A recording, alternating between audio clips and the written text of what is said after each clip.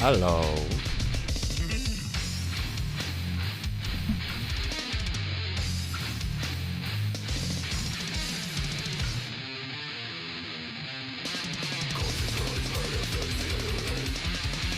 How's everybody doing today?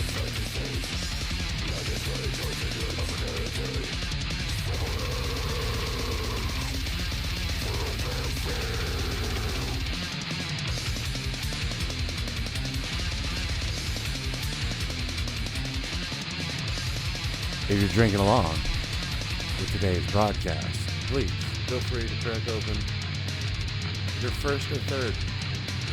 Why is my hair everywhere?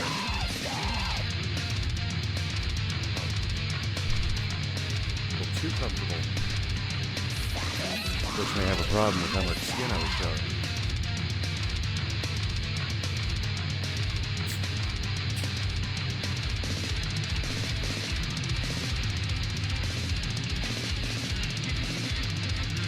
Oh boy. I've never unironically made that face, and I was watching some cringy ass dude that apparently got arrested for stalking somebody. In his video, he's like,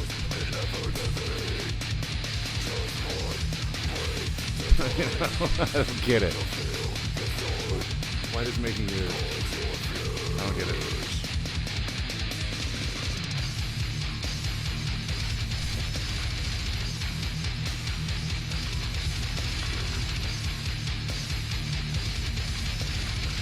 So, a quick recap.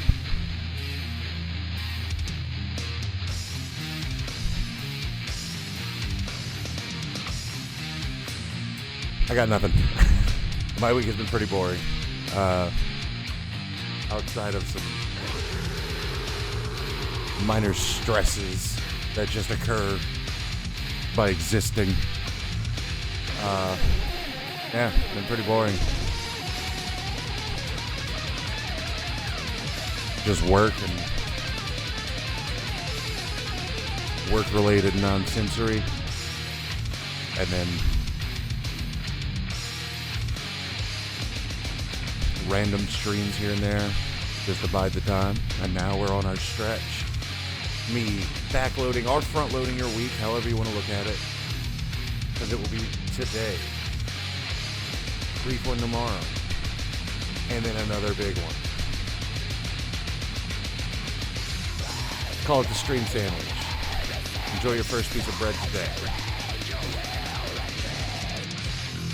Unfortunately, the meat's very lackluster. Let me not say that ever again. That felt gross to say.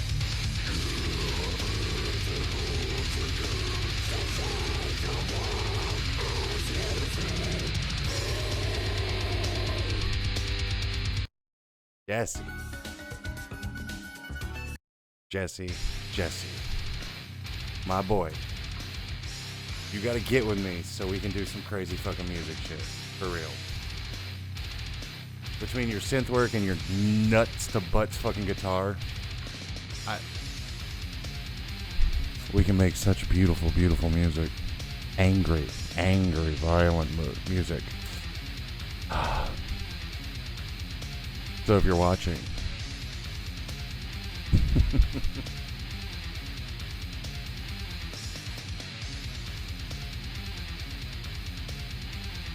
so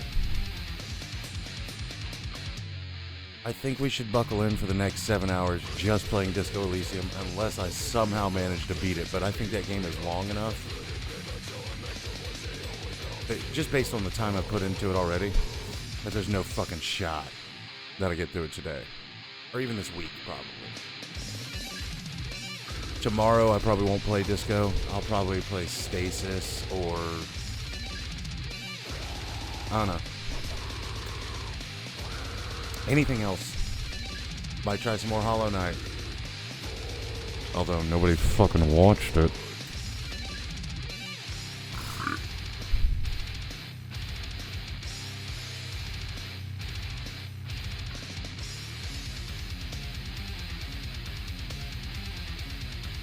God damn it. Just an absolute groove the whole time.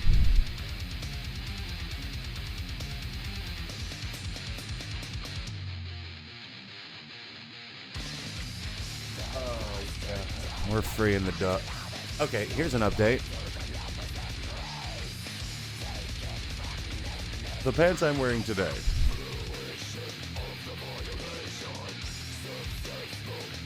are moderately tight because I'm fat.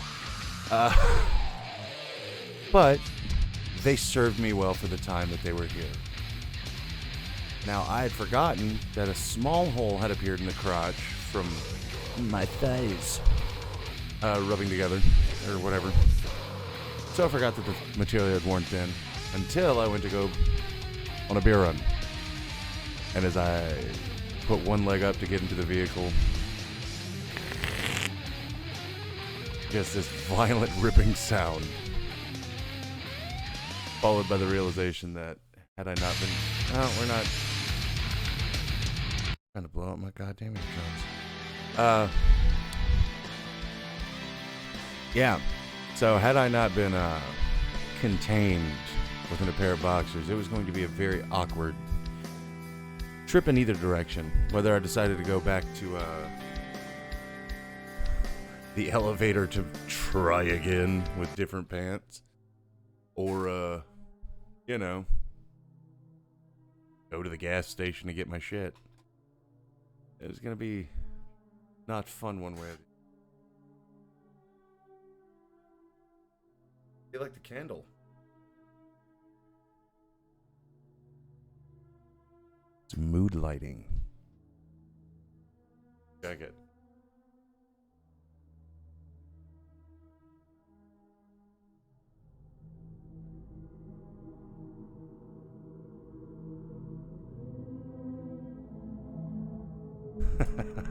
I don't know why that looked so good, actually. Actually, I'm curious.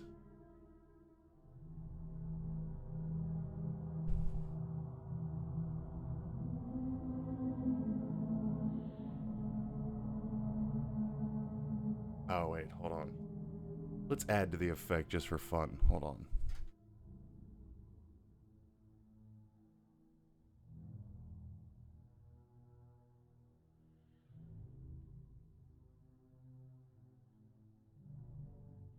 Oh, that's atmospheric as fuck, my guy. I like that. Should there be a moment of reflection, that's how we do it. All right. Well, I'm taking all one of you, which is probably just stream elements, on a journey. Jesus. I should just force somebody to join. Like, tag in anybody. But I'll stream to nobody because I didn't come here to twitch.tv/wormwoodmessiah to hear about the results. I do what I want.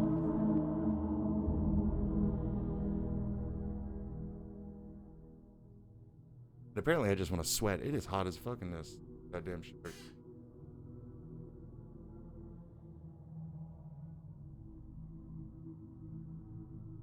Alright. Let's stop lollygaggling. Lollygagging? This sounds gross. You know what? Let's stop wasting time. That's how we're gonna go with that.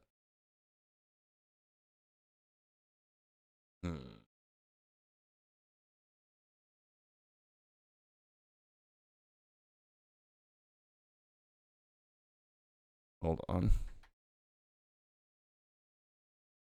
Let's see what we have here. No. No. Yes.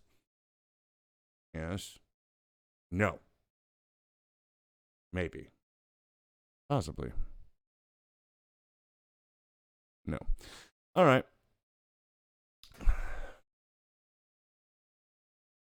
Boot it up.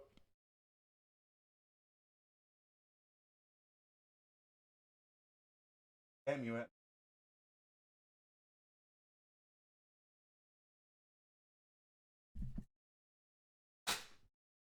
Fucking dangerous game. Just getting the controller was...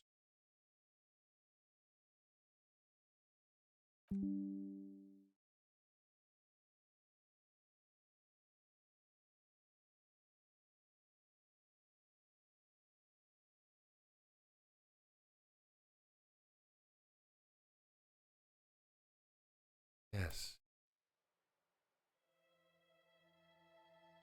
Allow this.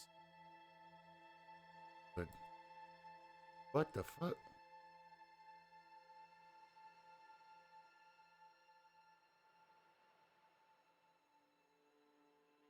Okay.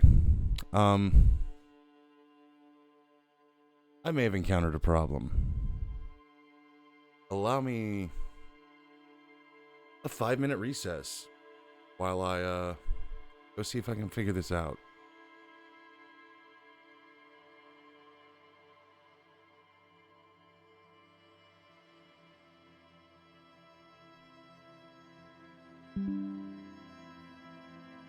Yeah. What the fuck? All right, hold on.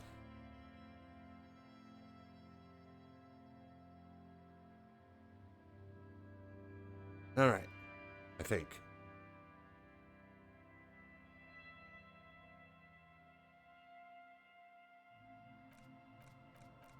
Oh boy, I was starting to fucking panic there. You know, be kind of fucked up if I had to relearn how to play the fucking game because the controller wasn't connecting. That would be crazy. I'm gonna take off my rings. I like the sound the thin ones make versus the. You probably can't hear it because noise gate, but I can, and it's satisfying to my ear holes. So there's that. Oh boy, it is hot as shit in this closet. For real. Alright. There's things to investigate before we start touching body part. An ice cream maker defrosted and... Ooh, what have we?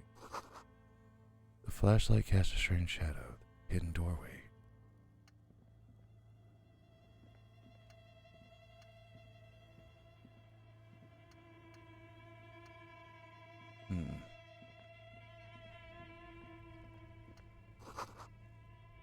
It's still running. Huh? Take all. Intercom wires running through the breaker box. Creepy as shit, y'all.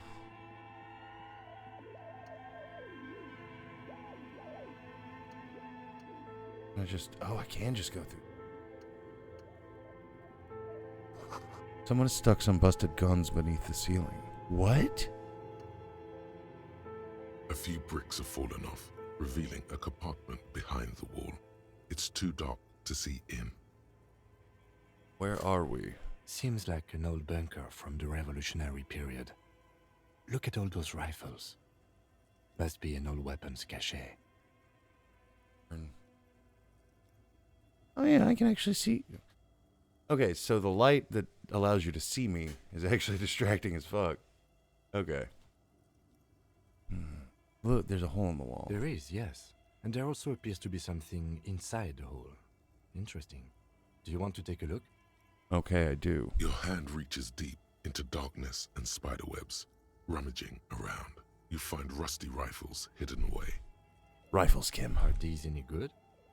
Inspect the Most of them are rusty and inoperable, like the rest. But one catches your eye. A bolt-action model with a fine wood stock, in better cosmetic order than the others. Take it. You're a police officer. Police officers carry guns. This one looks nice. That's a rare sight. Seems to no longer be functional, but still a beautiful thing in its own way. What does this mean? A rifle here? It means there are firearms, albeit inoperable, still lying around in Martinez. It's an interesting coincidence, I would say. Might come in useful in the future. He likes this find.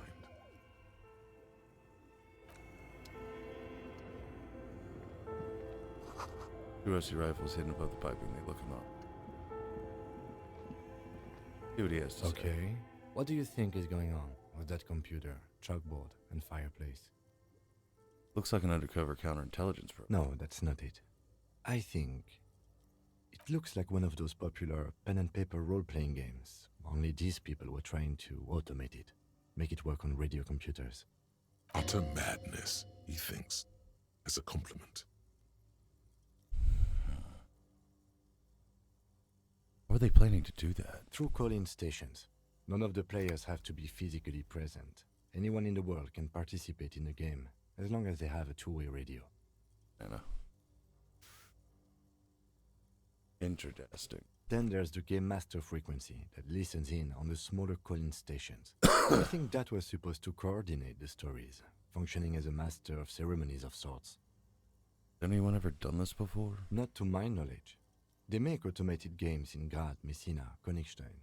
You know, places with industry. But I don't think anyone has attempted to create an interisolary game before. We just don't have the technology. And this was a role-playing game? Indeed, those Welkins are a dead giveaway. Role-playing people love that stuff. The world looks like a modified version of the WeWorld board game, with hit death thrown in. Super cool. Someone should give them millions of real immediately. This game is too good to be left unfinished. What do you think happened to the company? No idea. They stopped filling out the schedule on the chalkboard. Wow. Indeed, it's ambitious and untethered from reality, but...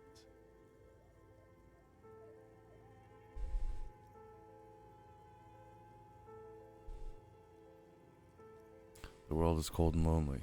This would keep it company. Let's finish It's it. too late for that, I'm afraid. Okay, let's keep moving. Alright. We'll keep moving. Alright, gigantic fridge. We have to search so much more in this room. Wall collapse.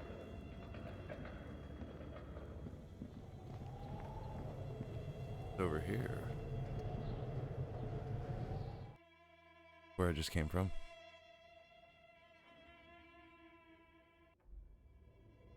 This is where okay.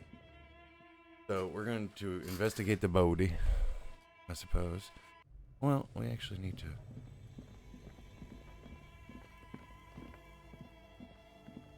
There's more to this entire area. It's whole ass upstairs area. Where does it lead? What does it mean? Oh. So we can just go out now. So that's instant access. That's how we came in once we got everything. Right now.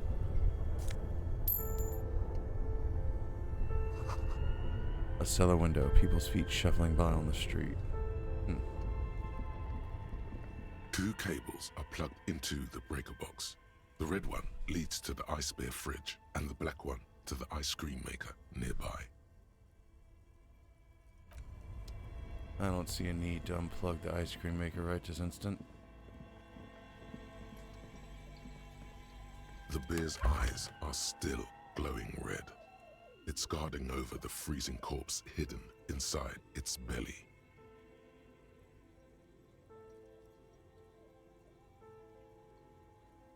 What is this giant bear-shaped fridge doing in an abandoned cellar in the first place? Good question. It looks like an ice cream fridge. They tried to sell ice cream from this hyper carnivore. I know. What an unfortunate marketing choice. What is even worse, the bear is still costing them money to this day. The lieutenant points at the red snaky cable running from the fridge. The electricity bill must be catastrophic. On the other hand, it did help us with a certain corpse situation. Lucky us. Examine one of the ice cream wrappers in there. A friendly cartoon bear smiles back at you from a glossy cellophane wrapper. It looks nothing like the fridge, or the decomposing body in it. The paper still smells of vanilla and chocolate. Even under this stench, you can feel it. Tell me something, dead man. Shoot, Looney Rooney. How do you like it in the fridge? I like it a lot, brother. This really is your finest hour. You're a genius. A regular Corporangelo. At the autopsy, you said you have Ancient mysteries. Oh yes, Kobo mi Lobo. In the gift horse's mouth.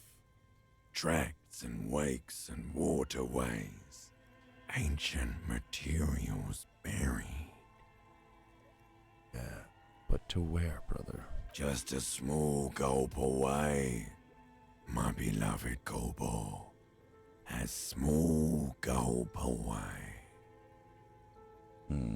So if I Come drink... back later, Kobo. Amuse yourself with my frank manners and my memento mori features. If possible, also +2. see me in your dream. Look in the mouth.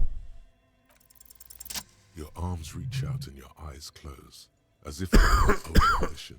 It's dark all around. You feel cold, slippery flesh, first with your fingertips, then under the palm of your hand. What is this?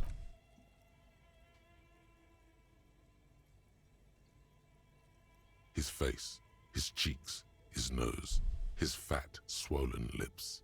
Like a spider, your hand crawls over his features. Everything is silent. Put your fingers in his mouth. Ugh. The oral cavity is cold and moist. A ball-like tongue attaches itself to the base of the mouth, lolling around like a scallop. You're on the right track. Play with it. This feels right. The tongue moves freely in the cavity. The mucus of the mouth is slippery, delicate to touch. From the soft meat, teeth are budding. Hard pearls of bone in the gums and in the back of the mouth. Can you feel it? You're so close. Rip his jaws open now. Look in. Open your eyes and look. A vision of black and dark red death, pried open by your naked hands and studded with teeth. Looks like he's laughing.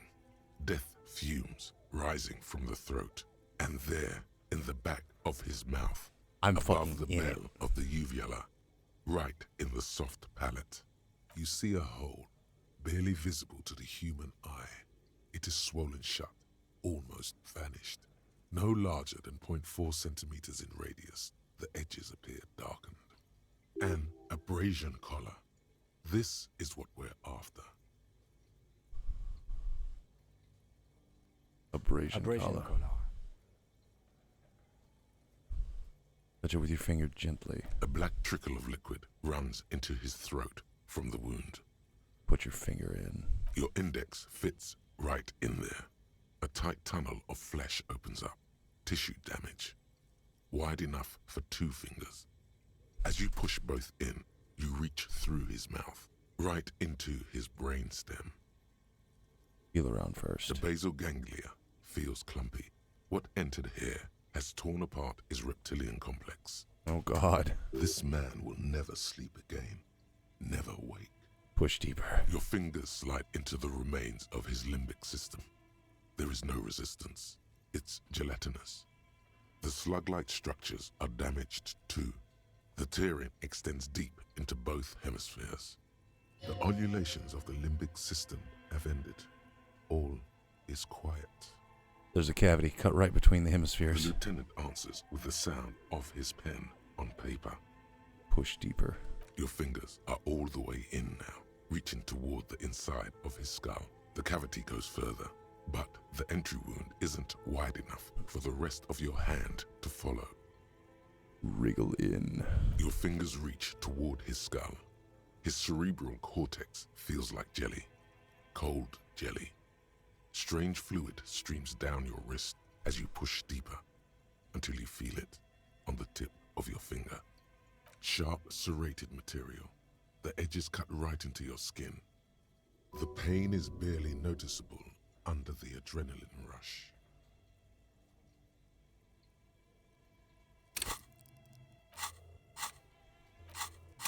Ah.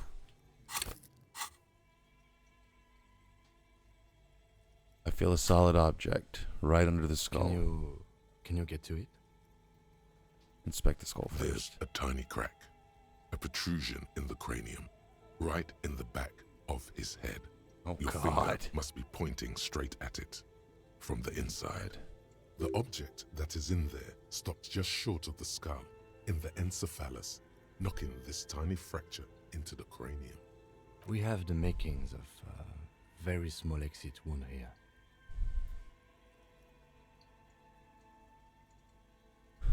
Let's do it.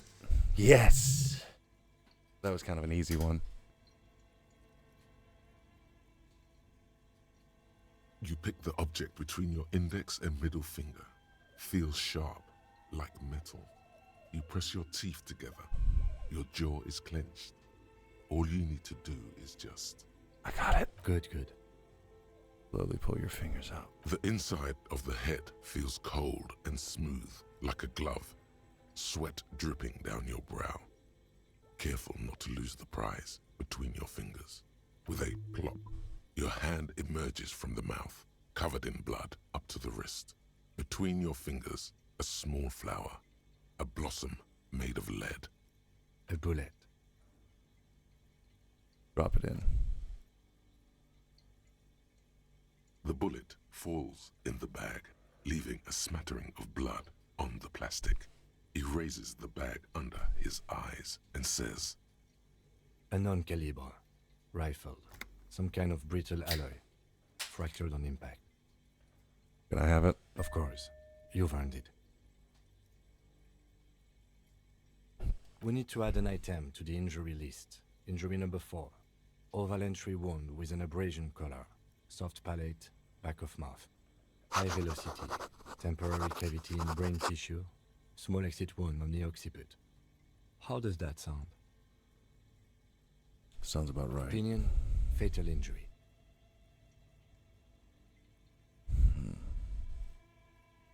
Still not sure. We have extensive tissue destruction away from the wound track.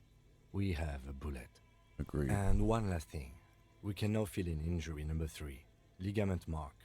Opinion non-fatal. Post-mortem. Treatment.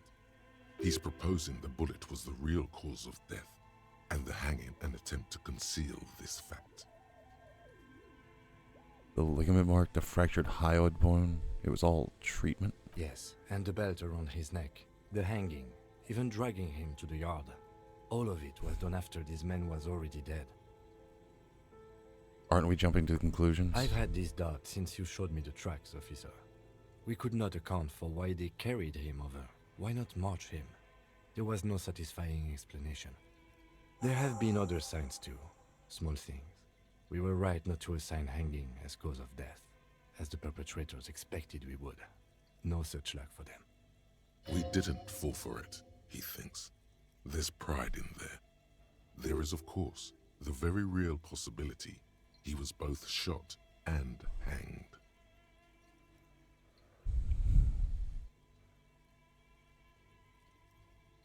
Maybe they just shot him while they To hanged. put him out of his misery? It's possible, but it doesn't explain all the other dubious things here. Lack of struggle, primarily. I may be intellectually sloppy, but I prefer one theory at a time. And this just smacks of treatment to me. Who would do this? That's for us to find out. But this, it will make finding them just a little easier. Why would To anybody hide do something. this? The real killer? The real motivation? What really happened here? I think I need to wash myself. You really, really do. I am glad to hear you say that.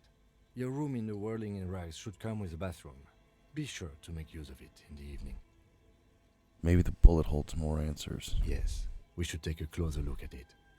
I am certain it has more to tell us. This little thing could reveal much about the weapon that shot it. What happens We bag next? the corpse and carry him to the holding pen of my kinema. I can transport him to processing myself, but I will be gone for the rest of the day. He'll be gone. What should I do in the Work on meanwhile? the case. Tend to personal matters. Try not to do anything too dangerous. An officer needs backup in a neighborhood like this. I'll leave that choice to you. And one more thing. Great work, detective. Oh, The word lingers in the air of the basement. Far away, ice cream makers are buzzing, and the sea wind blows outside. Detective. After you bag the corpse, Lieutenant Kitsuragi will leave the party until tomorrow morning. You can do side tasks and even the main case, but it might be more difficult. Plan his exit accordingly.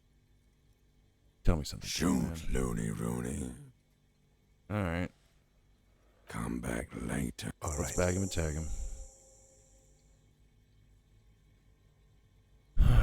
I will need a little help carrying him. You take the hands, I'll take the legs.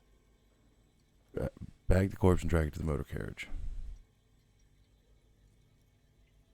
I have a feeling that I should have waited to talk in the kinema. Oh. He's just straight up gone.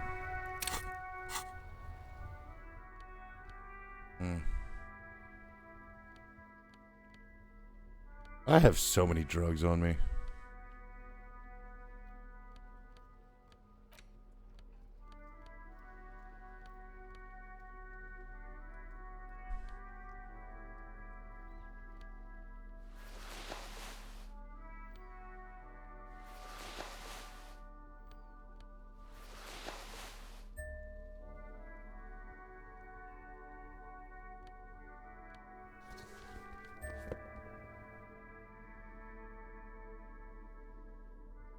Why did it ding when I do that?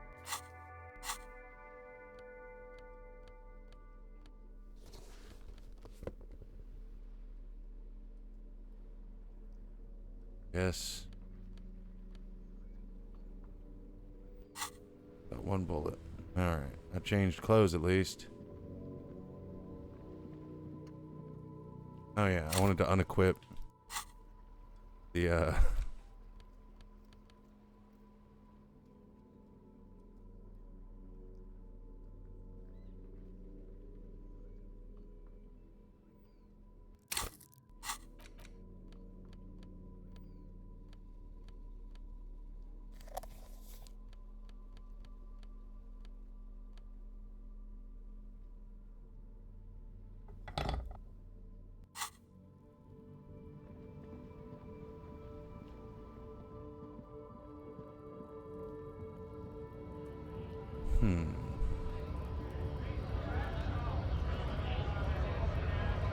What the fuck? These people dead? Right to work! Right to work! Shame on you!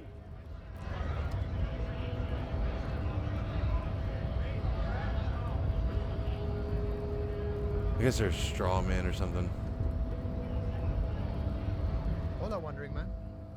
How can I help you? That weasel I visited. Turns out he was one hell of a colonial mug collection. Yeah, the janitor who gave me the key to his apartment said the guy's a bit of an asshole. See how we're all busy concentrating? Oh. Yes, his mug collection certainly represented antiquated social Like values. I said before, I don't know much about this weasel, but the bossman said he's a real piece of work. Thanks for helping out, friend. Who do you think The killed Dang? mercenary, eh? Who could have killed him? That's indeed the question. Why even do such a thing? Everard says Titus Hardy and his boys killed him. That's so. I haven't heard anything about that. But if that's true, well, he was an enemy combatant. What does that He mean? was an agent of the opposition, attempting to undermine our honorable efforts. Were you involved in his death? I ain't the murdering type, but that's just me. Large organizations like our union have all sorts of men, with all sorts of skills. Thank you. This has been of limited use. No problem. I wish the best to you in your search. Mm-hmm.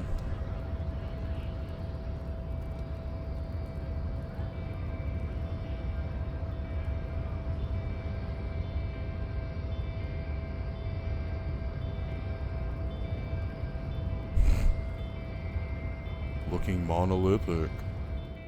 Fucking dumb peoples. Huh. Giant aspirin on the pillow and pattern the coffee rings in the armrest. Someone is habitually chilling next to the radio.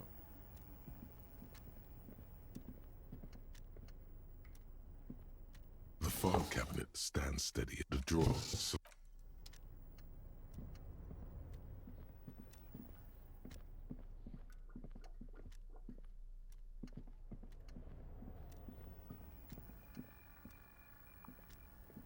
The already familiar cold touch of plastic welcomes you as you pick up the handset.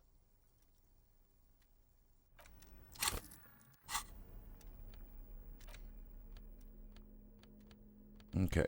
+1 interfacing.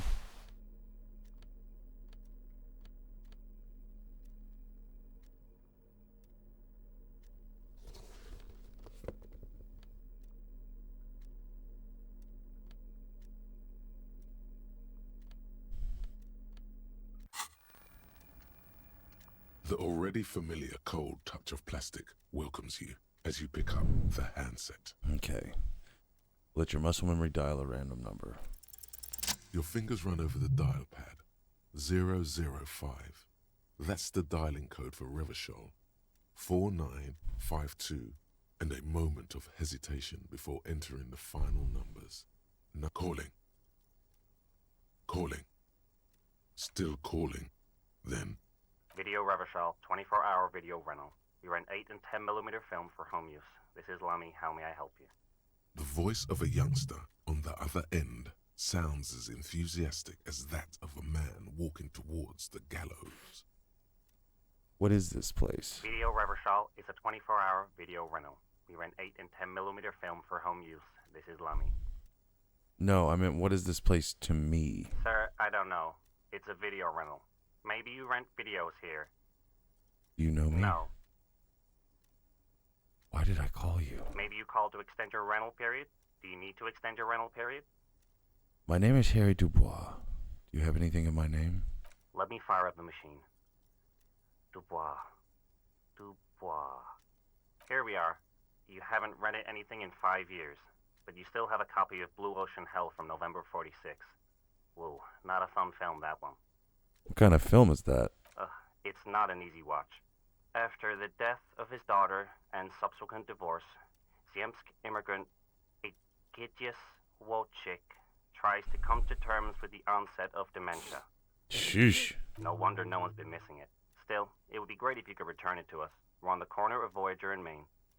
The call is terminated by the other party. You're left with the discomforting sound of the disconnect tone.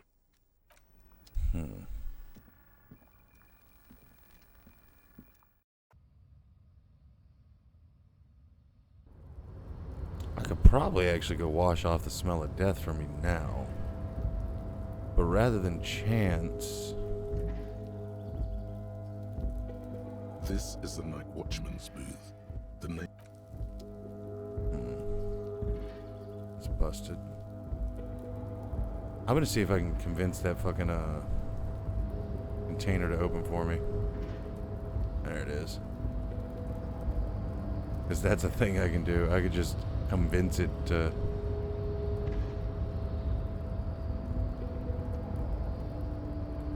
You're back before the cargo container. Its draw has not lessened since you were last here.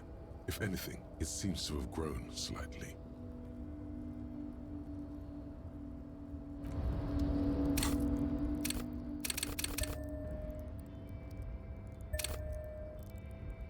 Yeah.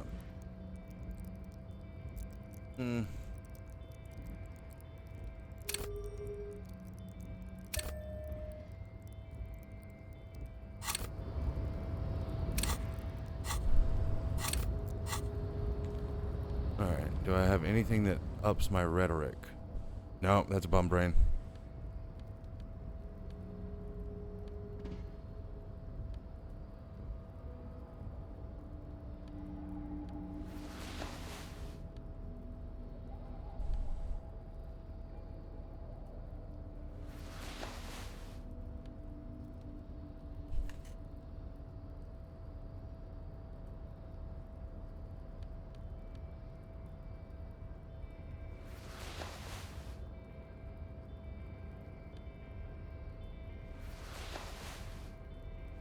Okay.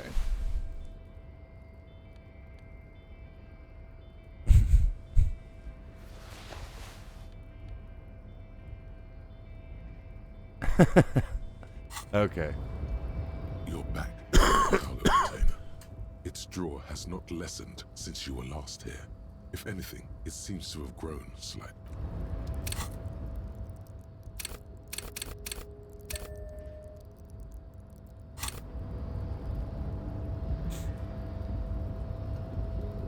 Just put a point in, You're damn it. back before the cargo container.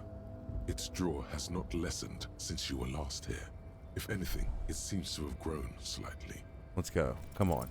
And as it's always been, it's impossible to open a container with rhetoric. Maybe you're losing your mind. Alright. What? I have another point. I thought.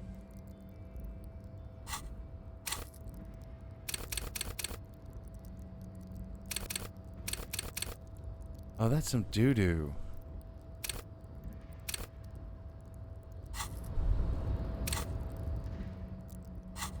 Hold on. I'm good. We'll save the game. Right here. Because I'm going to put another point in rhetoric in a minute. We're going to get that done. I think I just lost a whole ass skill point somehow. Which is no big deal. Shit happens. Let's go talk to Evrart.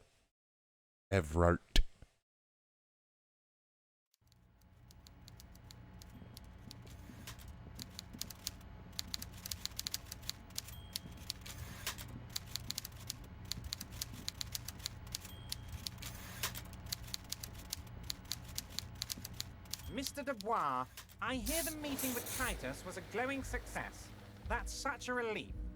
Titus can be a handful sometimes. Now, what can Evrart Clare do for you today? Can we go over a few details concerning the murder again? Most certainly, Harry. Nothing brightens my day like brainstorming these things with you. There's a bullet in the hanged man's head. So they shot him? Yes, someone shot him in the head before they hanged him. How odd. I don't know what to say, Harry.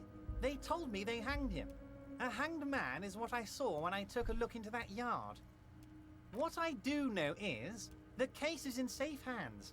If anyone can get to the bottom of this shot and hanged man, it's my favorite policeman, Harry. By all means, Harry, what's on your mind?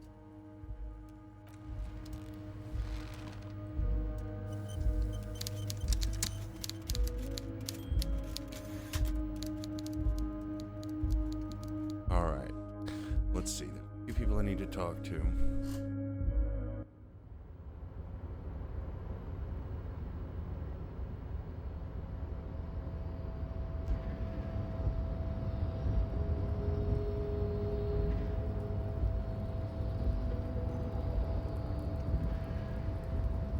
You're back before the cargo container. Its draw has not lessened since you were last hit.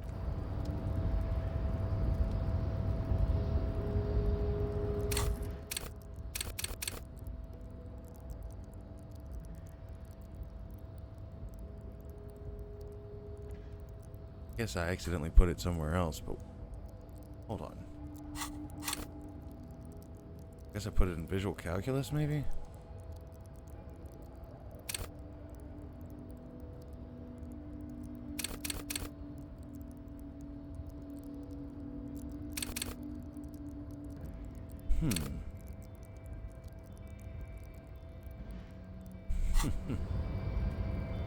Okay. I never knew that there was descriptions of the skills. That's kind of cool. Oh, actually, if that's the case, let me see what it says Half-Light is for. High-strung investigators. Shoot now, ask questions later, cops. Prize haters. Ah, light response. City lovers, the wisest of the streetwise, the genuinely supra.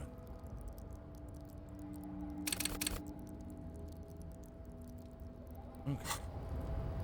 Good thing I upgraded my pain threshold all the fucking way, I suppose.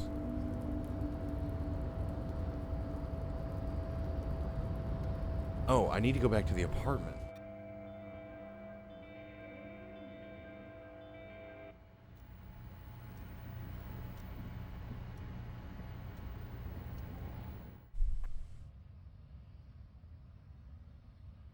Oh, I can go downtown now, huh? 3Ts, how idiomatic. Don't know what the fuck that's supposed to mean.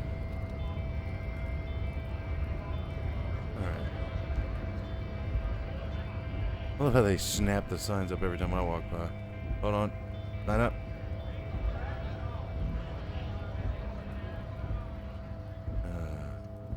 What you gotta say, bud? I don't think I've ever talked to you. Welcome to Rivachol.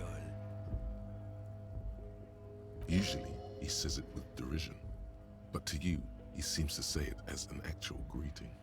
Welcome indeed. Who are you? Oh, I'm just a simple camionneur, a father of three, and a Rivachol patriot. Ah, so you drive a lorry. Yeah, I drive a lorry, back and forth. Sometimes I sit stuck in a traffic jam, guarding that lorry. His physique reeks of heavy motor oils. His breath smells of high tar content cigarettes, probably Astra Whites. You could ask him to show you the soles of his boots.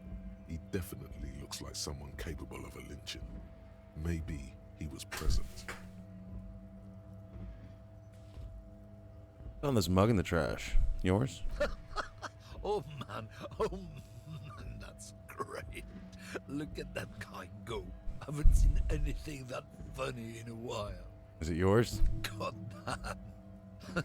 Thanks for that, but no, it's not mine. Great. He doesn't live in Martinez. What are you hauling? Oh, not much anymore.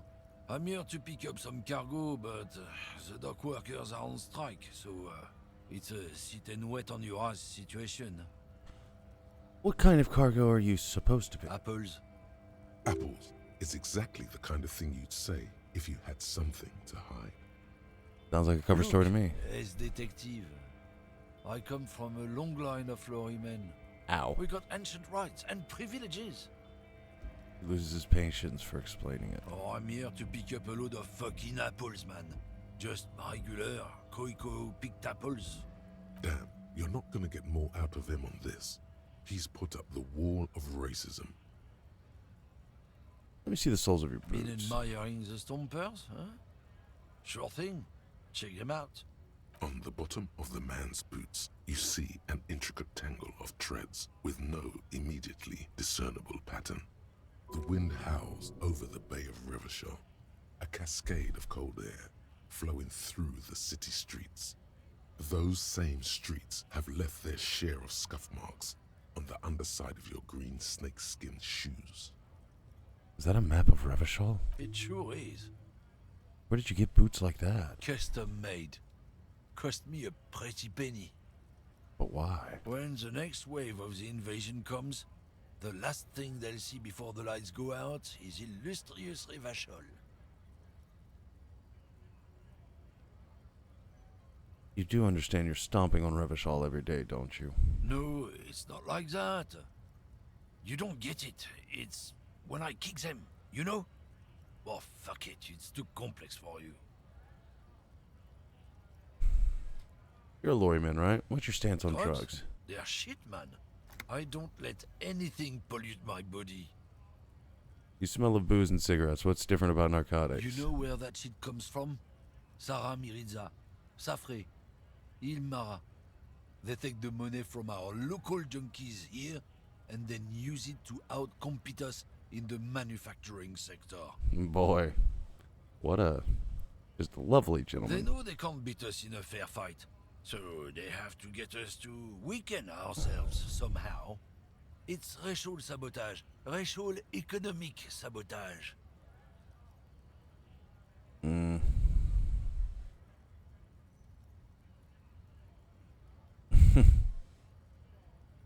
Mm. That's all I need to know. Now let me ask you The something. man bites his lip and drops the near-finished cigarette lingering between his fingers. He reaches for a new one. You said something about the rights and privileges of lorrymen. Oh yeah, they're a big deal. My great-grandfather was a carter, had a royal license and everything. We've tried to hold on to our privileges. Hold on, what's a carter? Someone with a cart. What did you think it was?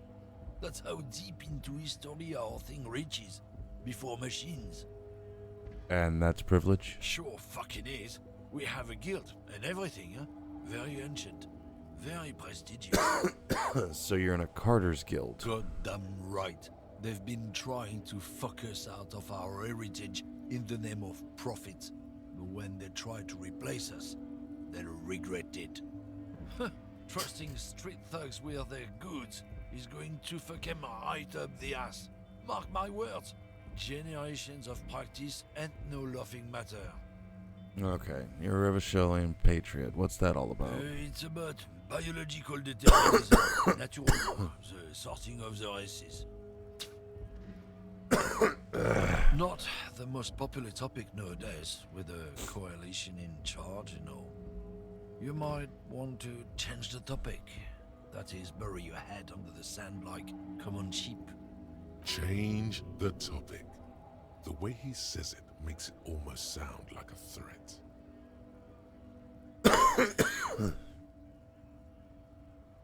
Oh, so you're a racist. Makes sense. I'm not just racist. Look, I've read books. The science of racial theory has all been proved, even if some people don't want to accept it. Okay, buddy.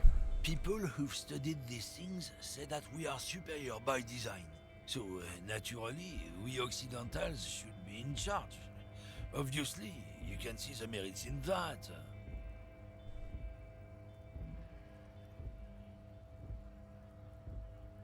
Okay, what else have you thought of? Yes, I can really tell you're a prime example of superior. Right, I've already made up my mind. Want to hear it? Oh? Yeah, I'm not down with this. Why don't you go fuck yourself? Don't push your luck, runt.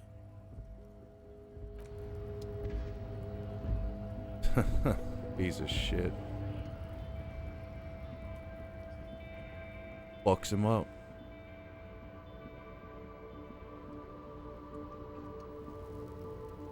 Make way for the master poet. It's all for now, bud. Thought I had a chance to talk to you. But I do have a chance to talk to Titus and then wash my dirty ass. But that will be in just a moment. I have to make pee-pee.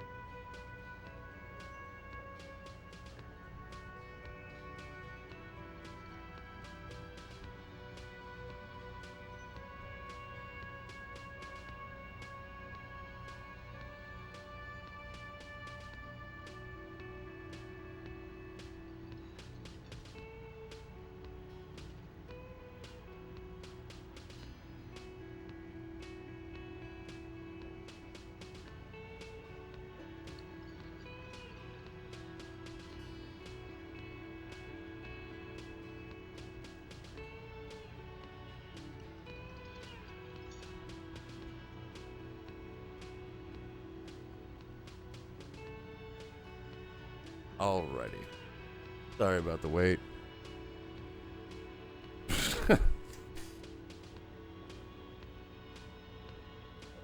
Craziness. Alright.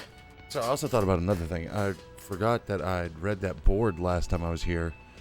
So that might actually give me, let's talk to the fucking Goomba squad. One lonesome clown. What a sad side. What do you want?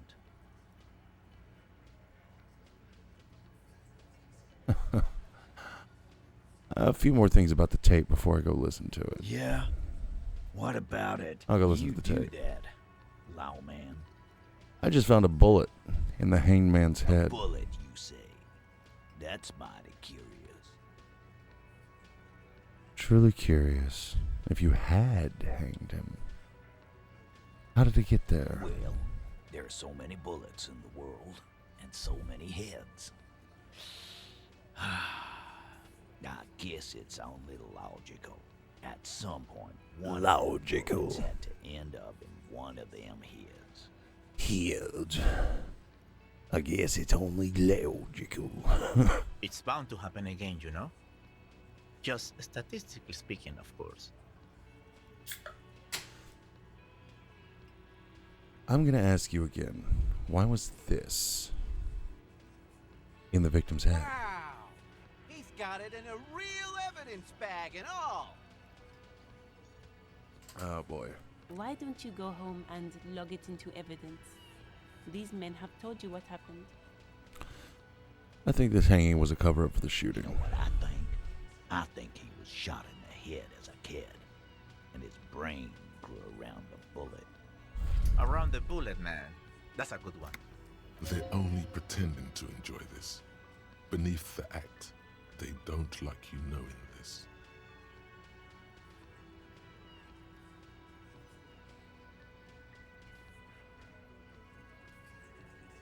Huh.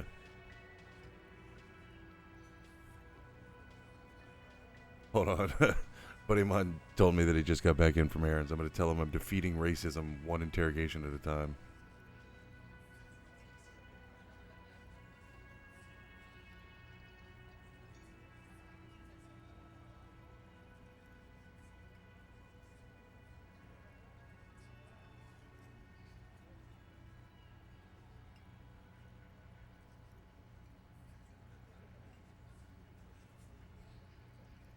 Alright, did you guys shoot him? Shit! I probably did shoot him. I was drunk last night. You guys know me when I'm drunk. It was a week and 2 days ago. Yeah, Glenn likes to shoot his guns when he's drunk. Better hope he stays sober. I meant before he was hanged. Before? After? During? This is getting ridiculous. They told you what happened. Stop wasting your time. Don't worry. I will figure this out sooner or later. Never been worried in my life, lawman. Oh, fuck. I'm dying. It's not like you blew it wide open, but there's a little crack in there somewhere.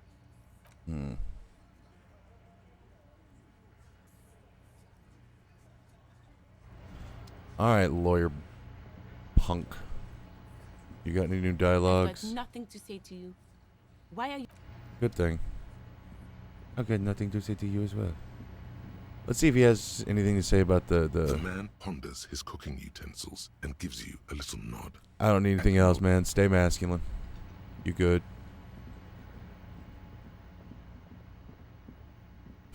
I'll talk to you officers as soon as I get back from going upstairs and hosing off my body.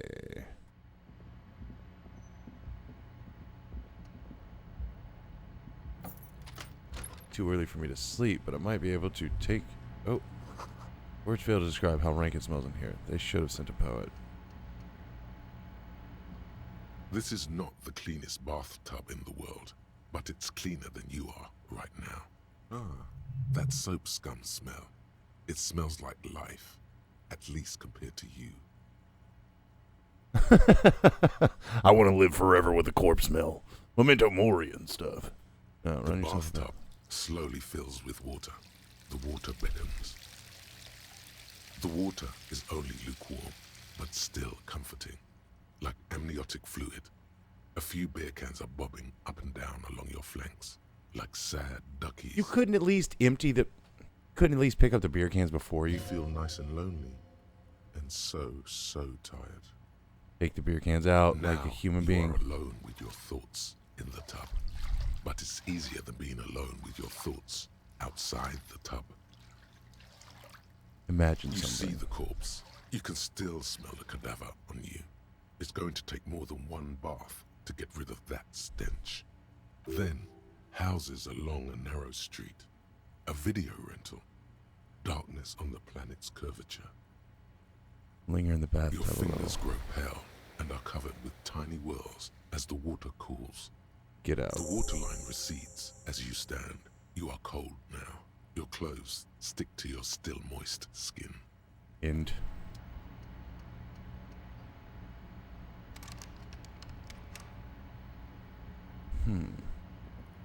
Wonder if I can get into Kim's apartment now that he's gone. Looks like a no. I can still get in there. Alright, I need to listen to this tape before I talk to these Coperinos downstairs. Although, you know what, fuck it. You look like shit. And I don't mean that as a metaphor.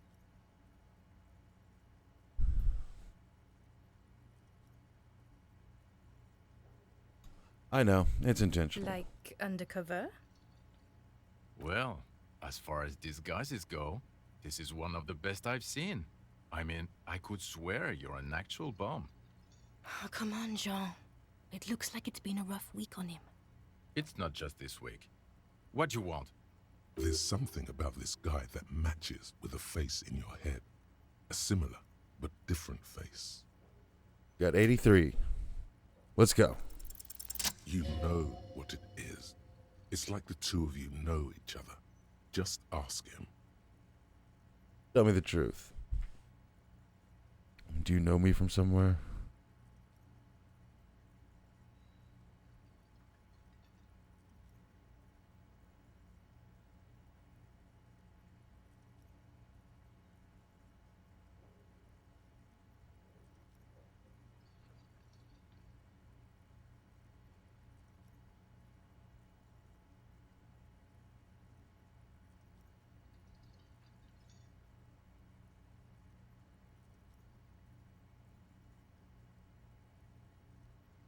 Sorry, text message. There we go.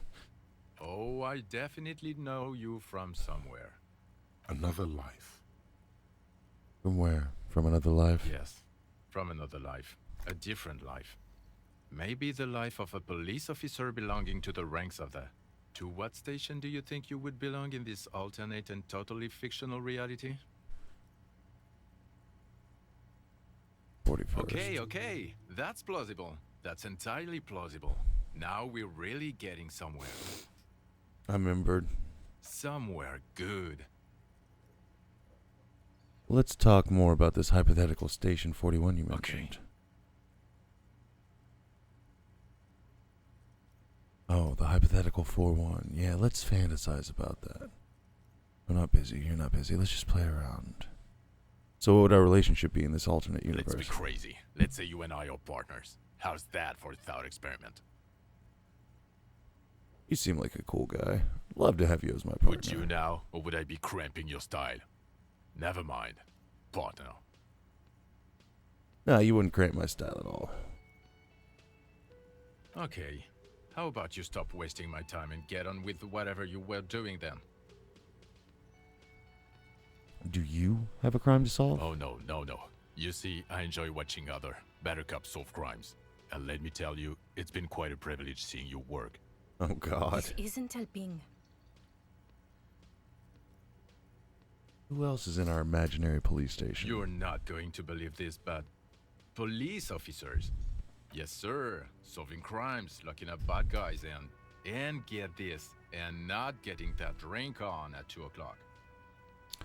I've been sober for 3 days, sir. Just some regular boring motherfuckers in suits and uniforms. Nothing spectacularly extravagant like you, the far-out son of Lung.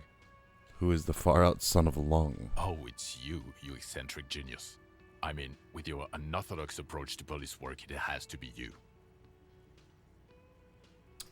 Want to tell me more about him or her? Not even a little bit. Okay, yes, you get the joke. Leave it at that. I can't imagine it anymore. Neither can I, partner. Neither can I. Gray eyes suddenly flash from above the glass frames. They feel sad. It's a mere second, but it feels like you saw something. A gram of compassion in that sadness. My character has been. I'm currently... Man, the first message you throw in is a fucking drive-by. How dare you? How you doing, man? Got some questions for you. I cop. About what? You don't look like a cop. You know what you look like?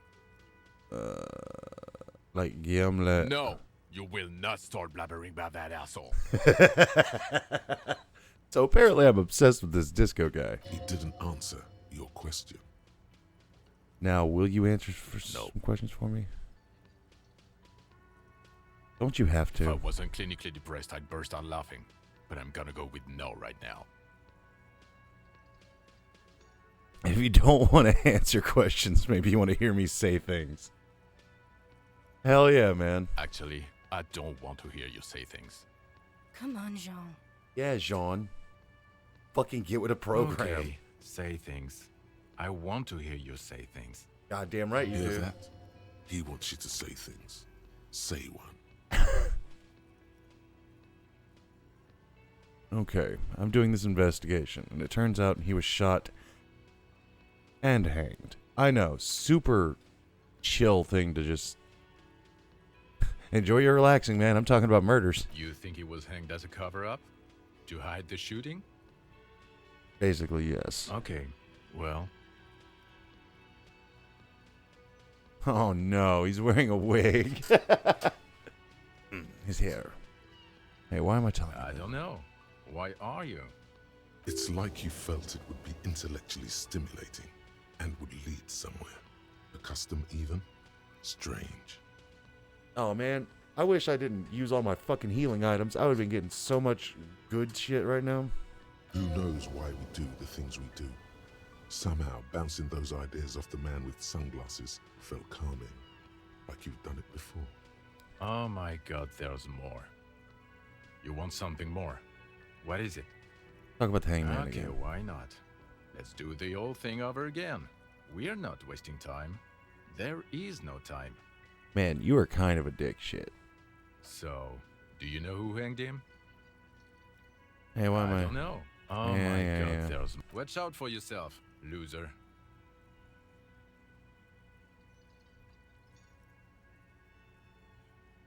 Aw, thank you. Well, I do plan on getting a...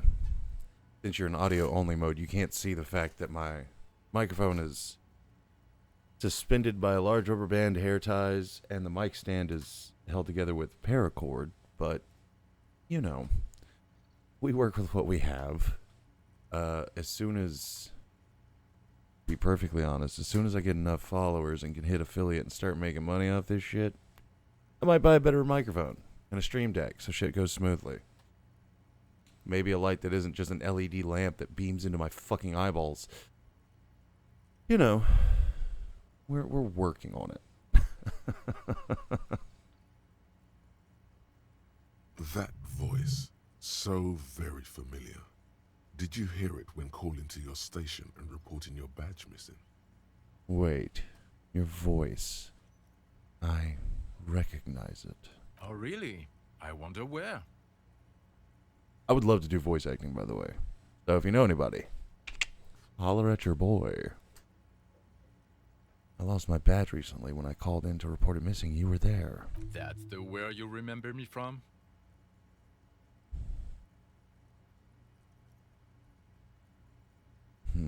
I have a bit of memory trouble. You don't say. Goodbye then. The voice thing was a coincidence. Run along, asshole. Okay, the man with the sunglasses and his hypothetical Station 41. Weird, right? I know. Super weird. There's something missing here. Something you can't put our finger on. You know what? Just ask him. I know it sounds crazy, and you'll probably get laughed at. But still. I was thinking the same thing. I should just ask him if we're from the same station. Yes, just cross it off the list. It's probably not true, though. Let's ask him. Again? I can't believe this shit. Look, I just have to ask. Are we from the same police station? I'm going to say no. Just to see what you'll say to that. What'd you say? Right? Gear purchases are so... I was thinking about just saving money by buying gamer subs to just cut back on energy drink purchases. That'd save me like $100 a month. At the very least. 2 months later, that's, I don't know, a mic stand.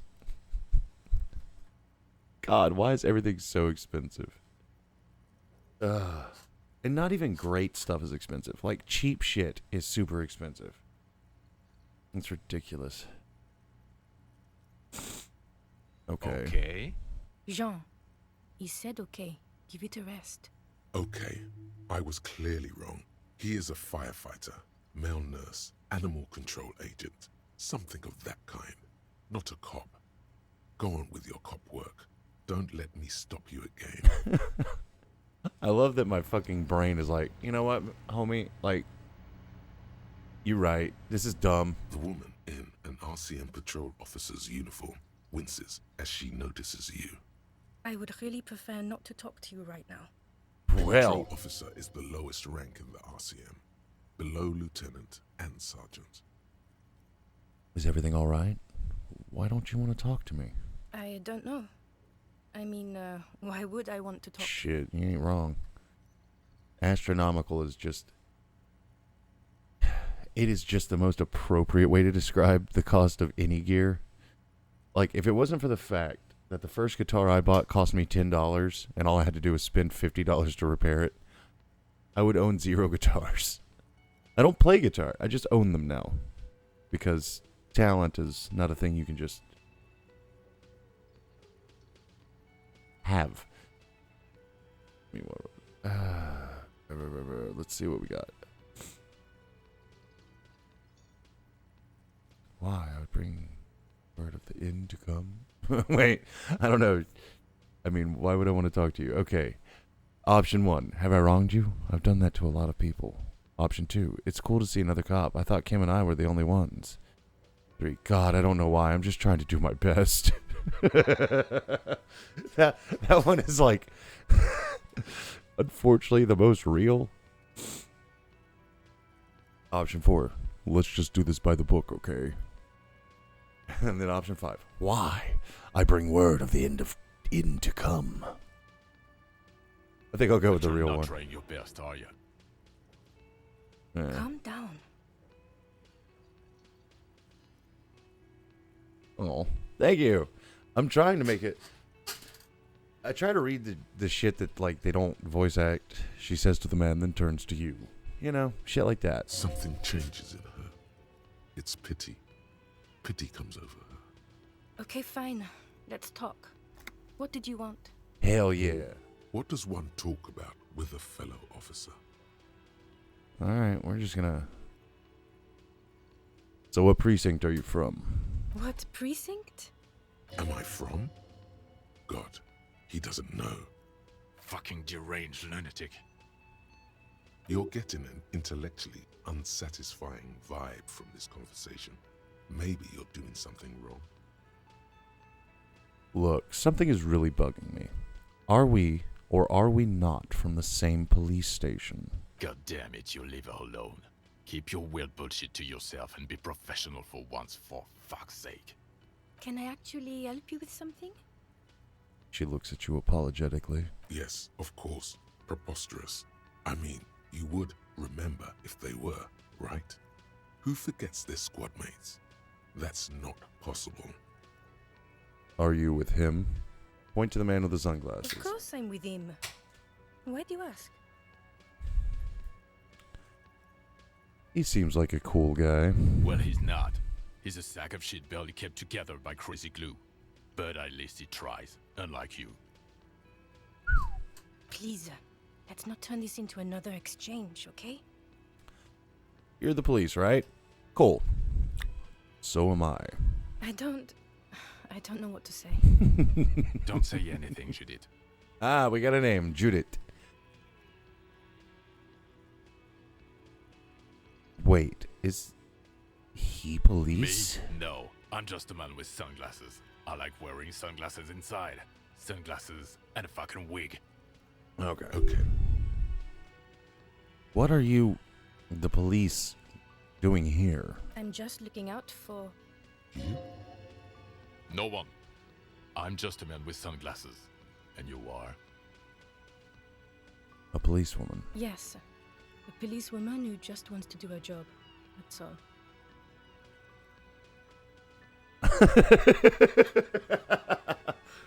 I just looked over and it's like, Dude dodging the question. He capping, bro. Op alert. I don't know why that tickles me so thoroughly, but holy shit. Okay, goodbye. Alright, got everything we need out of them. Let's see if he wants anything other than my money. Can I help you? Let's go ahead. About my bill for 20 tonight. real. Yeah, I got it. You got the room for the night, but remember, you'll need another 20 real tomorrow. We'll worry about that shit when we get there. How could anyone forget, asshole? Oh boy. My internal struggles are showing. Hey, old lady in wheelchair, what you got to say? Hello, dear. There you are again.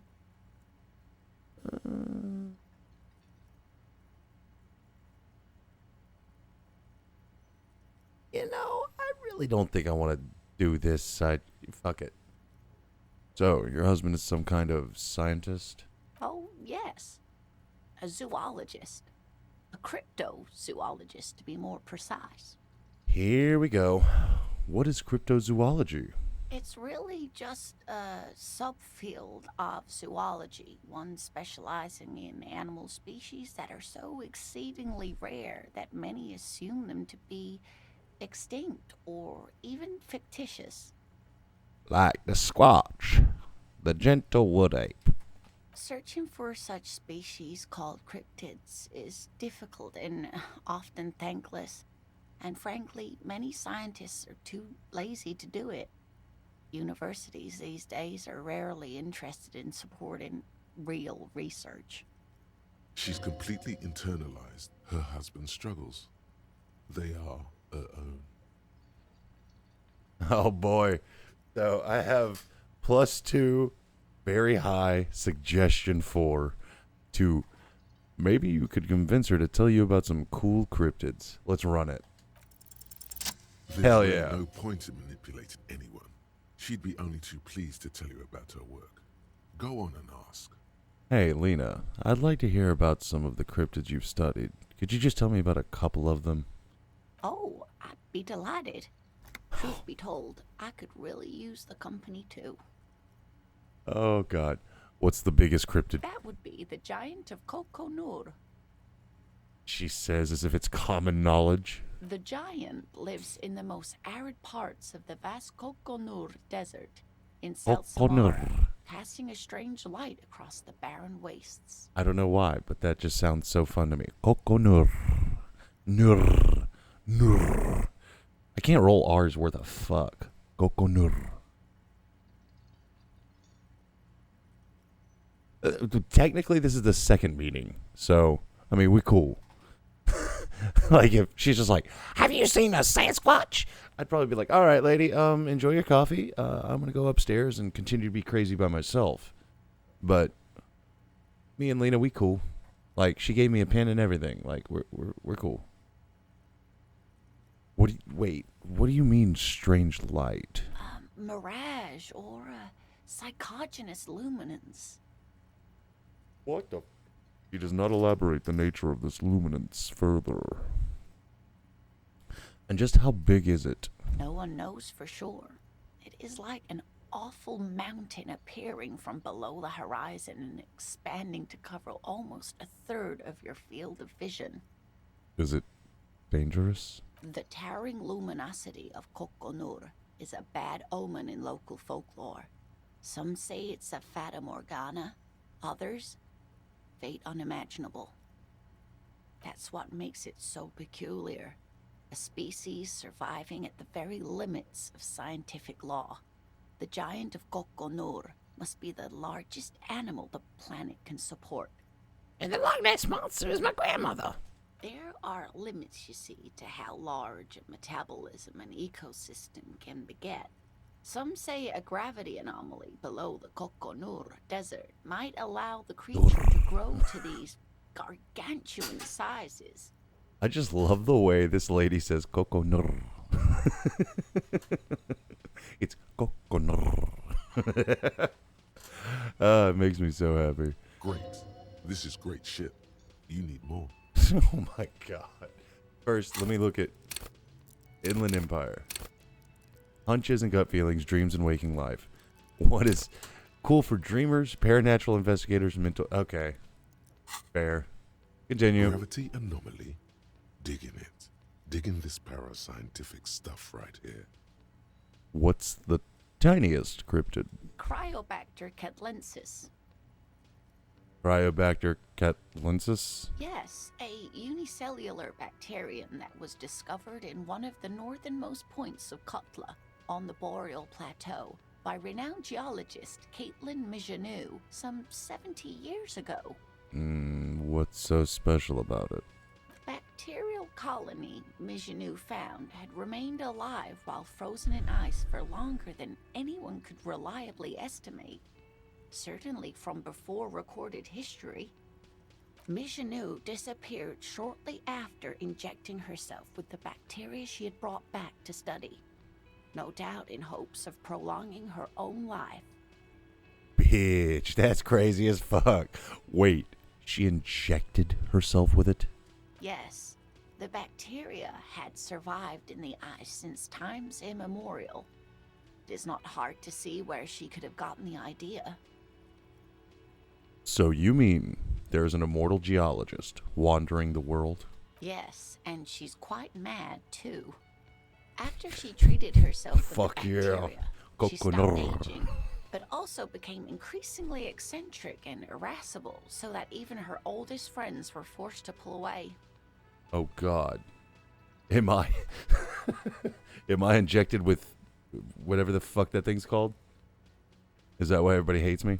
We can assume that she has been living somewhere in the wilderness for decades now, all alone except for the Cryobacter catlensis coursing through her bloodstream. There are some other options on here. I need to run back through this. Hold on. Mijanou disappeared shortly after injecting herself with the bacteria she had brought back to study, no doubt in hopes of prolonging her own life. Option number 5. Option 3 is I don't understand. Why would you prolong your life? Being alive is terrible. Wah, edgelord. Gotcha. I've been there. Same here. Number 4. I intend to live forever too, as a symbol. Then option 5. I have to just go ahead and run this. She was preparing for the end times. She wanted to witness and record the twilight proceedings. Mijanou did talk about the end of the world a great deal before her abrupt departure. Well, alright. Everyone thought the bacteria had driven her mad, but she really was a brilliant woman. Maybe the Cryobacter catlensis allowed her to see something no one else could. So, this is the point where I have to say this. If you are aware of what happens in this game, please do not confirm nor deny what I'm about to say.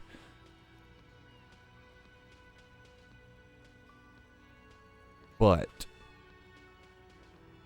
if this ends up being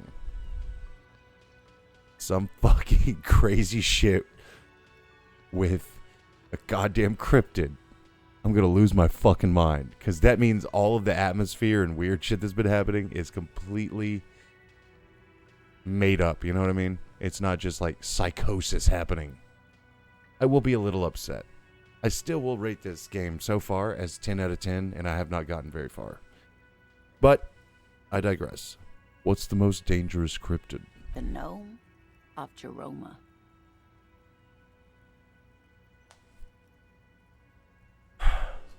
It's a gnome. Go on. The Gnome of Jeroma? That sounds terrifying. Oh, yes. None of its victims survived. Grieving relatives never even found their bodies because the gnome's venom dissolved organic tissue. Fucking what? What did this cryptid look like? It was reportedly a small creature with webbed fingers and a protruding forehead and a gangly little thing. Quite scary to look at. Mm-hmm. A couple of campers found it when it was already dying. They heard an odd wailing in the woods and followed the sound. They were scared and wrapped it in tarpaulin to suffocate it. Holy shit! It still took the Gnome of Jeroma an entire day to die. What the fuck? Are there any photos of it? Alas, no. And the first scientist who got his hands on the creature's corpse put it in a jar of formaldehyde, thinking that would detoxify the gnome's venom. Instead, all the venom leaked out of the creature's teeth and into the surrounding liquid, dissolving the creature itself. A poetic end, perhaps, but a real loss for science. Alas, always alas, and then it was gone. Isn't that overly convenient? I understand your skepticism, but that's what happens with things that are rare and stand out. Their disappearance is most memorable, and they are least likely to be found again. Is that a cryptid on the pin you gave me? Taking out the pin she gave you. Of course there's no photos, and the evidence got ruined. Yes. It's the kind green ape. Half war story, half undiscovered species in the genus Homo. Whoa, you can't be saying that shit on my stream. War story? Yes, it was reported by soldiers in South Safra during the war. The kind green ape would visit bunkers during the night, healing wounded soldiers with its saliva. Hold up. You're saying a giant green ape would show up to bunkers and just... The mental image I'm getting is not great. Wow, with its saliva? Yes, it has amazing healing qualities.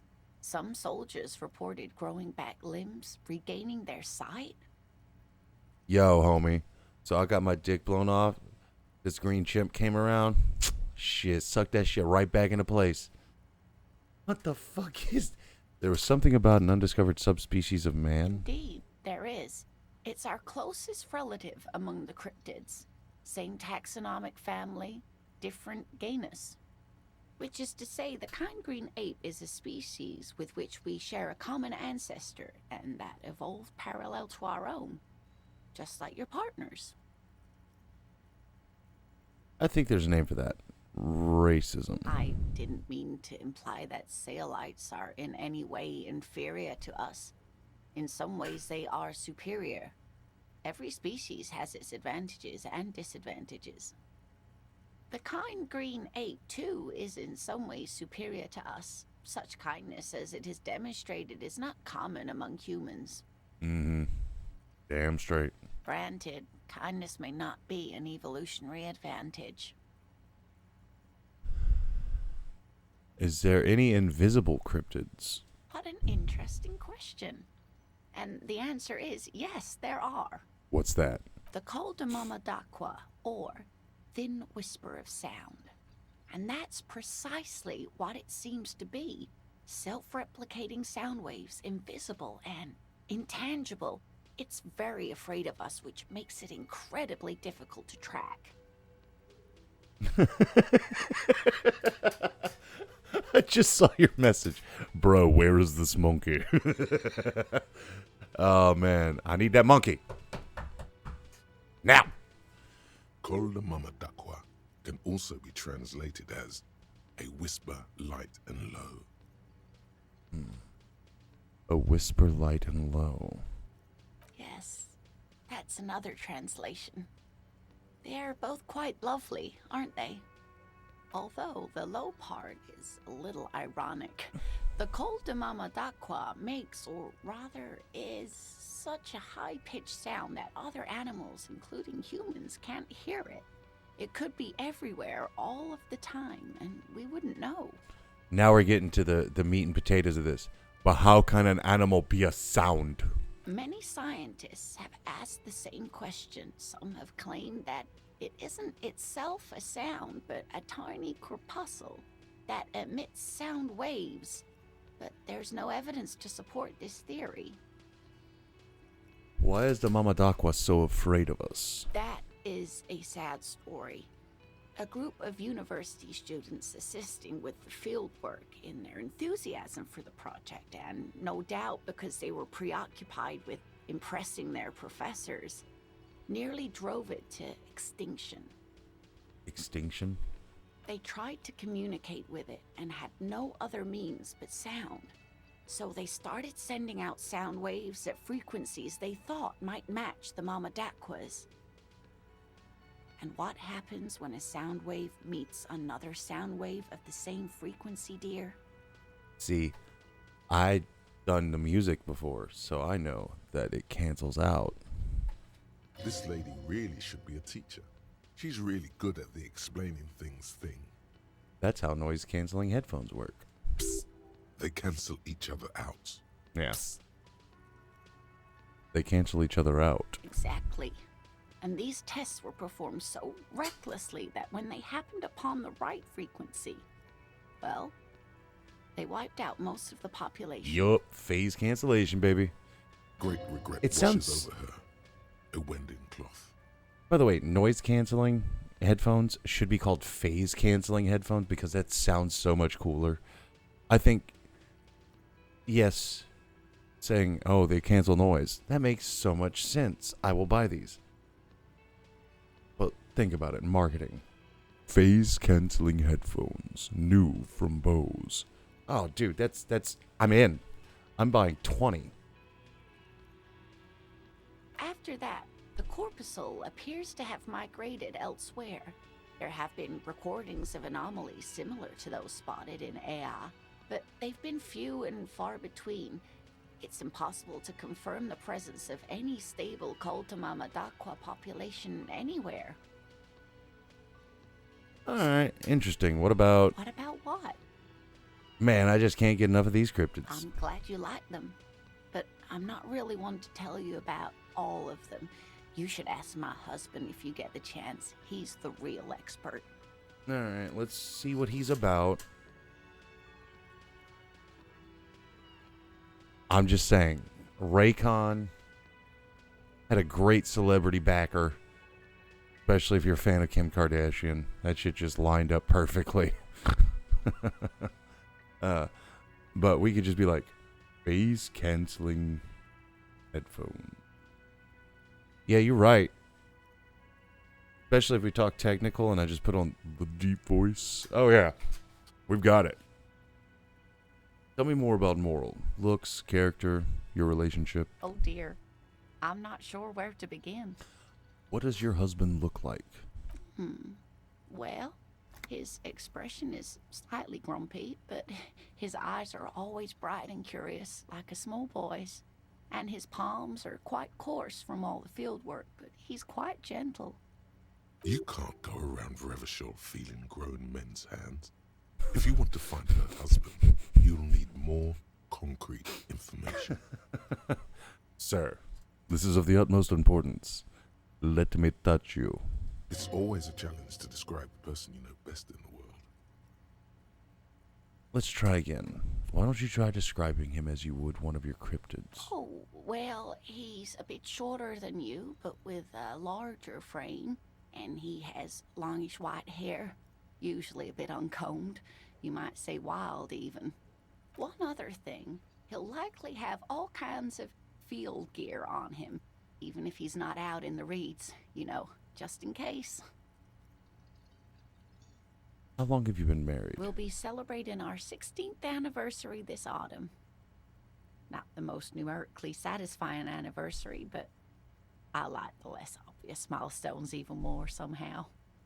How did the two of you meet? Via dating agency, I'm ashamed to say. I was looking to get back into the scene after recovering from my accident, and he'd just divorced. Good for you. At least dating apps work for somebody. We hit it off, and, well, here we are. I think I have all the information I need. Let's move on. I hope I've been useful. Well, fuck it. Let's go ahead and run this real fast. Tell me more about this rare insect your husband is looking for. Oh, sweetie, it's fascinating. But I shouldn't bore you with entomological minutiae. No. I want to hear about the insect. Well, it's a phasmid, technically, but... Ah, yes. Phasmatodea. A diverse group of insects whose bodies resemble twigs, leaves, that sort of thing. Ghost insects, colloquially. No shit. Kind of cool information to have. That stick bugs or Phasmatodea. Oh, yeah. Here comes the interesting. Where other phasmids imitate sticks or leaves, this one's a living reed. It disguises itself among the reeds here on the Insulindian coast. Hence, it's named the Insulindian phasmid. Perhaps you'll end up co-discovering it with us, officer. She looks you in the eye, thoughtfully. There's a touch of awe in the way she enunciates the creature's name. What makes you think the phasmid is around here? Well, some teenagers making out in the reeds saw one. They didn't know what it was, of course, but there was a brief article in a local newspaper about their encounter with a ghost insect that looks like the reeds. Gary sent us the clipping. So a newspaper clipping is all the evidence you have. Of course, most phasmid sightings turn out to be false alarms, but their description matched the Insulindian phasmid perfectly, and they didn't even know what they were looking at. So, is it dangerous? Not at all. Why else would it hide itself so carefully? Is it valuable? Oh, I doubt it. No one gets into cryptozoology for the money, sweetie. Does it have cool powers? Yes, it can blend in almost perfectly among the reeds. It's how it stayed hidden all these years, centuries even. Okay, what's so special about this stick bug then? Oh dear, I'm afraid I'm not explaining this very well. It is very special. Morel can explain it all much better. I wish you could hear him describe it. Then you'd understand, I'm sure. All right, citizen. That's all for now, ma'am. All right. I've washed off the ball smell. I've talked to the old lady about cryptids for a full 20 minutes. Could it be the Coldamama Dakwa? No, it's probably just your imagination ringing in your ear. Is it? Is there a ringing? There seems to be an extremely high-pitched ring. Ultrasonic. Lena said it was very high-pitched, right? It's like something tickles your ear. Lena also said that it couldn't be heard by any other animal, including humans. What you're hearing must just be a regular bird. Honestly, your ear isn't hearing a whole lot. The distant hum of the industrial harbor, the traffic. But, admittedly, there is a high-pitched noise somewhere there too. But then, isn't there always? All right. Listen closely first. There it is again. You're about to rediscover a long-lost species. Keep listening. It must be very close. Maybe, just maybe, it will come toward you. Move your head towards the sound. Oh no. The sound. It's moving away. Somewhere over there. Go after it. No. Too late. It's gone. There is no ringing anymore. Just the sound of the streets. No, come back, please. Keep your ears peeled, then. If the species really has migrated to Martinez, you're sure to hear it again. Thought gain. Coldamama Dakwa. Sweet.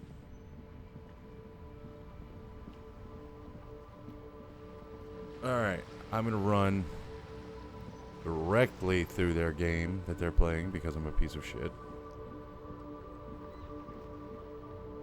Oh, I can't go. Haha. So, we're going to go straight to the pawn shop while I still have 82. Oh. Oh, hello there, gentlemen. What is this?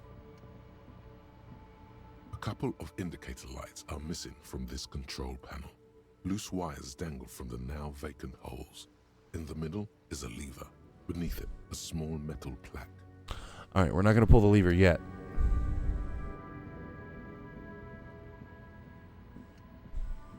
We're going to go inside the pawn shop. And I'm going to make a pee-pee.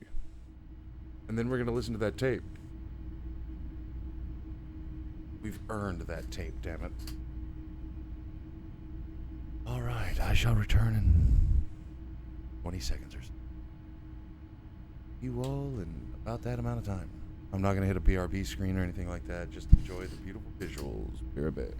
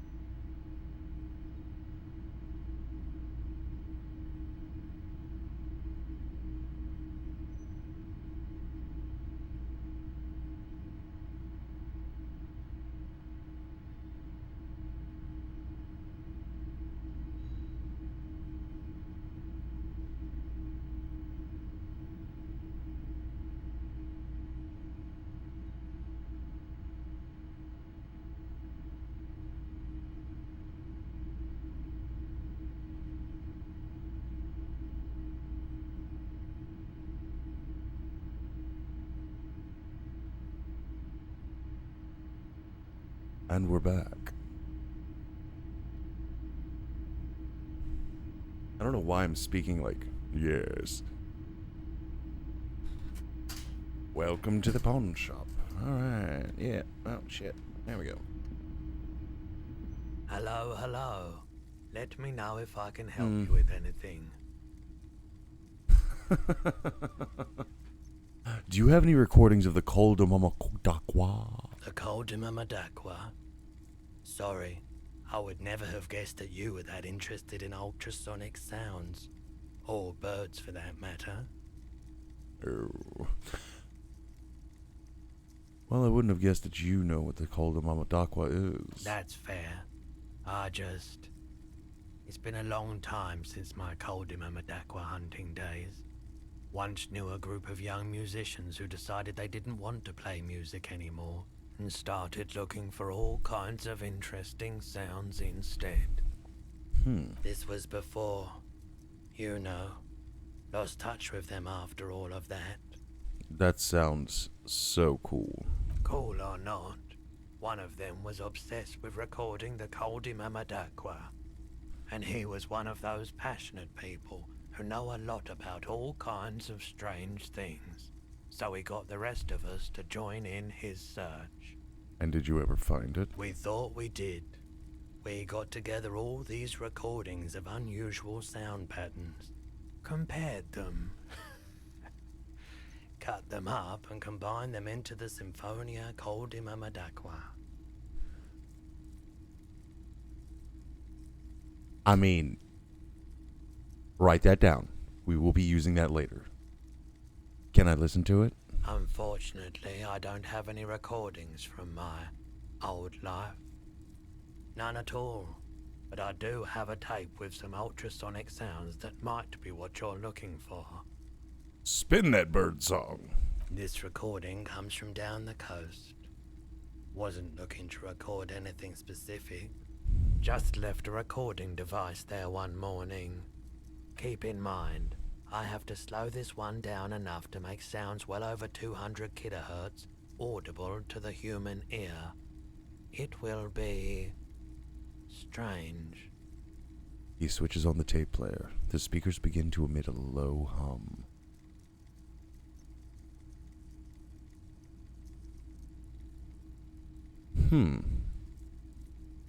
I'm all about experimentation, especially like I used to have a vocal pedal and I just made some weird atmospheric space sounds just by yelling into it and changing the different effects, looping stuff. It was crazy.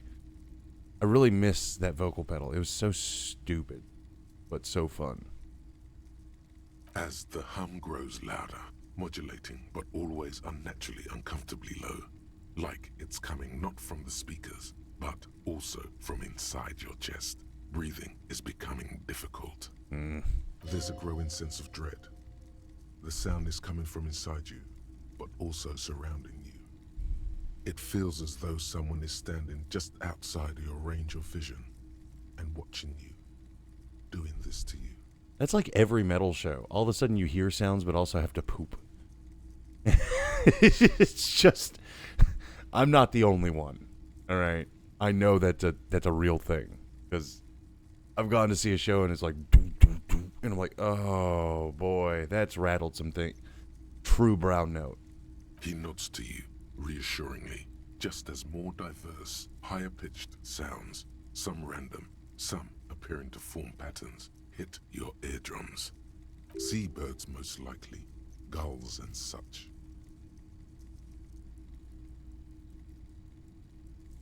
Looking to spectral or granular synthesis.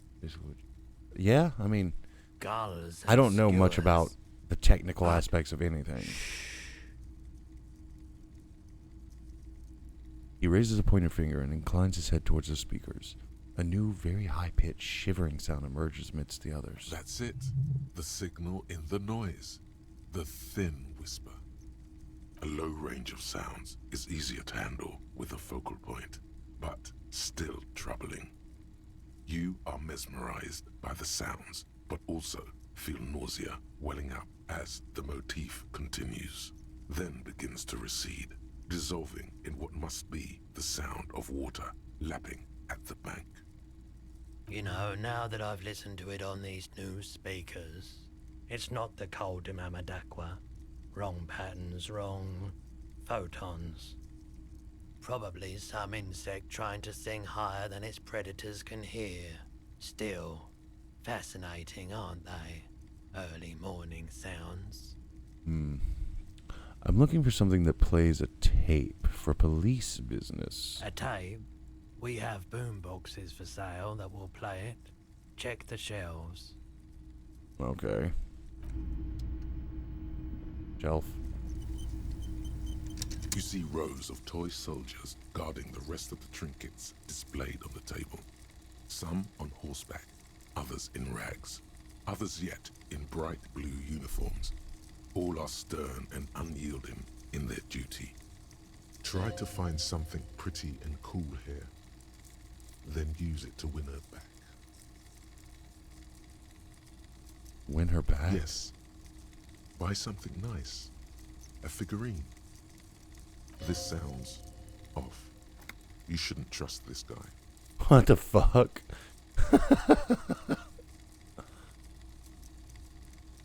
Take up a truly cool figurine in the box under the table.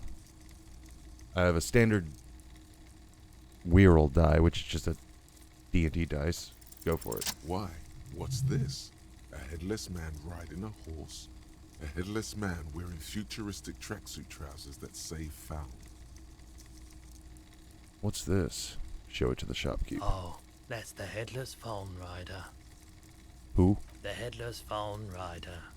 It's an urban legend about a man who rides the streets of Revachol sporting a fawn tracksuit. As you see, he's missing his head. I love that their mythos is this guy's wearing a tracksuit. Ooh, spooky. 50 cents. Bargain price. I'll throw in the tiny cap too.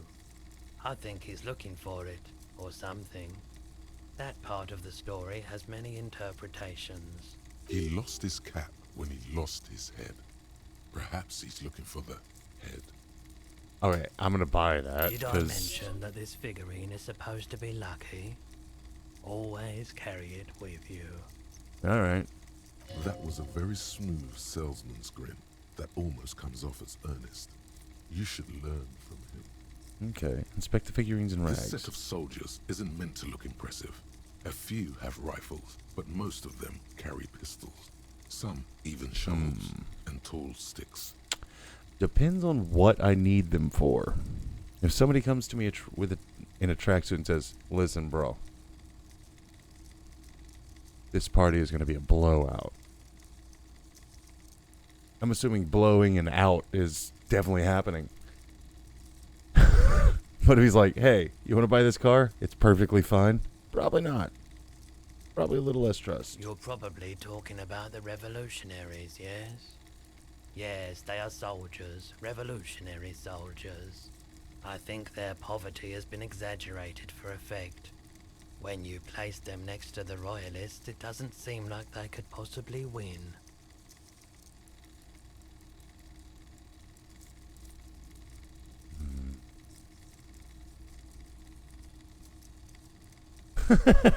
It is impossible to win against the cohorts of capital. Ask my friend Gart, whose bitch it made me. Okay. I don't like either set too much, to be honest. He seems to have his own take on the conflict played out in perpetuity by these toys. Might be interesting to find out what it is. Oh. 7:30. Don't know why I have that alarm set still. Step away from the table. Alright, we gotta find a boombox.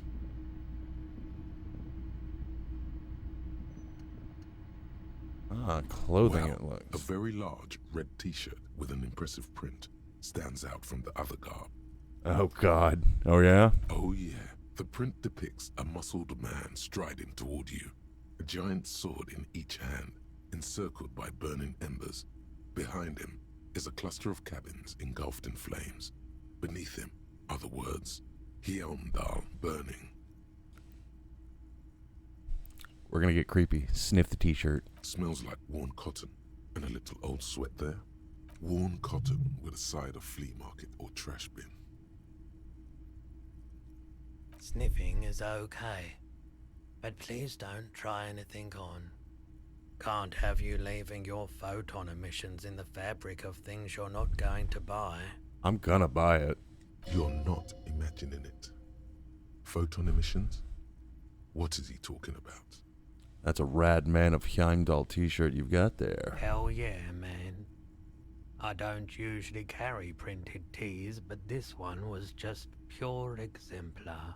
You must be a serious man from Heimdall fan. A fan? No, I wouldn't go that far.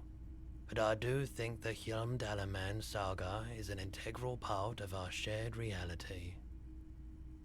Thank you for noticing that's what my alarm was. It's so upsetting that every time the alarm goes off, I don't turn it off and go, Otacon, what is it? Most people don't think that the man from Hjelmdal really existed, but they're wrong. What? Did you mean the man from Heimdall was real? I mean, even if the man from Hjelmdal didn't exist before the adventure novels, the stories have made it so that he has.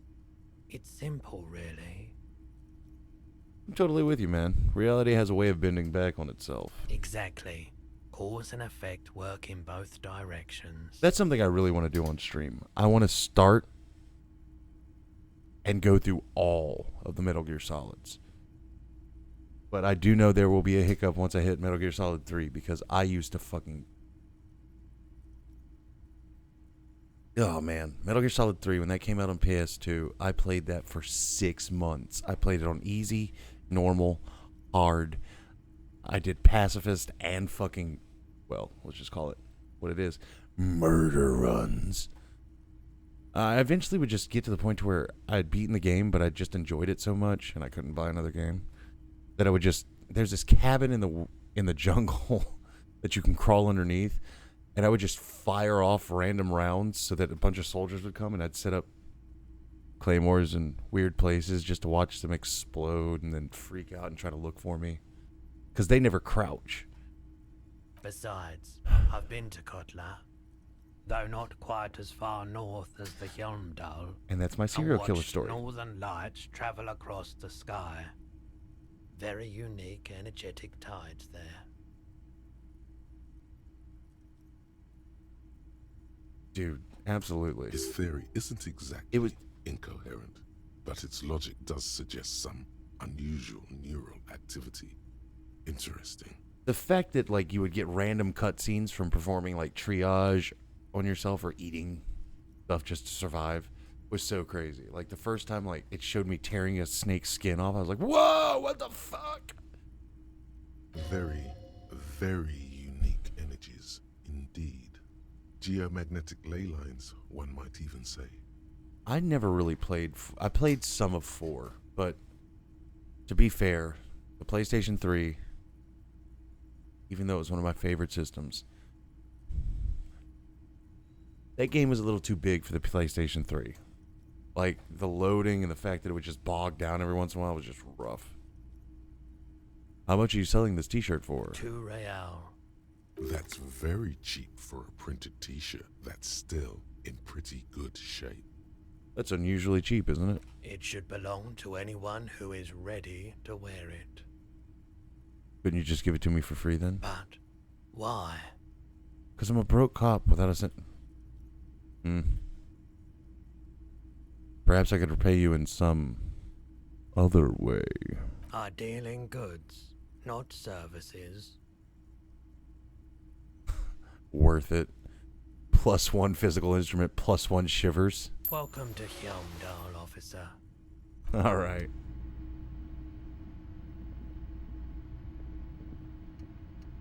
The boomboxes on the shelf look well loved and well traveled. Chipped, dented, they stare at you with the unblinking eyes of their tape reels.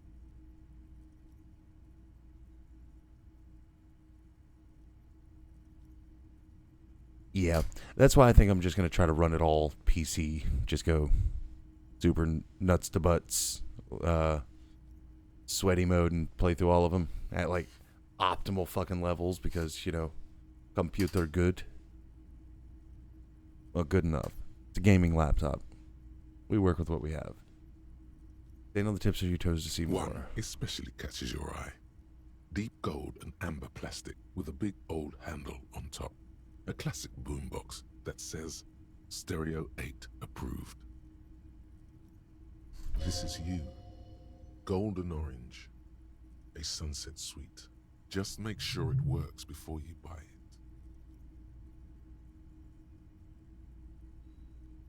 Can I just play a tape on one of the boomboxes real quick? Sorry, man. I can't be giving out freebies. Never have, won't now. Are you sure this is all in working order? Absolutely. I've tested each one myself with recordings of speech, found sounds and music from a variety of genres, even though I don't really like music. Heretic. That's odd. Why doesn't he like music? Don't like music. What do you like then? The stuff I record myself. Silverware shaking in drawers as motor cars race by. Nocturnal animals climbing on the roof. Airship rotors. That kind of thing. To be fair, he is tripping absolute nuts at all times because of his radiation drugs. So, fair. Maybe you should ditch music as well. Get into these more experimental sounds he's describing.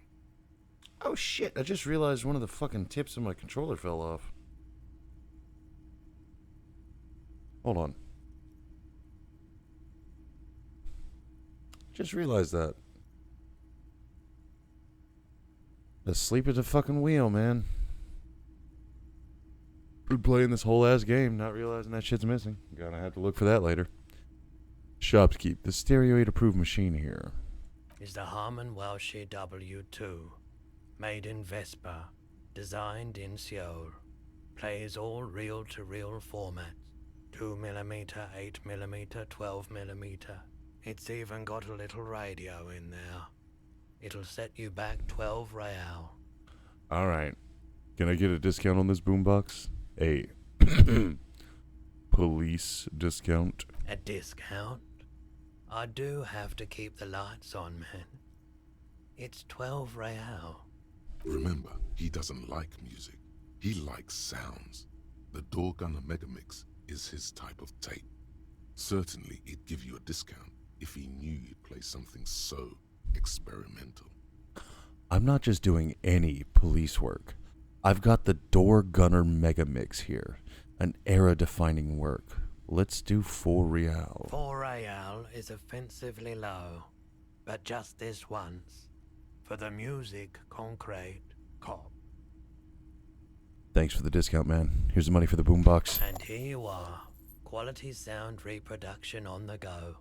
It'll play anything, wherever, turn any tape into a conversation of sounds and shapes. Alright, let's fucking buckle up. Okay, let's look at my items real fast. I have the wheel die, figurines, the rifle, filament memory.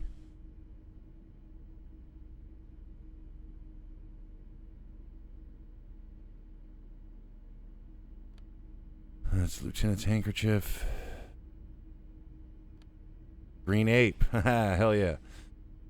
Empty cassette.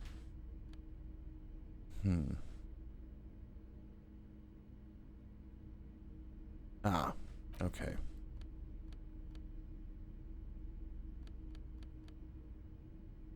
Fractured bullet. Oh, oh my god. I have so much stuff to fuck with now.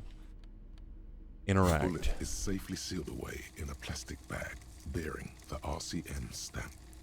Kim has filled out the label on the bag with the item number, case number, and date and location the bullet was found.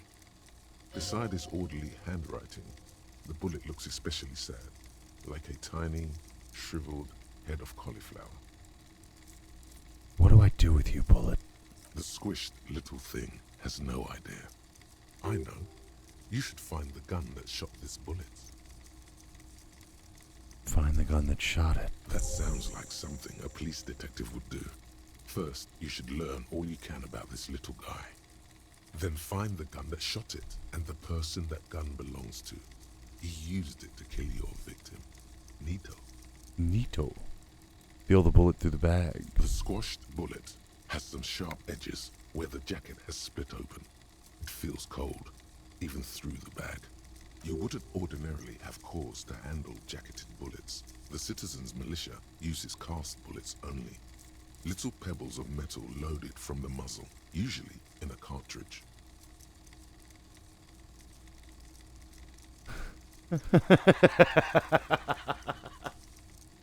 The sad part is, honestly, that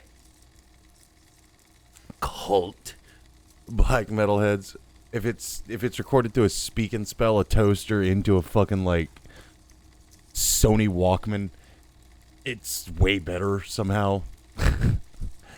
But I think doing a dual release to like normies, well, I say normies, people with ears, and then to people that like, yeah, it's cult because it sounds like feedback and butts, would just be great.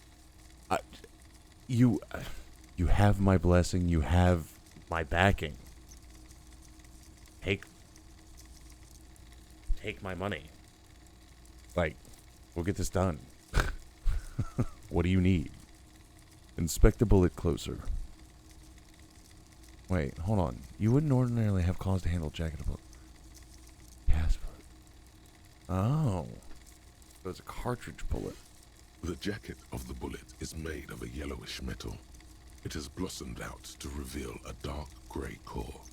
The base of the bullet is close to 5 millimeters in diameter.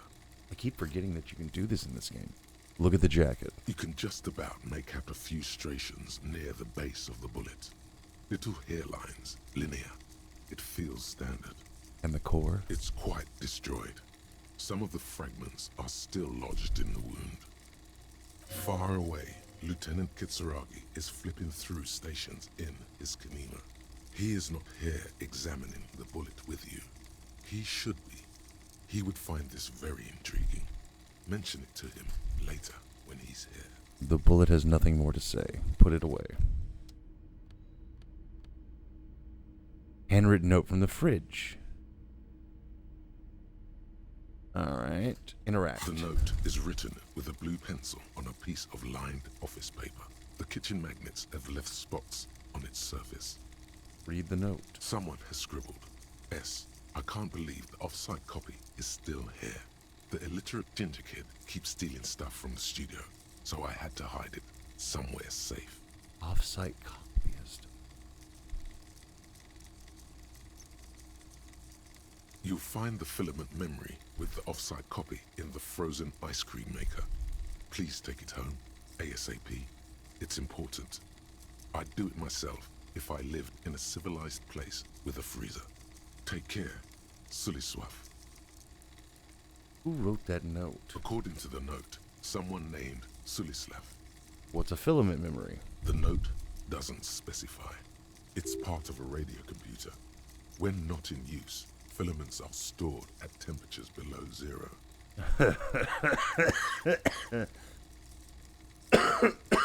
Who's the illiterate ginger kid? I wonder. The note does not specify. It's fucking Kuno! Are you serious? You sure you don't want to hazard a guess here, Detective? Oh, you mean Kuno? Ding, ding, ding. We have a winner. Where's the frozen ice cream wake? Didn't you see one right next to the breaker box? Put the note away. Cool. We'll interact with...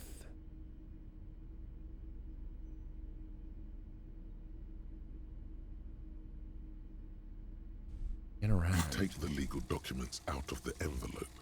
A 12 to 40 month construction period and the zoning plan in the addendum. Look at the zoning The plan. youth center cuts into the ocean like the bow of some great modern ship. Apparently, it's going to cover most, if not all, of the street and the square between the existing houses. It's 3 stories tall.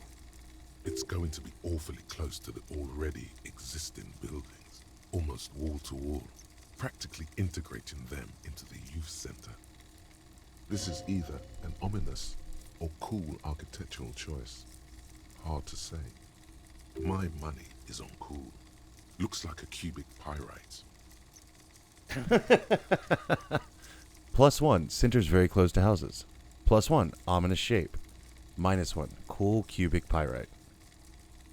So, speaking of wanting to record stuff, I've been wanting to do just like... Every time I get done with a playthrough of these games, I am just stricken with like all these great... Well... I say great. Like ideas for lyrics and stuff. Much like Bale, was very inspired by the best manga of all time. Hands down. With the most tragic ending. Which, by the way, the last panel of Berserk, talk now, please. Tell me more. What are your thoughts of the last panel of Berserk as it was with Kentaro? Yeah. Alright, logic medium. Try to find a loophole in the deal. There is no loophole. The simple truth is, the current residents are going to lose their street access, and for the next 12 to 40 months, their lives will be dominated by constant construction noise right next door. This is terrible. Poor people. Can I do something? Well, you could trick everyone. I thought it was poor people, Get not some random poor people. to sign the document. By the time the union boss finds out, your business here will be already concluded. Put the documents back in the envelope. Alright. Interact with this. Again, the scent of apricots with a touch of cinnamon. Smells like the end of some distant summer. The surface of another planet, or some ancient temple. Ancient temple? Yes, from the height of antiquity. A long, long time ago. Millennia ago. On an island of time you can never return to.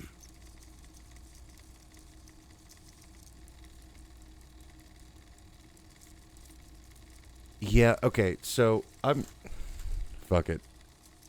Consider this a BRB, everybody. We're going full screen for this talk. So,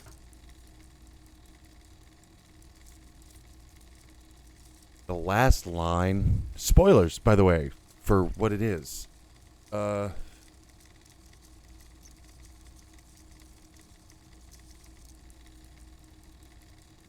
like a single tear, it disappears. Like morning dew.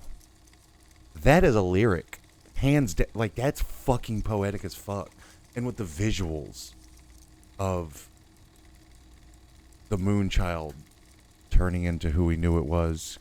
Well, to be fair, I had my thoughts, but I was still fucking blown away. And I just looked at it and I was like, I felt tears stream down my face. And I'm like, no fucking way. How are they going to deal with this? And then, like, the set-in happened, and it's like, if they continue it with his, like, best friend, who was, like, his... I think the original plan was, like, his best friend was going to continue the story, because that's who he bounced the ideas off of the entire time, were to do it. I think a lot of the poetic sadness would be taken out of it.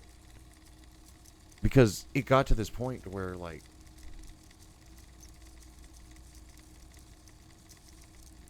all the bitterness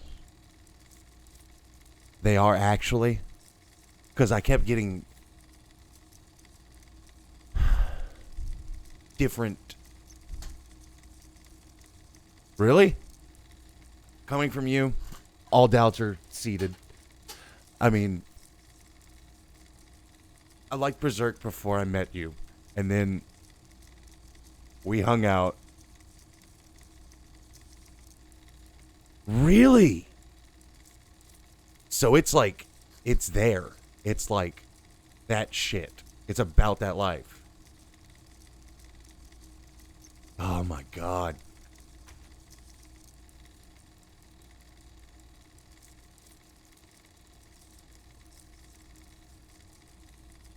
Well, I was thinking about streaming for 9 hours, but I might be streaming for 7.5, and then fucking Googling the shit out of these fucking chapters. Holy shit.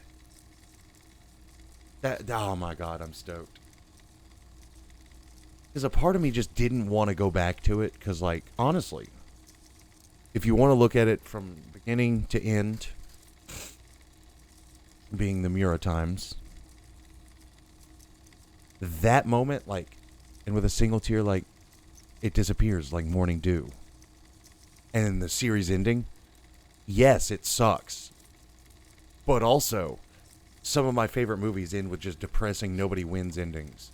So I could have bought that as the end of Berserk, 100%. Oh my God. My body is ready. I'm tugging at my shirt. When stream ends, I'm ripping my clothes off and I am pulling this up and I'm getting comfy and into it. I've got chips already. Let's go. All right. Back to the action. I got really...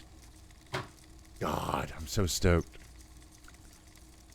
End of summer. The sun sets into the sea, but the water does not boil. Instead, it turns to liquid gold. For a moment, the world's store of precious metals seems to increase dramatically, and you are rich. Yeah, I mean, but a lot of, like, shit is just, like... I would have too many questions and I would be mad, yes. But I don't think this story is going to have a resolution. Really. At least not one we actually want. I mean, it may be that Griffith... Yeah. I mean, Griffith might actually be the best thing for the world. As fucked up as that seems. Like, he is a manipulator, a rapist, an actual fucking demon god. But he might actually be the best thing for the fucking world. And that's a terrifying thought for the whole grand scheme of things. And I love it. It's fucked up. I can't wait. I'm so ready. There is a movement next to you. The shuffle of a small coat, warm like the evening. But when you turn toward it, there's nothing there. Where did it go? Why are you talking to a gum wrapper? Take a deep, deep breath. Bitter, citrus, sweet. It seems to grow stronger, like a glow, with every breath you take. Whatever petrochemical byproducts they used to create this artificial flavor have bonded tightly to the wrapper. Unify all of humanity to sacrifice them all and make them all demons. Make them all apostles. Until a blossom of skin and flower petals erupts behind your closed eyes, made of toffee, cream, and distance. You Keeps them just contained. had to take a dive. feels so familiar. Put the wrapper away. All right. Time to interact with the actual, like, story element. The porter reel is just what you needed. The reels attach to the apparatus with a satisfying click. The tape is rooted behind the magnetic reader. And I need to crack another white claw to keep this party going. Play the tape. Not so fast. Somewhere between the GRIH and La Cicla, the good lieutenant steps out of his Kanima. A brisk, chill wind greets him. You get the feeling he should have been here for this. Listen when he's here. Alright. Well, time to put on my super sick-ass t-shirt.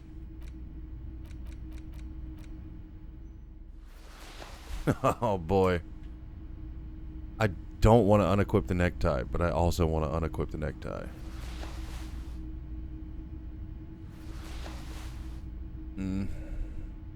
I gotta keep the jeans on, because, like, I get god ass. Which, that's the thing. Alright, man. Well, hey, thanks for swinging by. Thanks for hanging out. And definitely be prepared for, I don't know. Music, fun. We're gonna do a whole thing. You look down at the white ceramic sabatons hugging your arches and calves, surprised at how well they fit. Your movements cause tiny little clicks, like dice rolling somewhere far away, as the plates reorient to your motions. I will be responsible with this. This is just to protect me from harm, not to show off. Hardened vitreous enamel, at once sleek and light, adds a glow to your cheeks and a spring to your step. Base, Just bro. imagine what Hey, a full hit me up suit if you're not of doing this shit stuff for would do Thanksgiving. for you. Let me know what's going on with you then.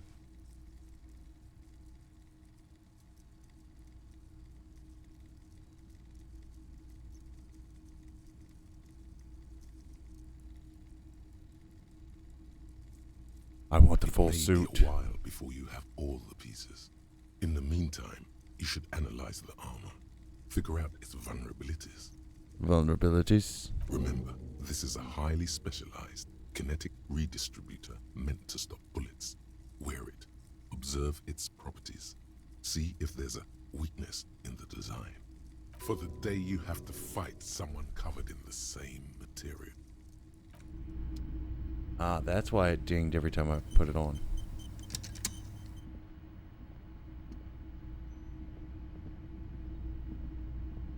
Later, man.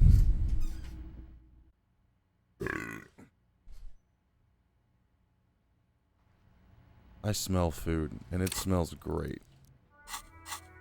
So I think I'm... Ooh.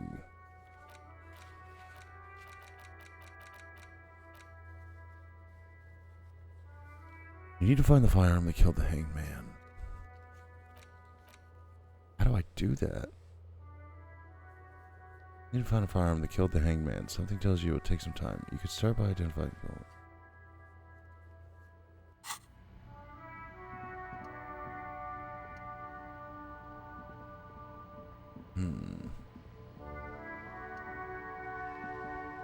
A rusting control. Pull the lever up. The handle and pull the lever up.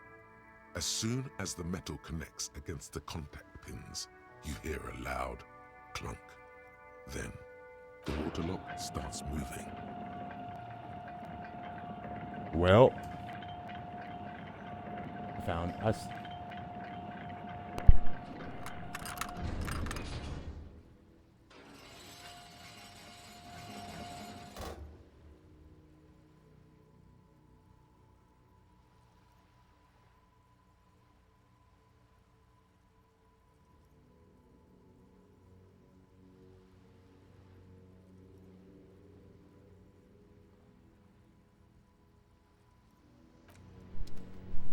And we're back. Not that I went anywhere, clearly, but, you know. I don't know what I did, but it's probably not great. The fuck did I just do?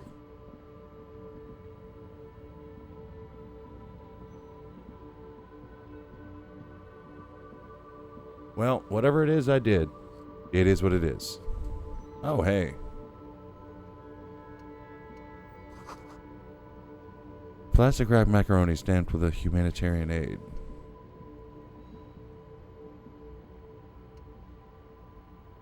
There's a pile of cheap sunglasses. You like sunglasses? Leave for now. There are clothes inside. Don't be shy. These are Save the economy?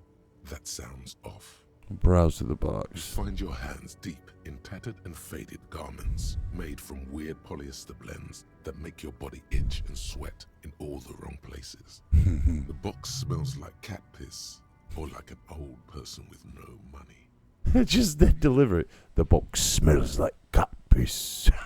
economical but also trendy. Look first hand, buy second hand.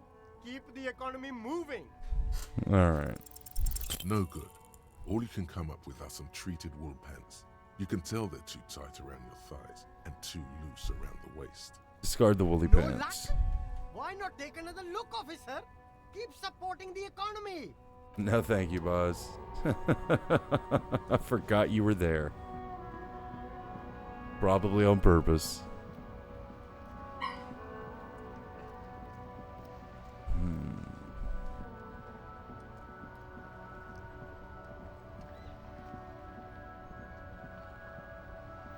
You sit on the wind-worn wooden planks of the bench. Your feet ache. Think deep thoughts. You finally stop picking your nose. Get up. Hey, puppy.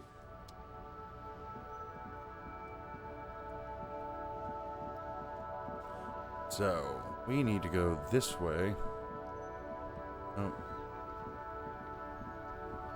This way. Tell, Joyce, I think her name was, about the, whole bullet to the brain thing going on. Oh, she's gone. Or I just hadn't gotten that far yet. Yeah, brilliant. I'm dumb.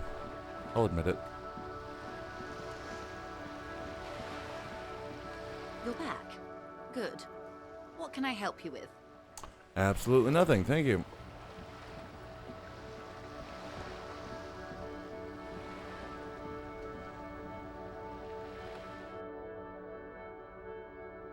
So I need to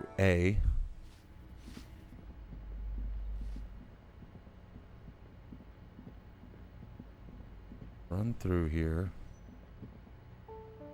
hit that balcony.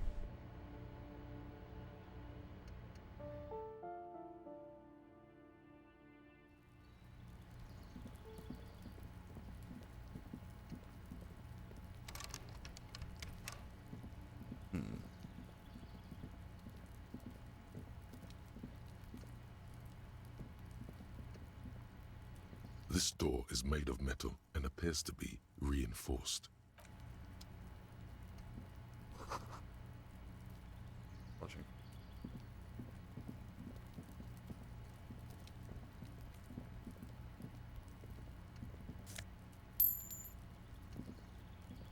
I keep finding money, yeah.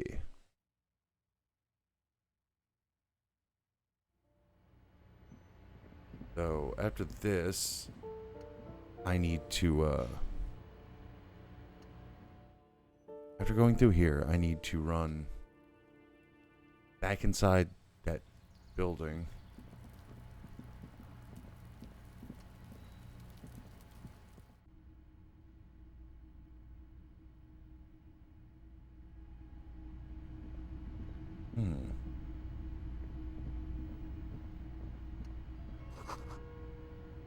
Yes, they're staying over.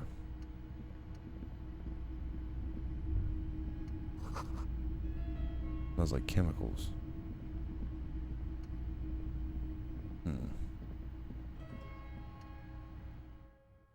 Guess that's what we'll have to do for now. Just move on.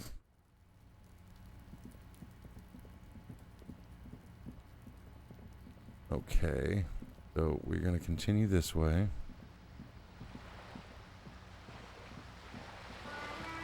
eliminate as much of the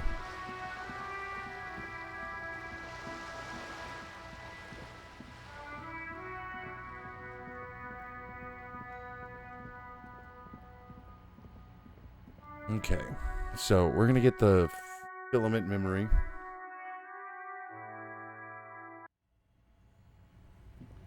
Out of this ice cream.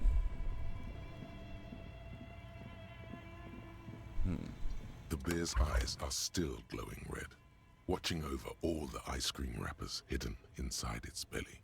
Close the door.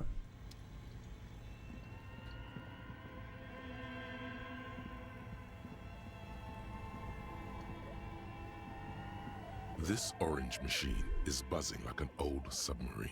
It has a hand-cranked ice cream churner on top and an electric freezer that appears to be frozen shut. Try to crack You open the slip your lid. fingers under the frozen lid, but the ice is too cold for you to get a good grip. A pry bar would come in handy here. If you want to try again, then you need to have the pry bar in your hand, detective. Okay. The pry bar by going to the Tools tab in your inventory. From there, you can equip it to a held slot. Yes.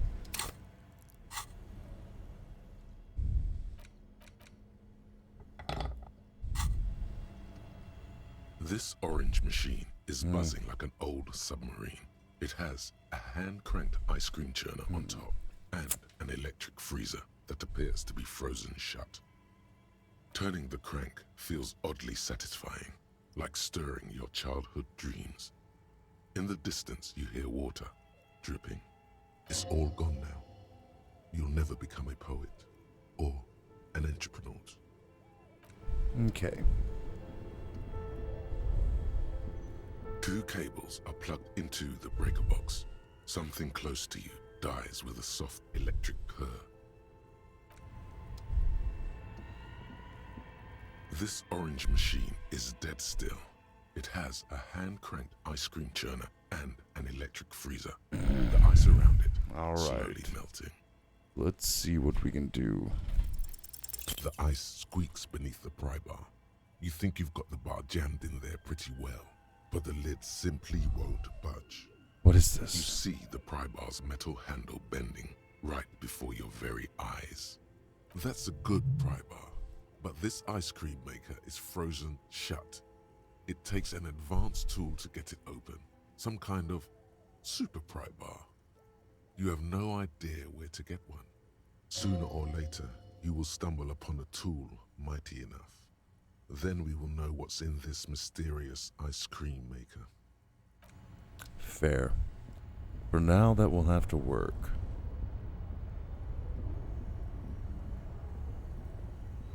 Oh.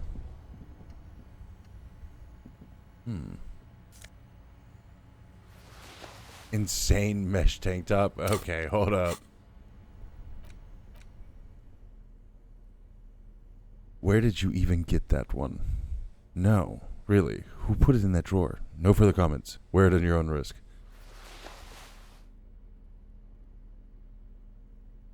Nah, I want this.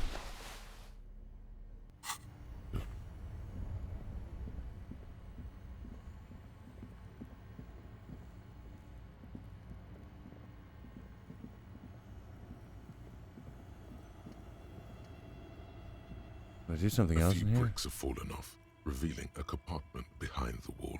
It's too dark to see in. What does this mean? A rifle It here. means there are firearms, albeit inoperable, still lying around Martinez. This is an interesting coincidence. Could prove useful in some way. You don't know how yet, but it might be useful down the road. Okay. This is a good find. Really Where am I? inside a secret room infested with rats, spiders, and woodlice. Yeah, I don't like that word, woodlice. Seems like an old weapons cache from the Revolutionary period. Alright, leave. Let's attempt to do a thing with stuff.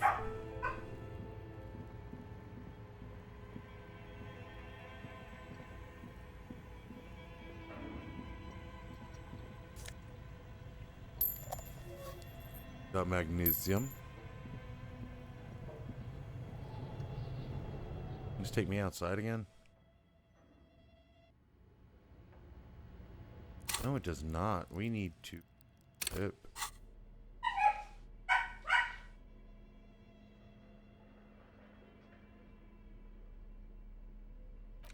Alright then.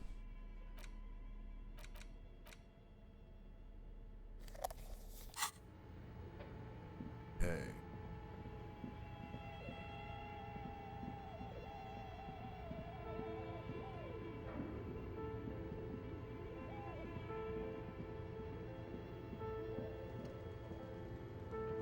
As before, an iron safety curtain curves before your eyes. It covers half the room, blocking the way into a colossal industrial chimney. Can't hurt me forever. Knock even harder. Those curtains prove to be surprisingly still. Alright, heal up. Good job. Managed to find out that we can't get through there like that.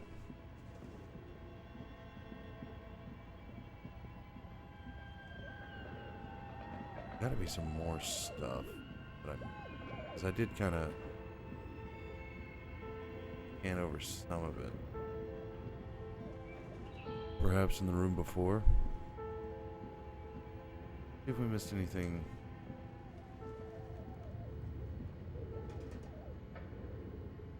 Be fucking kidding. This motherfucker. Hold on. That's right. This. Not football. That will probably make the old gentleman happy.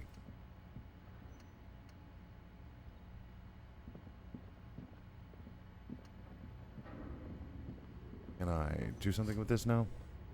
The barbell waits patiently on the floor, like a dog for its master.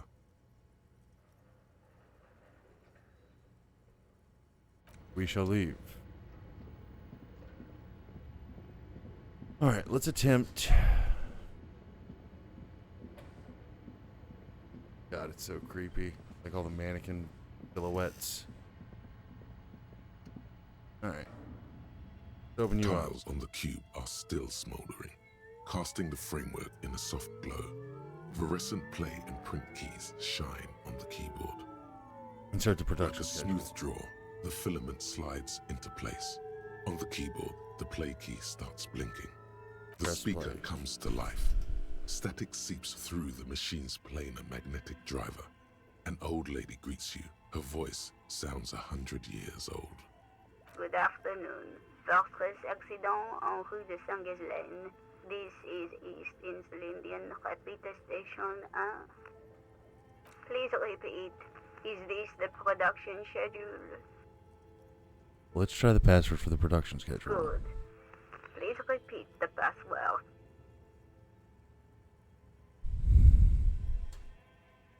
I thought it was Weirll, but is it my birthday? Still no. This is the police. Please open this I thing. am contractually obliged to protect the privacy of the filament holder for stress accident. Without filing a warrant with Lintel, I cannot give you access to this filament. Now, can you please repeat the password? I don't know the password. Received. I will register this login attempt. Don't worry. Passwords have a way of turning up sooner or later. Fortress accident. Is there anything else I can do for you today? Why did you call me Fortress Accident? Fortress Accident is the company on whose name the terminal you are currently using has been registered to. Do you have any other information about this company? One moment. Fortress Accident SCA produces revolutionary interactive call-in radio games. That's what the catalog says. That's not bad. Wow, so conceptual. And what's that? This interactive call-in radio game. Any other questions? What are you? A machine? Or are you alive? Yes, I am alive. I am 74 years old and my name is Yvonne. Okay, but where are you? How do you know where I am? I work as a repeater worker at the East Insulindian repeater station. It's my job to know where you are, Fortress Accident. As for me, well, I am sitting in my cubicle, surrounded by a wall of radios. On an island on the river Esperance, a small woman, all skin and bones, sits in a room filled with audio equipment. Thousands of tiny lights are reflected back from her prescription lenses, like stars in the dark. Doesn't it get lonely, sitting there all by herself? Doesn't it get lonely doing this job? Lonely? Why would it get lonely? I get to talk to people all day. That's why she does this. Now, please tell me if there's anything else I can do, Fortress Accident. That's all for now. Thank you, and goodbye. Tiles on the cube are still smoldering, casting the framework in a soft glow. Fluorescent play and print keys shine on the keyboard. Remove the production filament schedule. slides out of its glowing. Leave. There must be something I missed Your on flashlight this. slides over an old green chalkboard covered in scribbles, sketches, and schemes, like some ancient cave mural. Some of the writing has faded with age, but you can still make out sections. The handwriting is only partly legible, but you can still make out 3 slogans: Call in, Tune Out, Wirral Untethered, and Heat Death of the Universe. Project Dreadboard. The full text reads, Heat Death of the Universe is the new black. Another note says, the biggest advancement in role-playing systems since the 30s. Outside, a cold wind wraps the building in its bosom. Snowflakes in the wind. An old woman passes what the locals call the doomed commercial area. She tries hard not to look at the bookstore windows. It's unwise. Okay. So, what we're going to do here is I am going to set up a 10-minute BRB.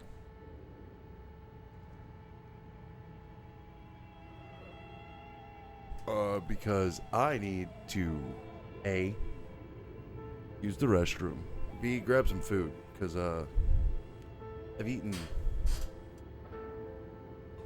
2 pickles, a peanut butter sandwich, chips. Been up since 9. So, probably not the healthiest diet, but what I'll do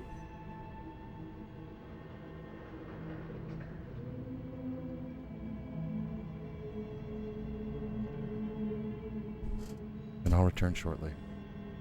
Before the song's over, I'll be back.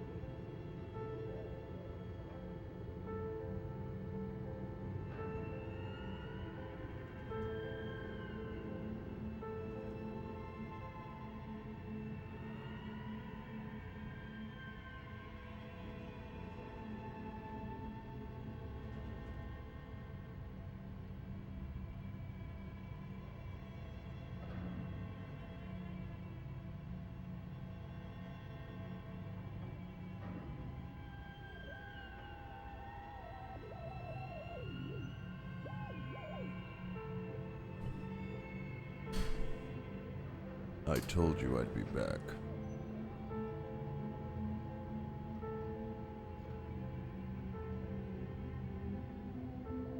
Now, I'm going to keep this atmospheric lighting for just a moment. While I continue shoving food in my fucking face.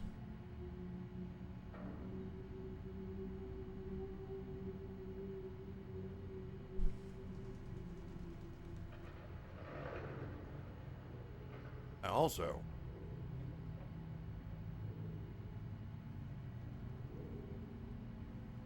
%100% need to check on this. Apparently there's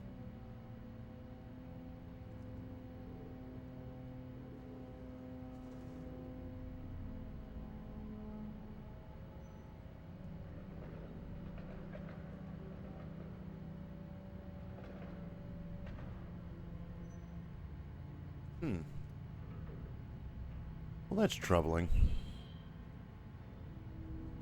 Bit rate's all over the place. Hopefully it's doing well.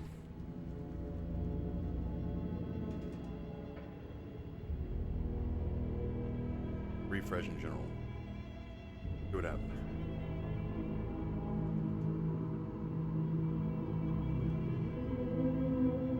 Alright. There we go. Cool. Quick refresh. Always seems to do the trick. Now.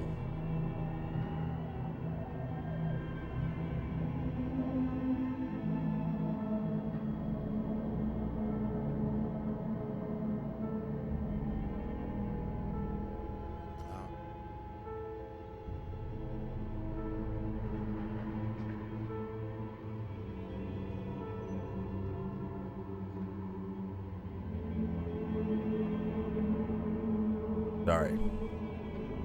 Earth changes God's world forever. Oh, buddy. Oh, that's lovely. That's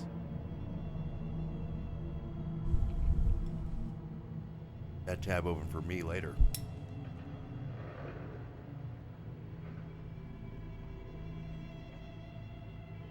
By the way, if you're just stopping in, this is a minor break.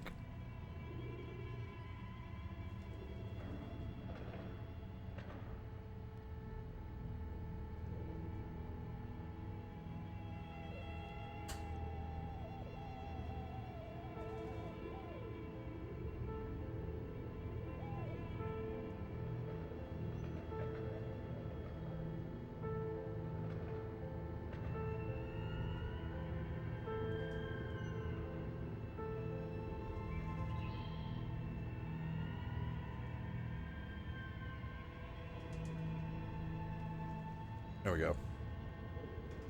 Done. We changed the stream info. Alright. This game is not so difficult that I cannot play it.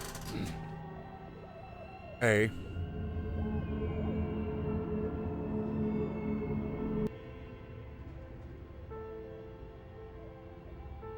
Without I can eat and play. I'm sorry that I took so long. Let's see if we missed anything This here. old fireplace is covered in lines drawn in blue and red marker. The mesh spreading over the stone like blood vessels on alabaster skin. It looks ghostly and strangely ancient. A diagram for summoning some time-forgotten being. The symbols seem very esoteric. The whole thing resembles Kadran mosaic tiles. Very pesantic. You're a pissant. What am I looking Radio at? frequencies, it seems. UKV 123.6, UKV 123.7, UKV 123.9. Some written notes, too. Sparse and cryptic. Radio frequencies for what? Unclear. It looks like a cardiovascular system split into veins and capillaries. Very advanced. This must be an elaborate piece of I art. think so.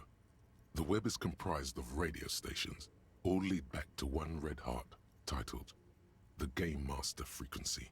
A note says, this one can listen in on any station it wants. Looks like a surveillance program. Wait, who's the game master? Someone very important. The leader of a massive on-air game built by these people. A conductor for the hundreds of story threads that pass through the Game Master's frequency. If it's a game, then who's playing? Whoever decides to call in to a call-in station, it looks like. A list of names under the stations suggests people across 6 Isolas would be playing. Muindi, Insulinda, Kotla, Grad, Samara, and even Ilmara.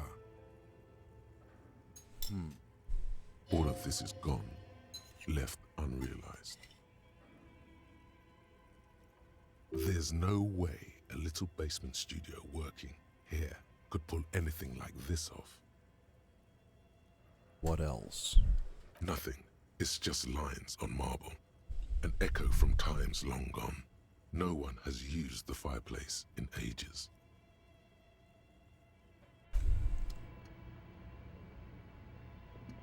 Why does art inspire you so much?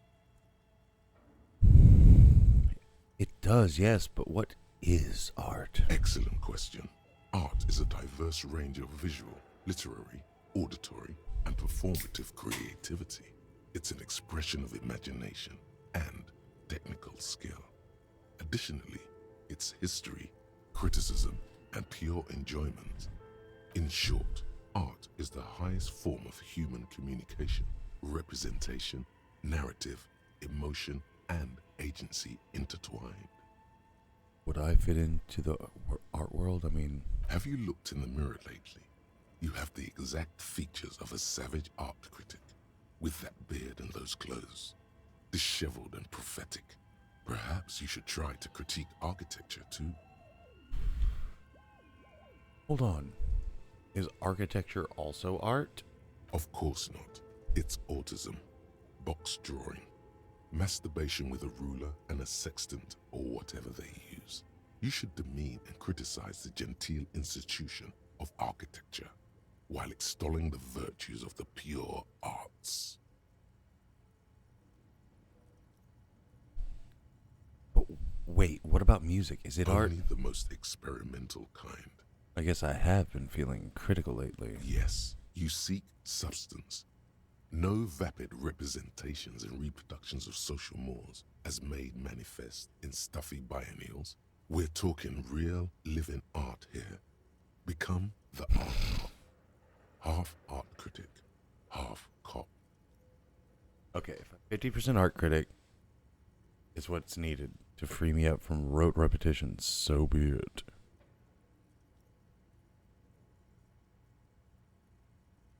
Exactly. It's not only your duty to only catch the criminals off the street, you must also apprehend criminals of the printing press and the gallery, the trite and derivative artists and writers of the world. Go ahead and provide savage criticisms, art cop. The world is yours to rip to pieces and reassemble. Okay.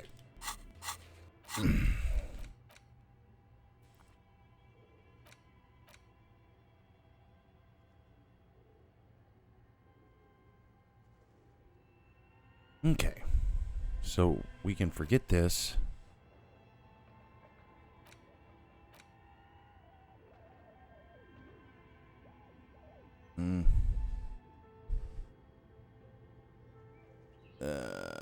Don't really know much about moralism, but whatever.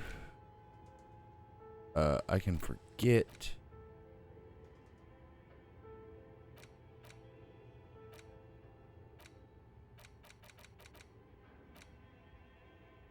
I can forget.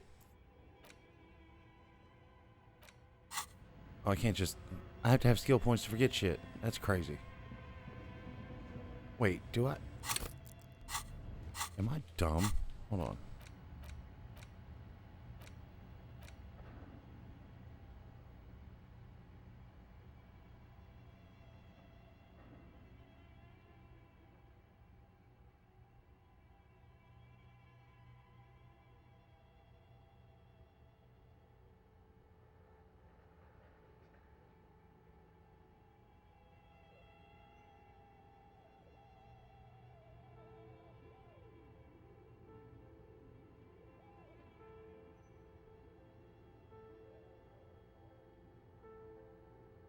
I love today. Today's a good day. Oh, wait.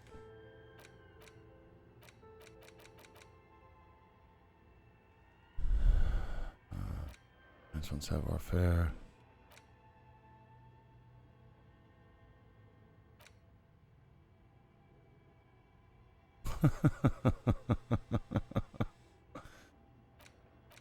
-1 perception. Can't even look at this shit.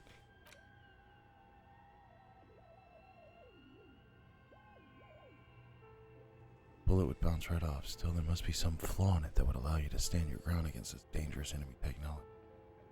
I have to figure out what it is. Possibly by beating yourself while wearing it? Shooting yourself? Let's see. Alright. Alright. Guess. Fucking leave.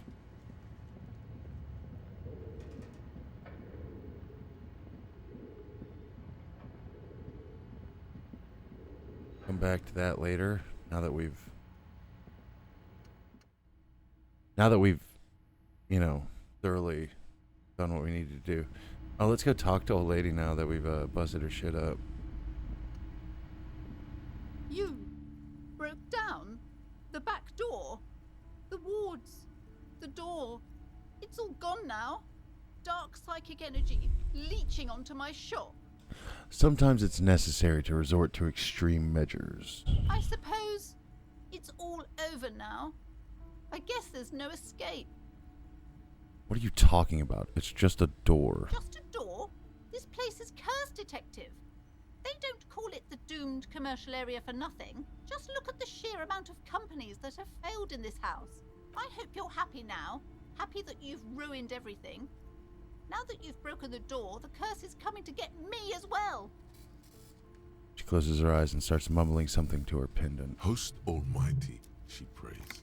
Guard me and my honest business venture from the curse that lurks behind the door. Blessed be your name.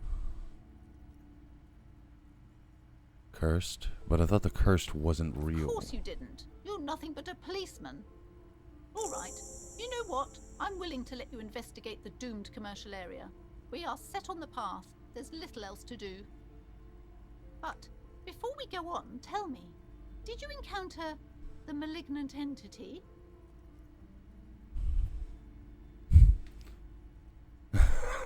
Of course, the entity. I didn't see her, but I sensed her presence. You did? Then it has to be true.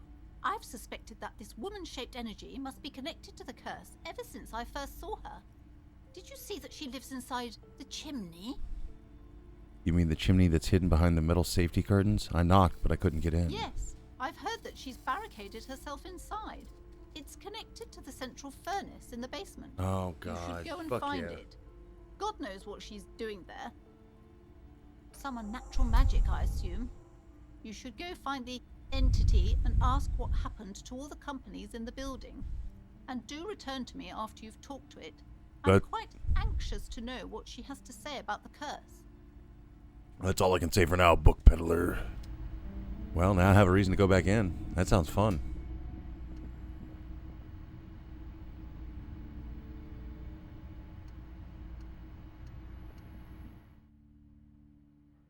Brah.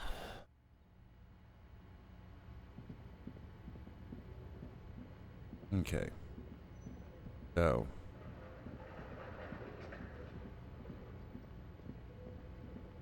All I have to do is go down here.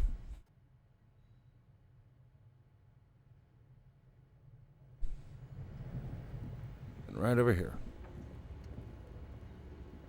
A thick layer of coal dust covers the furnace, coloring it pitch black. Oh, yes. Looks like this furnace has a face, and it's a face of agony. Look inside the It's furnace. dark and grimy here. In the darkness you can hear chatter. It's coming from above. A voice, or several voices, talking to each other.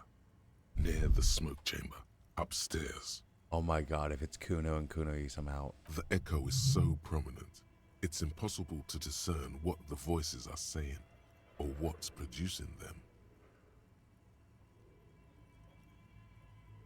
What's happening? Maybe it's coming from behind those safety curtains you saw upstairs. You should investigate. Yeah, you're right. This sounded real, not imagined.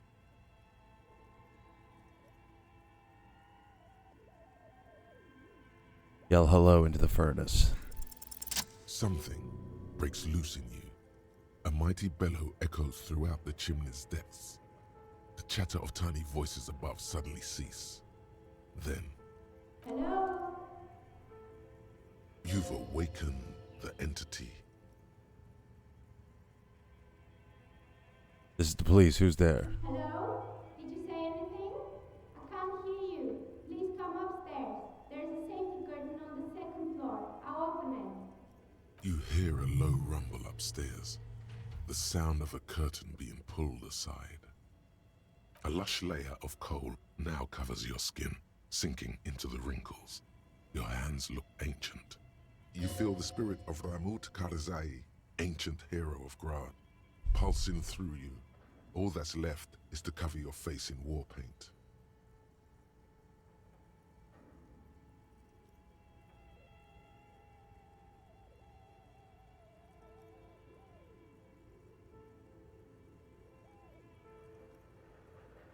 Hadramut Karzai, smear cheeks. 3 dangerous stripes appear onto your cheeks, telling stories of your wild soul. What a proud warrior. This is how the hunted becomes the hunter in this dark, dangerous place. May have been a mistake, but fuck it. Let's go. So good. This game is so good. Like, every time I do another thing in this game, I'm like, yep, it can't get better. It really can't. But it can. What? Who are you? Hello. I'm Nia. A bird-like woman sits on a throne of tools with emerald light shining through her hair. Did you try knocking on my window? I must have missed you. I've been listening to my Milius. Taps on her headphone. So what kind of die are you looking for?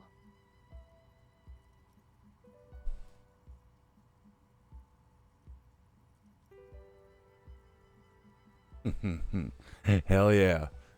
I know you're not watching right now, but yes, yes. Could this be the malicious entity?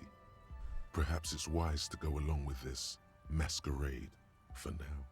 She's got a direct view to the backyard. You should interrogate her about the lynching. Hold on. What do you mean by Milius? Yes, a Milius is like a call-in station. You need a two-way radio to access one. That's why I have these.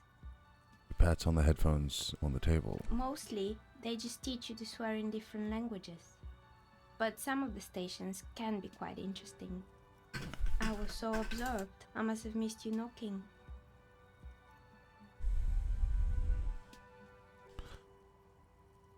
You must have me confused with someone else. I haven't knocked on your window. Then how did you get inside? By the south entrance? You know what? It doesn't even matter. What matters is that you're finally here. Let's talk dice. Did you have something specific in mind? Why are you asking me about dice? I'm a novelty dice maker. Tell me the name of your role-playing system and I'll make the die you need. That's why you're here, yes? Role-playing games? You know role-playing games. Wirral. Wirral Untethered. What else?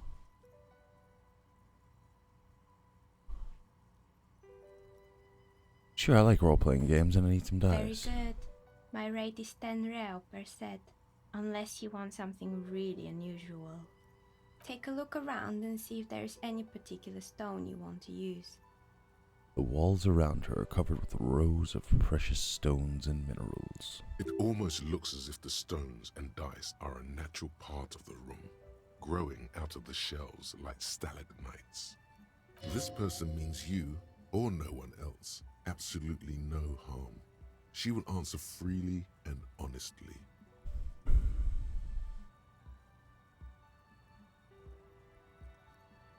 How did you become a dice maker? How did I become one? It was a business decision.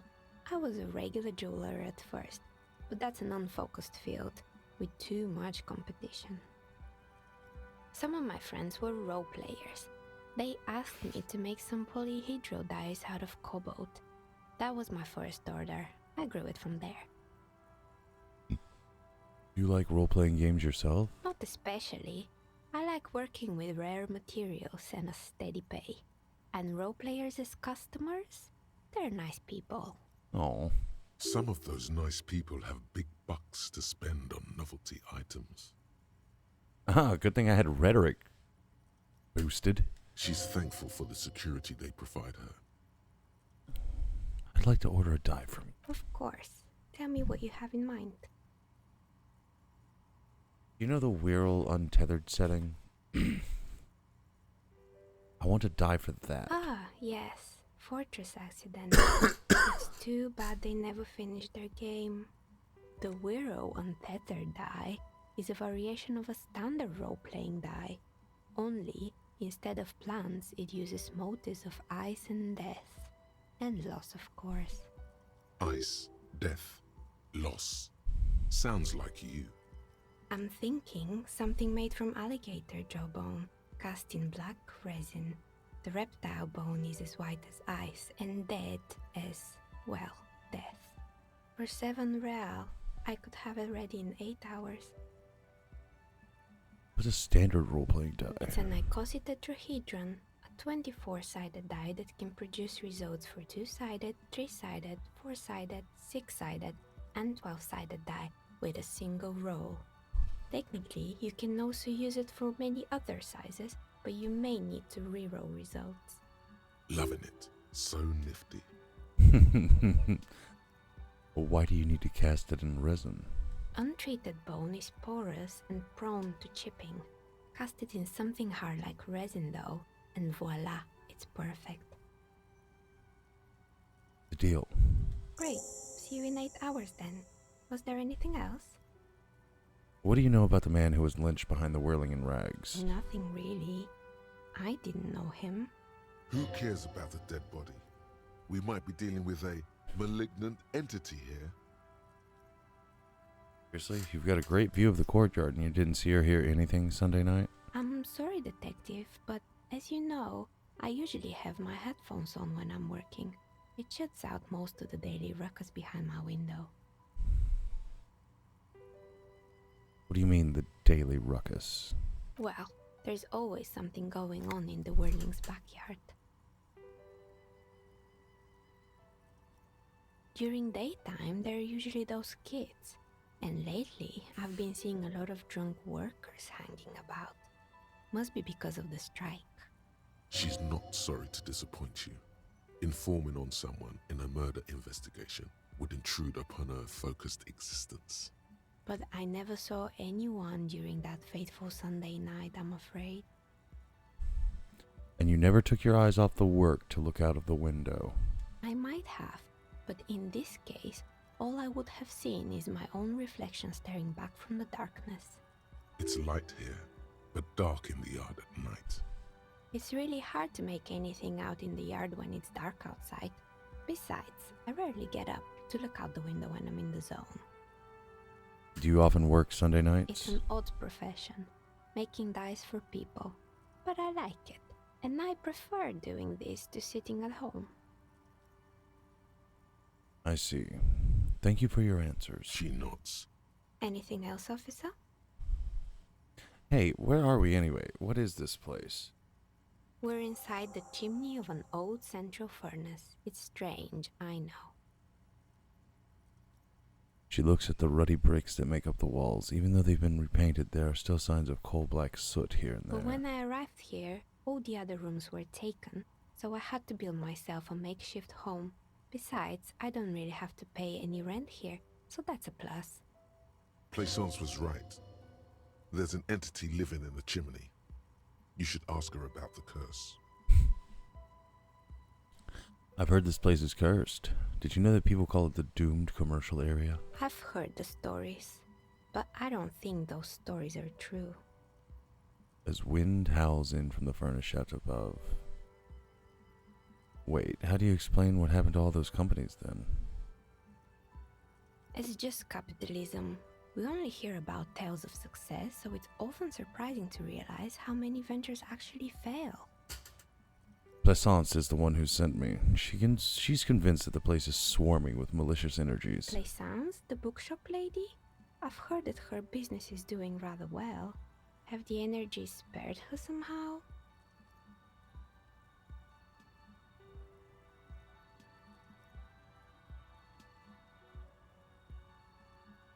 Actually, the bookstore isn't doing that well. There are hardly any customers. She has to exploit her own daughter to keep the company going. Right. But it's not just the bookstore that's still up and running. What about the whirling in racks? Some people say it's part of the building complex. Hold on. The whirling is part of the doomed commercial area? You could say so. Both houses were built at the same time and under the east of the Commerce Central project.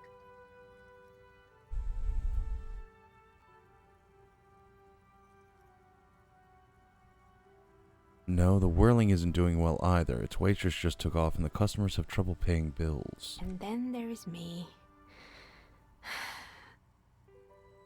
I've been here for 14 years, selling novelty dice to role-playing enthusiasts. Not exactly a million-real business idea, yet somehow I've survived despite the talk of malicious energies. Strange, isn't it? It's because she's in cahoots with the demons.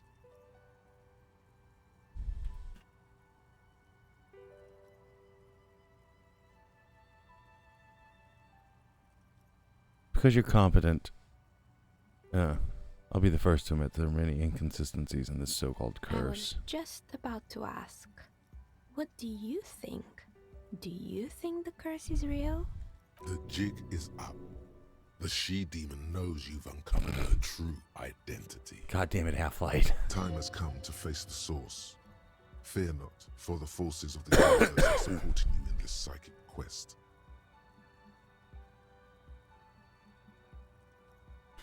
I'm starting to see that there's no curse, only business decisions and natural market fluctuations. Exactly. Truth is always so disappointingly mundane and boring. But I'm glad we got this sorted out. Anything else I can help you with today?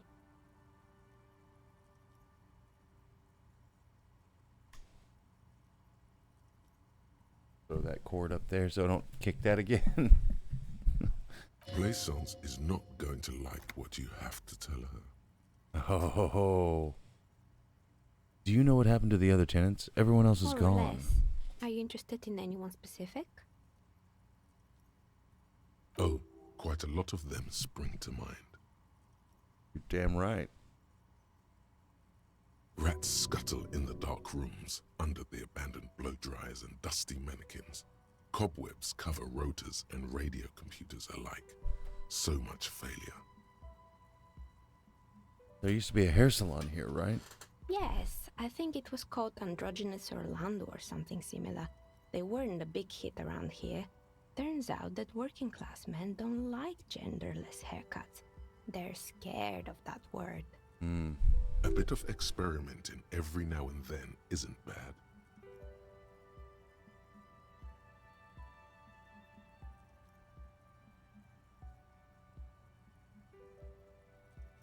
What's wrong with a bit of experimenting? Customers should have been more I open-minded. guess it just wasn't the time yet. What happened to the gym? It wasn't merely a gym, it was Artemiteps Boxing Club, a community project created to steer at-risk youth away from drugs and crime.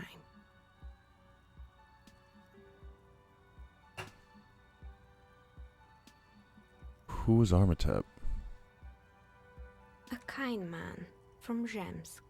I heard he had some trouble with the law when he was younger, and that's why he wanted to start the gym, as his way of giving back. Maybe that's what Kuno needs, a community-centric boxing club. Kuno? Who's Kuno? He's a little ginger gremlin who likes to defile dead bodies. Oh yes, you mean the kid with the sailor's mouth. I've heard him yelling profanities in the backyard. Oddly quiet there at the moment. I think it would take more than a gym to help that kid. How did the community project work out? It didn't. If anything, it made the youth situation in Martinez even worse. At some point, someone started a rumor that the punching bag downstairs was full of amphetamines. Oh, we're checking that boxing. We're gonna get drugs. It's not really full of that. No one would store their drugs like that. Well, you say that. Eventually, the coalition took away the funding and the club went bankrupt. This was a few years ago. It's gotten much more peaceful around the plaza ever since. What's up with the broken windows? Oh, this one's a mess. There used to be a company that promised to repair windows 24 hours a day. What could go wrong with this one, right? Turns out, the business was actually set up as a front for an illicit group that was producing snuff milias. Who would have guessed? What's the snuff milieu? Trust me, you don't want to know. And they never cleaned up the debris either. Now it's just littering the hallway and I have no idea how to get rid of it on my own. Cool. Very cool about the debris. But what's a snuff milieu? It's a Sub Rosa radio station that broadcasts real murders with real victims. Some people pay good money to get off on it. Wait, people do that? Do that. I believe the ICP got them. They have a special division that deals exclusively with Sub Rosas. Alright.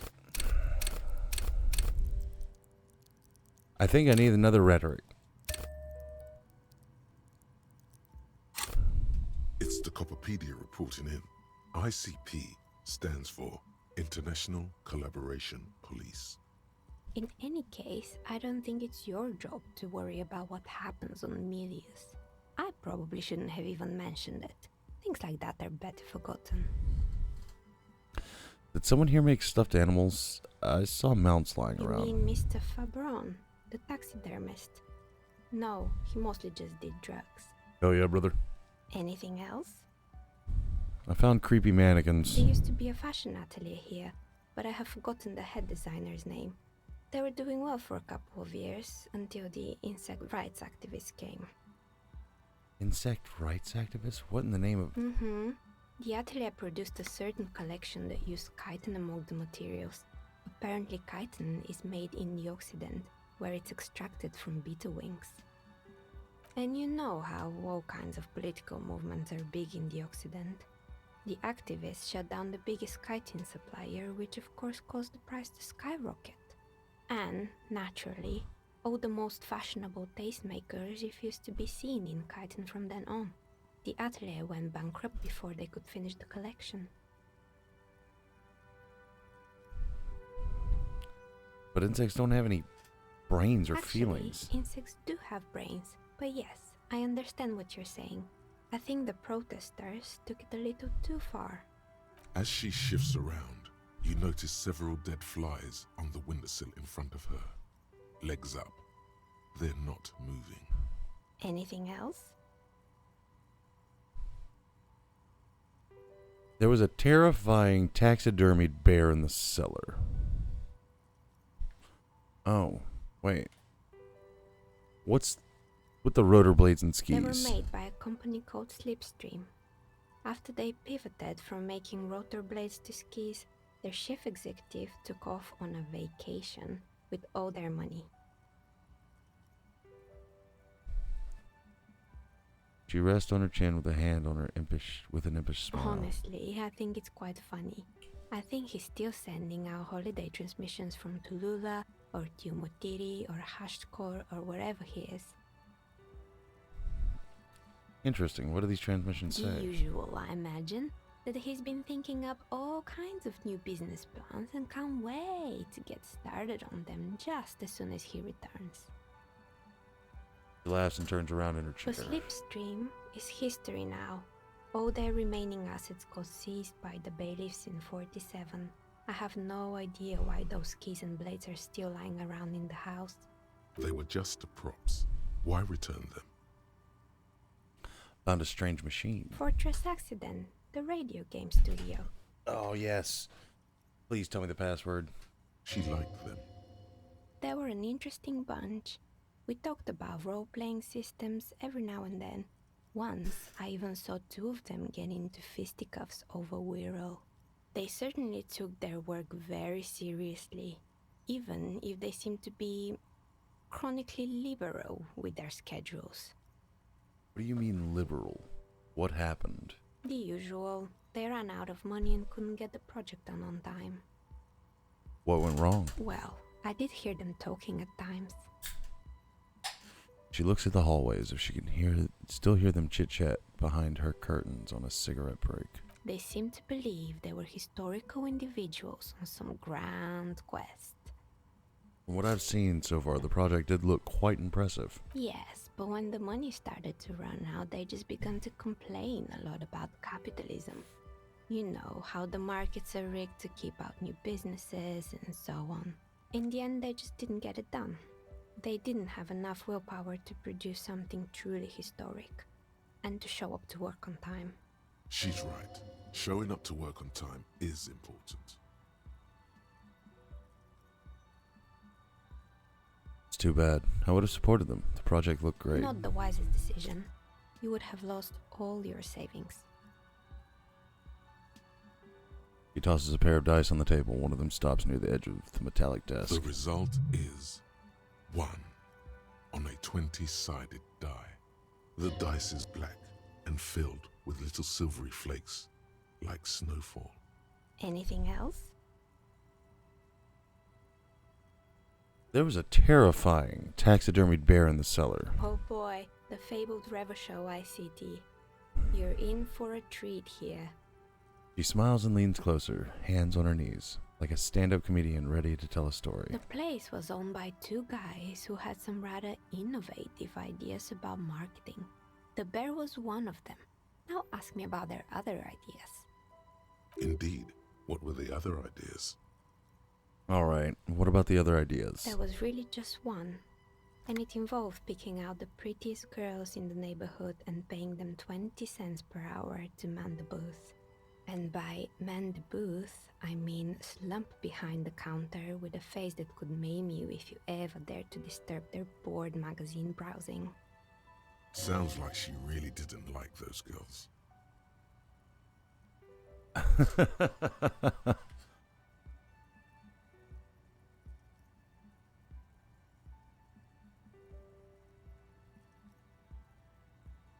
I know a girl just like that. She works in Freet as a cashier and she's not particularly friendly. Employing silky teenage girls is a widespread practice, yes. Unfortunately, they always come in packs. I'm talking about acne-ridden girlfriends and gorilla-like boyfriends loitering near the shop. At least that's what happened with Revachol ICT. And they already had the bear. What about the bear? The bear. She repeats, pressing her thumbs to her temples, like trying to suppress a headache. It didn't work out? Of course not. The bear was terrifying. No one wants ice cream guarded by a hostile apex predator. To make matters worse, the fridge didn't work too well either, and half the ice cream came out malformed and partially melted. Eventually, Revachol ICT lost the price war to its rival, Glacé 5000. Glacé 5000 sold caramel sundaes for only 5 cents a piece, out of regular fridges. I'm sure the... Sorry. I'm sure the bear was doing its best. Maybe, because the taxidermist who made that bear definitely wasn't. Doing his best, I mean. How come? He said that the bear was his vision beast. He said he met his vision beast while high on desiccants. Called it Megatherion. Sounds cool. Scary, but cool. Megatherion? Megatherion, a mega wild beast. What's a mega wild beast? It's an imaginary beast that guides you through life by telling you to do more drugs, mostly. The horrific necktie tightens around your neck, strangely excited. But it doesn't feel particularly fun this time around. Oh no, you beast. What? You ever feel like your vision beast is trying to blackmail the fun out of you? No, officer. I don't have a vision beast. Normal people don't have vision beasts. Only drug-addled madmen like the taxidermists do. Of course they don't. I'm a normal person, and I don't have a vision Right. beast. Anyway, now you know the story of the fallen ice cream empire. She seems almost sad finishing the story. Some dust beams swirl in the afternoon air. Our eyes follow it idly. Little sparkling embers under the window. Outside it's light. Light scatters from the low-hanging cloud cover. There's always the threat of snow. Anything else? Another failed business, perhaps? I've been here for a long time. I found the building's intercom, but it's not working. Oh, right. I hope you didn't try to ring me. I think none of those doorbells work, including mine. I'm still in the middle of connecting the wires. Sorry about the confusion. The doorbell with the empty name card must belong to her then.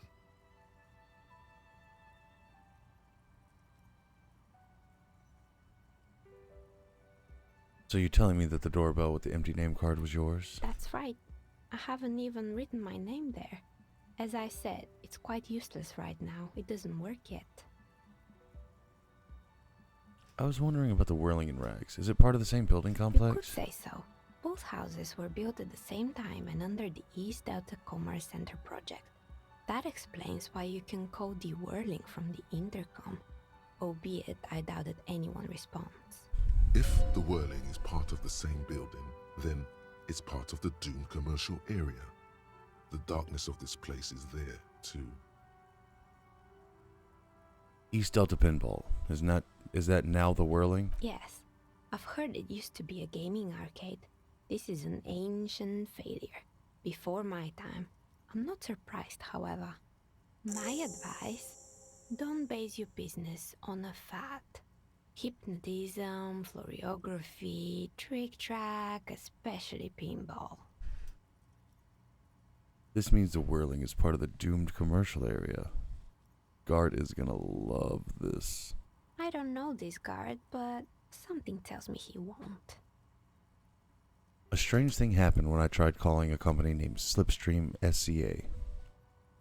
Someone answered. It can't be true. They don't work here anymore. They've been gone for years. Are you sure it was Slipstream SCA? Was it a woman? Maybe it was Plaisance from the bookstore. She said she was from Tricentennial Electrics? Tricentennial Electrics? There's a moment before she recognizes the name. It used to be a major electric company 100 years ago. Are you sure it wasn't just some kids playing a prank on you? No, it was something else. It was eerie. No, it was something else. Something eerie. Pranks can be eerie. Oh, the kids these days. We were just one of them, and now they're terrorizing us. No solidarity. Actually, the Slipstream SCA mystery might be a recording. I called again later and got the exact same message. Why would Slipstream SCA have a 100-year-old recording as their doorbell message? Doesn't make any sense. I'm still convinced it was nothing more than some elaborate prank. I have a few more questions about the building. Sure, I'm listening. Actually, I had other questions. I hope it clarified things a bit. What else? Okay. Let's roll it. You feel if anything, it's uncomfortably warm in here.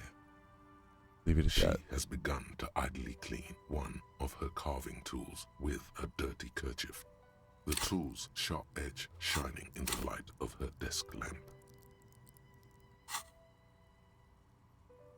Leave.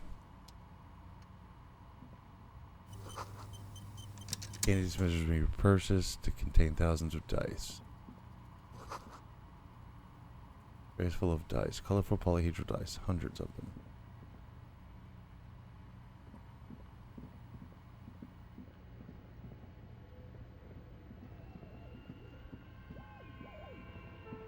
Still no password.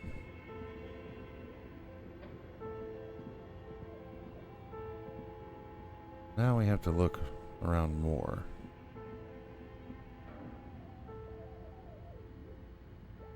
Alright.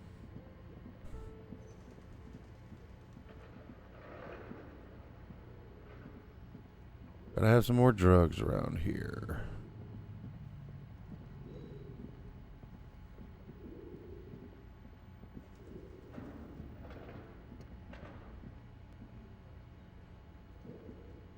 Can't interact with the punching bag.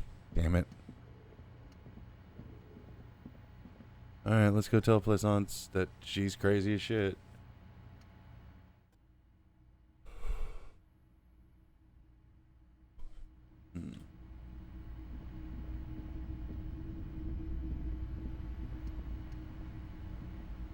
What have you found? And also, do buy the books. There may be teachings in them. I talked to the entity you told me about. Her name is Nia, and she's a novelty dice maker. Dice maker? Well, spit it out. Why does she need the dice? For some kind of sorcery? Sometimes they use the ankle bones of sheep. She's not a sorceress or some malicious entity. She's a businesswoman like you. I don't understand. If it's not her, then where is the source of the doom? How did she explain the curse? The narrative she's built herself. It does need tearing down. Just don't say you don't have any answer yet. The uncertainty is killing her. To hell with it. Perchance you ought to just lie, sire. You've come this far. You know how to end it. There is an entity behind the entity. Oh, how horrid! I knew something wasn't right about that place. Tell me, did you find a way to break the curse?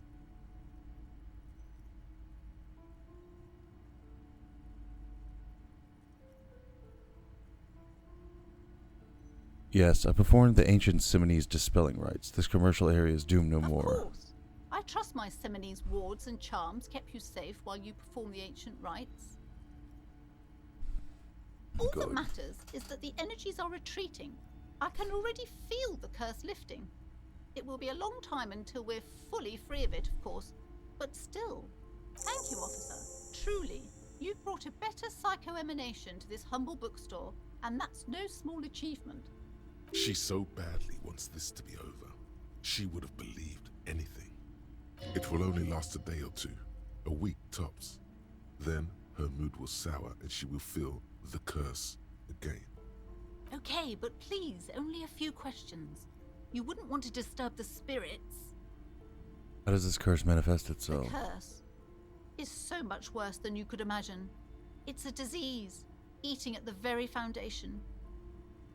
It's the curse of financial distress, of ruin and bankruptcy. Didn't that curtain just move?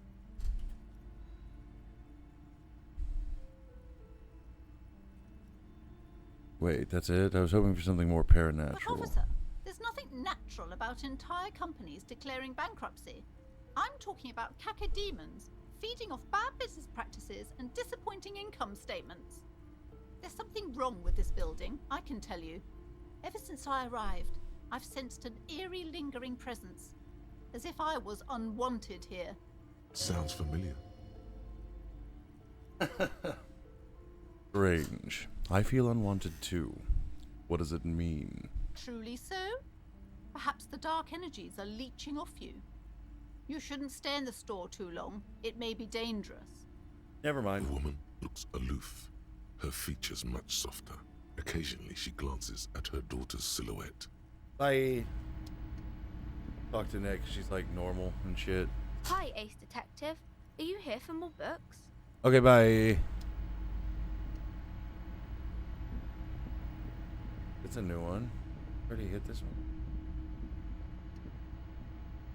These shelves are overburdened with books from the same series. You see the name Dick Mullins over and over. A couple of spook novels hide amidst all the detective books. Thrilling tales of spycraft and daring do. Look through the display of books. Crime fiction is a disgrace. An asinine misrepresentation of the physical attributes of the arduous everyday work of actual police officers. These books greatly overstate the excitement of police work, glossing over how long it takes to actually follow up on leads and eliminate dead ends. What's more, they completely ignore The psychological hardships of year after year coming into contact with people during the worst days of their lives. Not a single mention of all the stress this work creates upon the officer's family. Detective fiction just doesn't tell the truth at all. Now, would you like a list of all the books found on the shelf? Sure thing. You see Dick Mullen on the job. Get Me Mullen. The Stalwart Adventures of Richard P. Mullen. Dick Mullen and the Murder in the Orchard. The Sordid Affair of Dick Mullen. A killing is declared. Dick Mullen in the Murder House. The Final Case of Dick Mullen. An Obvious Lie. Dick Mullen in the Clock Tower. The Ordeals of Dick Mullen. Dauntless Dick. Dick Mullen's Funeral Pyre. The Murder of Dick Mullen. I think this line was literally written so that somebody could say Dick 1, 2, 3, 4, 5, 6, 7 or 8 times in a row without feeling bad about it. Dick Mullen dies. Oh, no. Turns out he faked it to solve a case. Are there any more? Yes. There's also the dame who did it. Farewell, my Mullen. Faking death seems to be a common trope in the Mullen series. The morbid tales of Dick Mullen. A dark tide turns. Tragedy calls for Dick Mullen. Another one with fake death. And, of course, Dick Mullen, the murderer. In order to catch a murderer, Dick Mullen must become the murderer. Okay. Come on. This is not the way real police solve crimes. The real police are some 20 kilometers away, sitting in an armored motor carriage. Come on, Chester. Tell the story again. A bald man turns toward a lean man and pats him on the back. Again? Man, I tell that one at least once a month. It's not that interesting. The fuck it is. And these guys haven't heard it. You see, Chester here. He pokes his fingers at the lean man. Chester faked his own death once. Gosh, why? One civilian looks on amazed. The bald man bellows a reply. Very fucking dangerous case, ain't that right, Chester? They almost got you that time. Yeah, sure came close. Alright, so I was tailing this guy called Francis the Shoe. The inside of the motor carriage is thick with cigarette smoke. Outside, it starts to rain. After all this, you still haven't found the answer to the one question that matters. Who is Dick Mullen? Who is Dick Mullen? Your attempt to grasp at the answer fails. It seems very close by, pulsating just out of reach.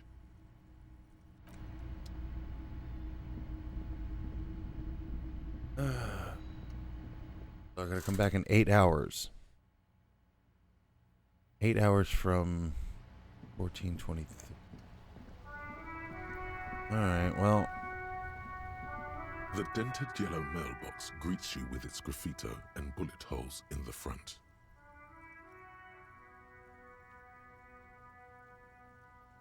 Drop the white envelope in the mailbox. But the documents inside the envelope still lack the required signatures. It's not going to be that easy. Everard wants you to dirty your hands getting these signatures, and he will quickly find out if you just mail. Good mail delivery.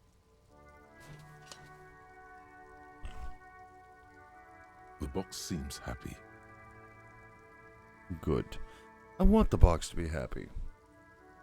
You know, we've been doing this for 4 hours now. I'm gonna type in something in my phone. Just something.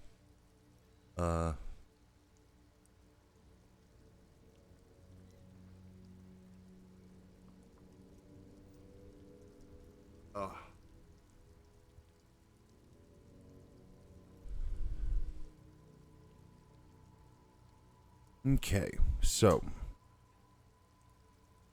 it's telling me to get 2 people's signatures. I don't want to get their actual signatures. I want to get the fake signatures.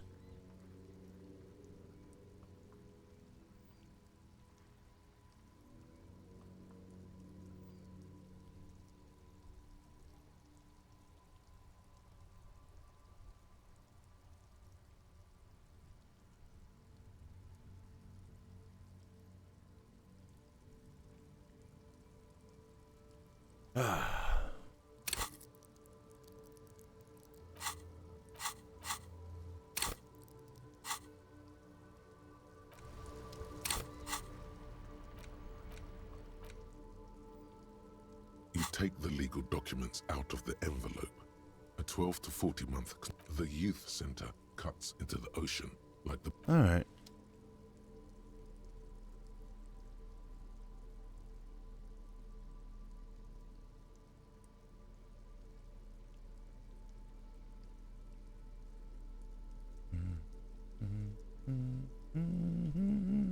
Yeah, I've actually interacted with it. So good so far. Dressed like an actual psychopath. Hey, buddy. Hey. Let me,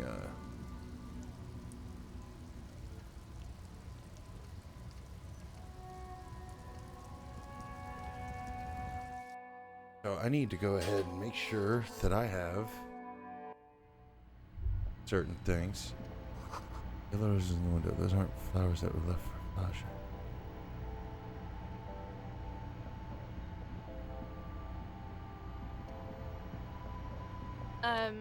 Is this about the questions again? Because I don't really know anything. A warehouse? I don't know. Maybe. I don't really care what Frit does. This is important. She scrunches up her face into an expression of consummate adolescent skepticism. Fine. Frit doesn't have a warehouse. Just a little back room here. Okay?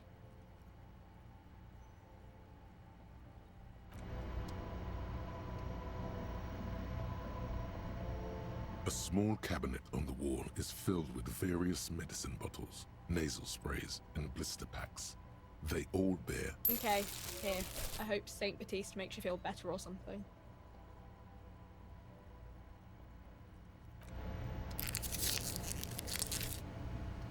Alright, I'm fully healed.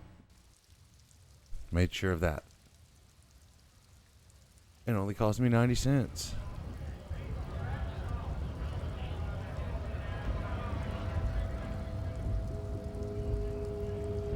Huh. A lorry stuck in the traffic jam. This big, heavy Grad-made machine is well kept for such an old machine. Look in the window. The windows are clear. They've been recently washed.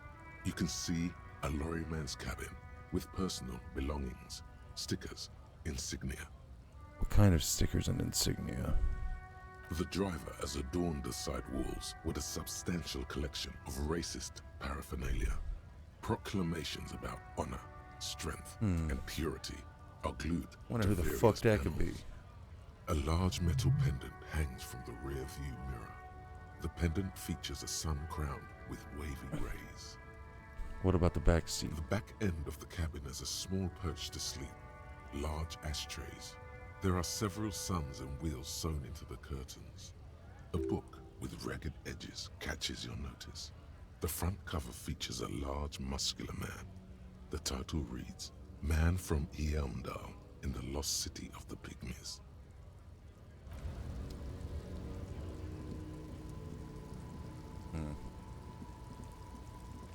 Don't tell me I have to talk to this dude.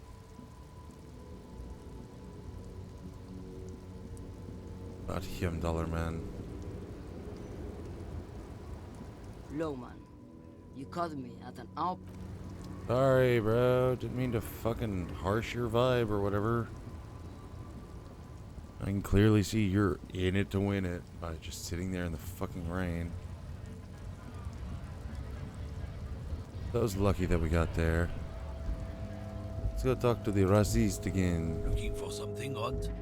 Come to tell me to fuck off again? Well, okay.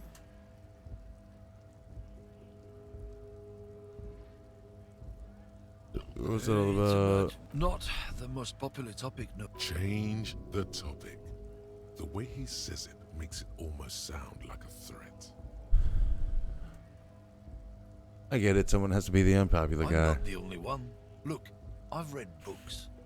The science of racial theory has all been proved, even if some people don't want to accept it. Ugh. People who've studied these things say that we are superior by design. So, naturally, we Occidentals should be in charge. Obviously, you can see the merits in that. Okay, what else have you thought So, of? lately we Occidentals have experienced an unfortunate downturn when members of the superior race cease to believe in their innate superiority. They stop competing for resources. Yeah, and what's the problem with that then? The problem? The damn kips are showing a real good game lately. Same with the mosquitoes and all the other introduced species out there, breeding like rabbits. They're on the precipice of cultural victory. Much as I love this game, I hate this so much. Cultural victory? What is this then? Wait, what's this cultural victory? It's what the kips of Boogie Street are going for, right under our noses. And the others too, on the radio. Heard any chansons lately? Heard any mojitos or leader? No. Dominating culture is how they plan to win. They say so themselves. It's true. Also, you need to realize the dangers of mixing races. Who knows what might happen if people don't stay in their birthplace? You might end up with a new sub-race, with unknown characteristics, leading to extra competition. That's why you've got to control the offspring.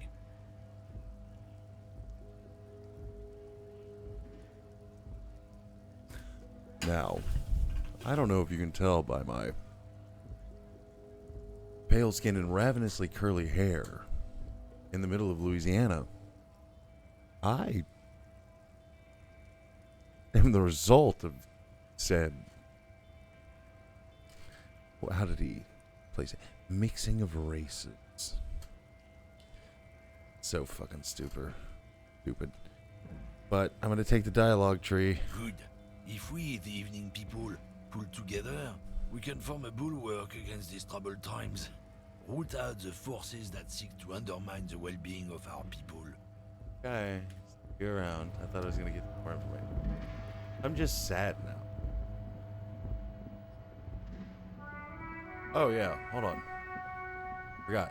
I have a shot football for these old guys. Officer!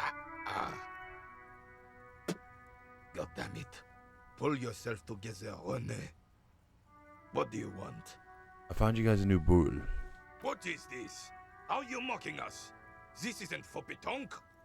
Now, no need to get angry again, René. I'm sure the officer tried his best. It's not like there's a bull kiosk here in Martinez. I'm very sorry. It's the best I could find. The best, huh? This isn't even a bull. But fine.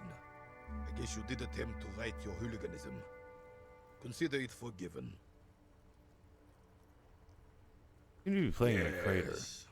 The terrain here provides an interesting variety to a familiar game. Does it have anything to do with all the bullet holes I've been seeing around? Yes. It was left by heavy artillery fire. Okay, it's a crater left by heavy artillery fire. Why what?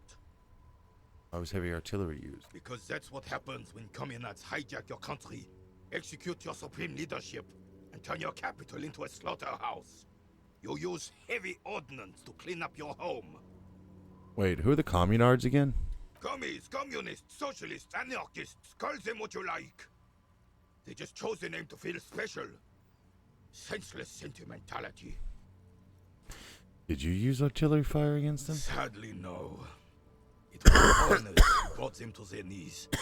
We fought valiantly. Too valiantly. So valiantly we got licked. Should have fought dirty, like they did with their suicide sex cult propaganda and mad anarchist women strapped to shrapnel bombs.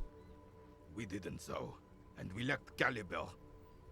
God bless him, but the suzerain's cannons simply weren't big enough. Okay. It was probably a bit more complicated than that.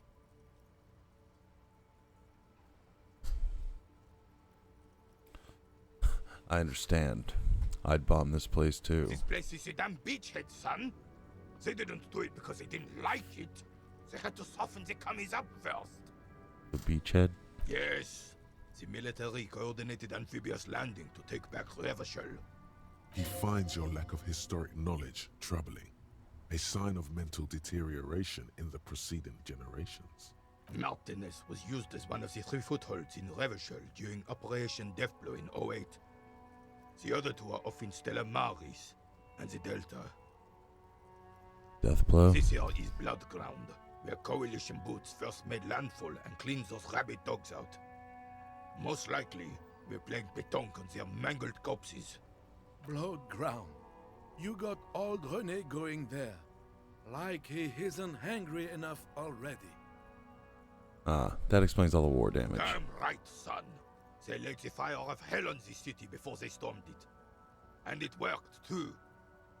He approves of this radical approach, knows it was necessary. The rest of the city got cleaned up, but Martinez they keep as a monument. And now the Union Socialists are practically running the place. Well, it's your own damn fault. You, we, the Coalition, Revachol, whoever you want to blame, never finished the job. Officially, the party never surrendered. Of course they still hold influence. You don't even begin to truly understand the players on the table, let alone the specific circumstances surrounding the... What do you think? Thinking men have opinions on these things. Present one.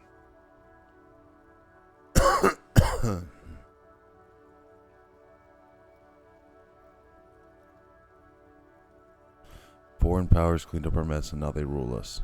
Shake your head in shame. I'm sorry it had to be them. After 8 years of fighting those hyenas, boiling cats for food and drinking piss in the mountains, I would have preferred if the Right Honorable King Guillaume returned through Revachol, or even if that damn clan Frissel had risen from the grave and led us.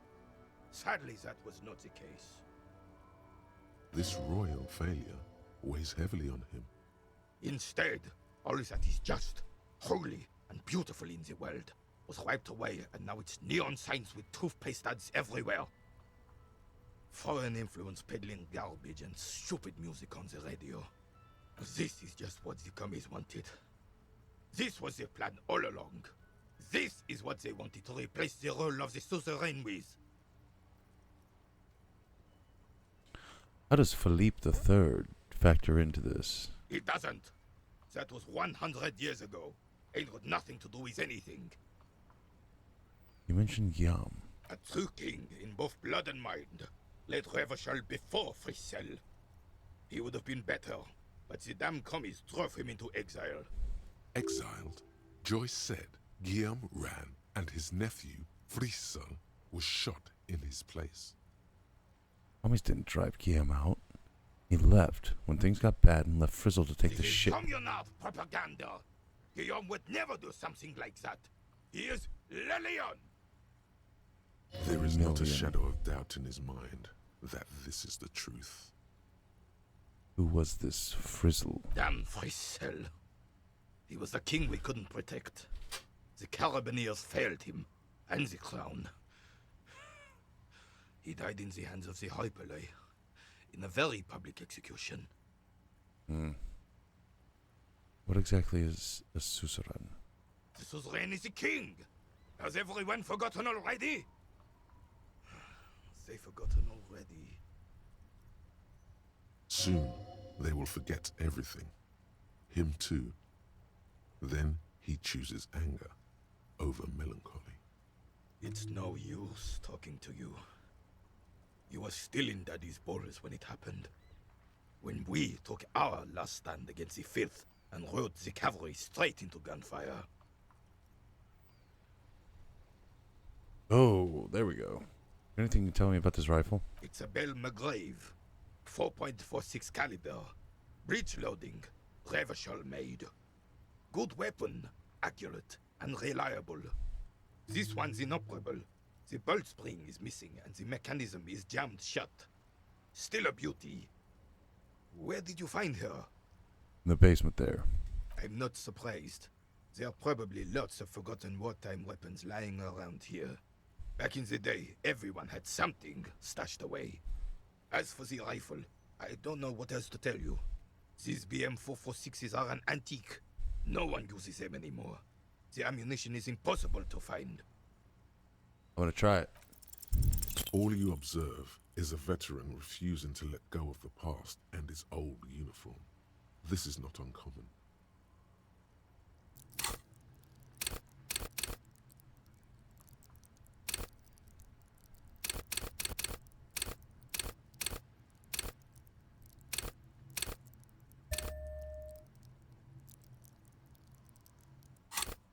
This is the uniform of the Royal Carabineers in service of Frissel I, Guillaume Le Lion, and the valiant King Philip V before him.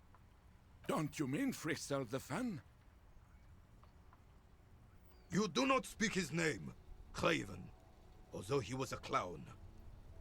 But he was our clown, ours to ridicule and to mourn. There's something you missed. You will get to it. Don't worry. Still, all you see is an old soul. Anything else I can assist you with, officer? Thank you for your time. Okay. Anything here? It is such a pleasure to see you again, officer. How may I head the citizens' militia on this fine day? You mentioned Jean-Marie Balieu. Who is that? Oh, sweet Jenny. She was the finest woman in all of Revachol. Maybe the entire world. Do not defile her memory, Gaston. Let her rest in peace. The recording voice? His tone lacks its usual intensity, like he doesn't feel he has the right to speak on the matter. So you both know her? We knew her, all right. Lived on the same street our entire lives, just 2 houses apart. The 3 of us have been best friends since we were 4. She was René's first girl back when the prick was 16. They were courting till he decided he'd rather die for some great ideal than just be happy. And then you stole her from me. Do not intervene. Well, technically, you stole her from me, because we'd been pretty close ever since you two had that falling out over the ink you spilled over her pretty yellow dress. We were just boys then. This was different. You... The tall veteran looks at you and nods. No point starting this all over again. For the 1000th and the first time. Especially when we have company. Officer. What happened to her? She died of pneumonia 2 winters ago. It was a quiet passage. Peaceful. I love how I just have the fucking flashlight in his face. René and I were both by her bedside when she... died. No use sugarcoating it. Won't bring her back, will it now? Departed.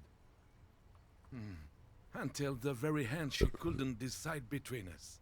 The most indecisive woman I've ever met. A quick grimace of pain passes over René's features, but he immediately regains control. His face now a dispassionate mask again. Why do you think she was indecisive? She could never make up her mind about anything. What to have for breakfast, favorite color, or which one of us to marry. Look in his eyes. Is happy and distant. She was always leaving one of us for the other, but never long enough to actually get married. Nothing wrong with weighing your options first. Heck, technically, we're both still engaged to her. You always confused her. Couldn't let us be happy. Seduced her with your fancy words and pastries. Pastries? He suddenly remembers you are still there. Falls silent and turns away. Thanks for sharing. Of course, officer. Memories are all we have left. A man so principled about his sandwich calls for a principled approach. Time to get political. I'm already tripping knee deep in politics, baby. Now, unleash the fury.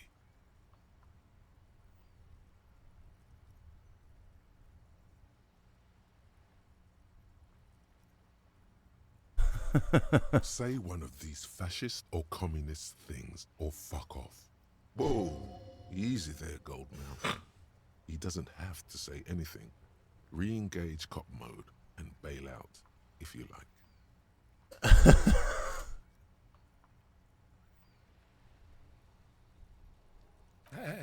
I don't think that's gonna happen. Why would you even...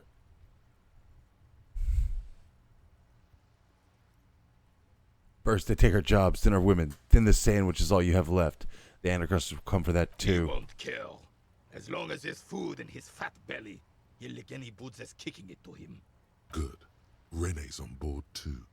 Time to take back the streets. Right-wing populism. Here we come.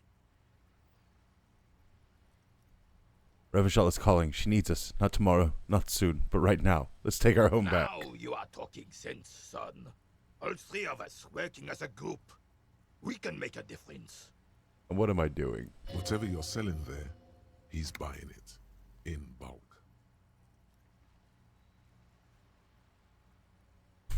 Men, let's review and possibly redistribute our resources. What do you mean, officer? Ignore him. You are addressing the entire group now. I'll be Unit 1, Ghost Dog, and you, Gaston, are Unit 2, the Royal Hounds. Agreed. What about the whole group?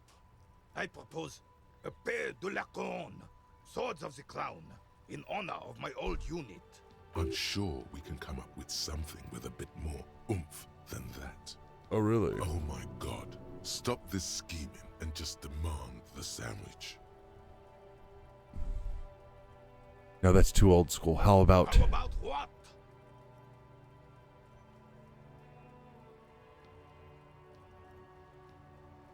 Yums millions. It's weird. I don't like it. We'll go with mine for now. And you, get excited. His tone leaves no room for arguments. Giving orders is a second skin to the old Carabinier. All right, all right. I have a bad feeling about this.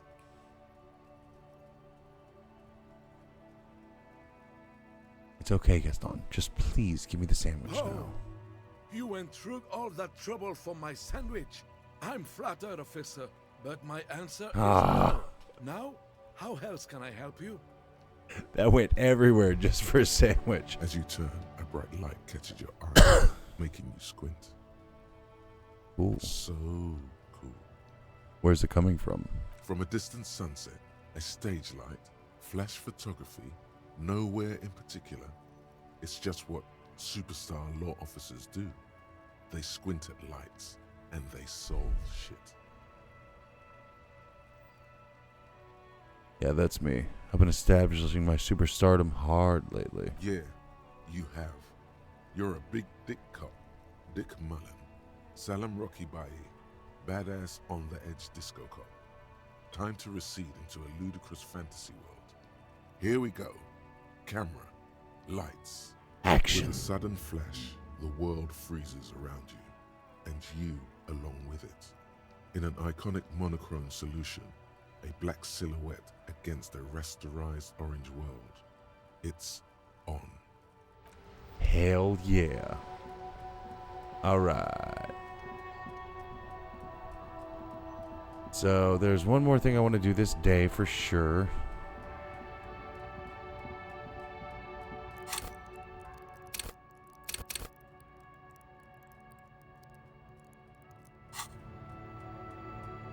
I want to put one more point into rhetoric. So I need to do 50 more. Wait. 60 more.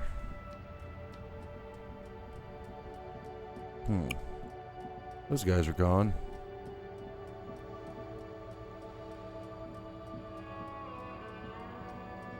Now that they're not here, I will...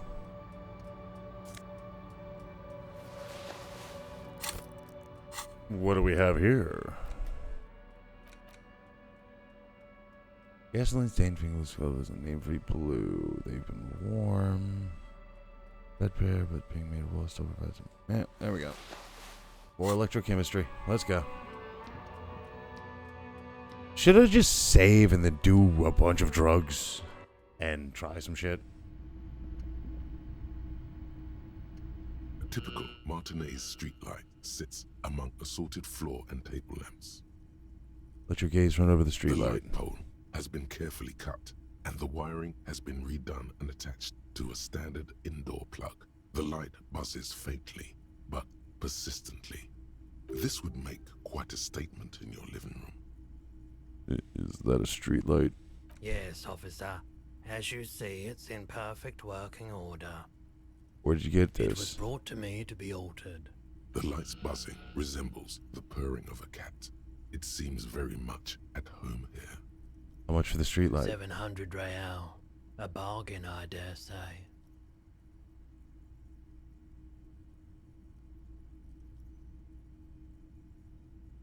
Even taking into account the risk of obtaining the light, that seems a bit There's steep. also the matter of rewiring. But the most important transformation is the light's placement among ordinary indoor fixtures, which has adjusted its morphological field. The light became suitable for use inside the home just a few days ago. I'm good.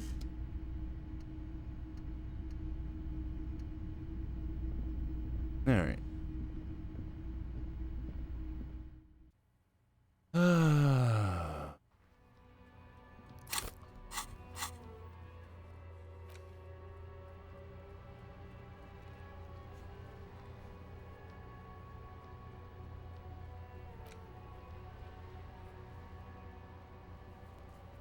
Oh, yes.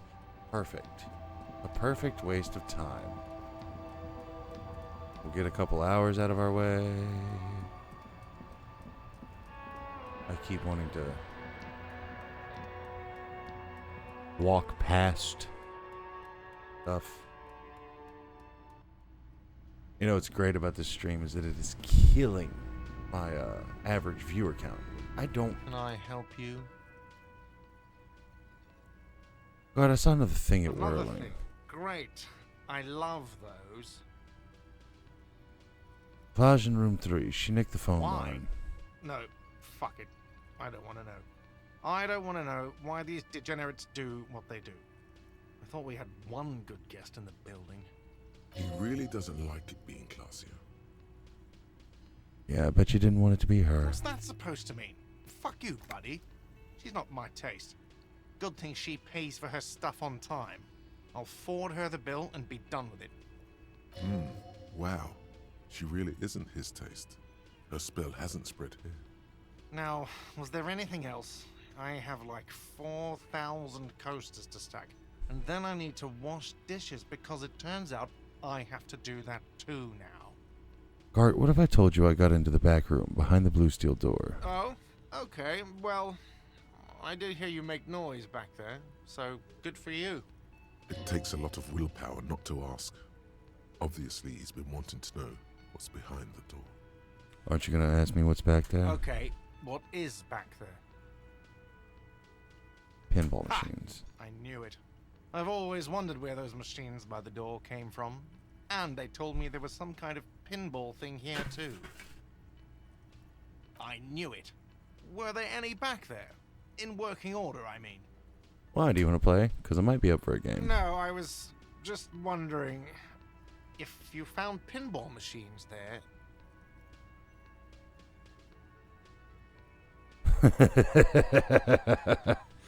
You're thinking of selling those pinball machines. I want a fat cut. See, sweet shit. I'm a disruptor. Those machines are Whirling property. But if it makes you feel any better, I'm not planning to sell them. It wouldn't hurt to get a little life in here. Other than the hellish karaoke machine. That one's always causing trouble. Yeah, those numbers he's adding up must be making good sense to him right now. Sounds like he cares about the place. He's not going to be overjoyed to hear that it's part of the doomed commercial area. He should still know. You have to be forewarned about these things. I have to warn you. I may have discovered that the Whirling is part of the doomed commercial area. Why would you say that? We're at a completely different address from that whole thing. The Whirling is listed on the intercom outside as one of the businesses in the Building B. You should get your wiring fixed. I tried to call and couldn't reach you. I've been working here for a long time, and that intercom has never been used by the Whirling. The Whirling was once the East Delta Pinball Arcade before it failed. It's only a matter of time before the Whirling fails too. perhaps the whirling will escape the Does curse. this look like part of a doomed commercial area? This pre-revolutionary tilework, these high ceilings, the nice rooms, well, most of the rooms. For 14 years, man. That's how long I've worked here. I've kept this place up through hail and through sleet. Fuck me, if some doom ghost... He's done a fine job too. Though he's spoken of the place dismissively before, the hostel is actually very important to him.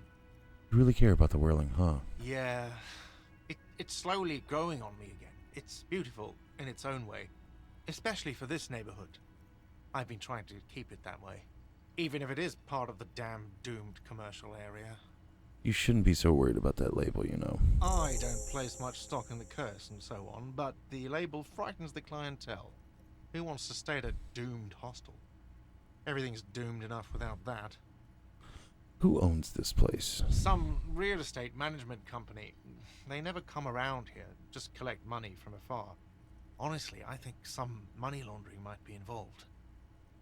Who named it Whirling in Rags? Well, it sure as hell wasn't the real estate company. You did? You look surprised. What? It's a great name, I know. Cafeteria managers come up with great names too. It's from a song. A song? Hail, Holy Queen, by the Ateniers. Hail, Holy Queen of the Sea. You're whirling in rags, you're vast and you're sad. Good pick. What about those other cafeterias you manage? What about them? One is a basement dive frequented by chain-smoking communists. I can't tell you how sick I am of Kraz Mazov and Ignis Nielsen and all those old ghosts. You're guessing there aren't that many others. Well, good luck to you with this place, then. Luck has got nothing to do with it. I need to think about where I'm going to place those pinballs. I have a feeling they're going to help. Against the doom, it's implied. So, if you didn't have anything else to tell me about my establishment, can we, wrap it up? Yes? Goodbye. Let's go talk to Klosh again. After Actually, I'm not even gonna... Yeah. I'm gonna hit a BRB real fast. I have to use the restroom.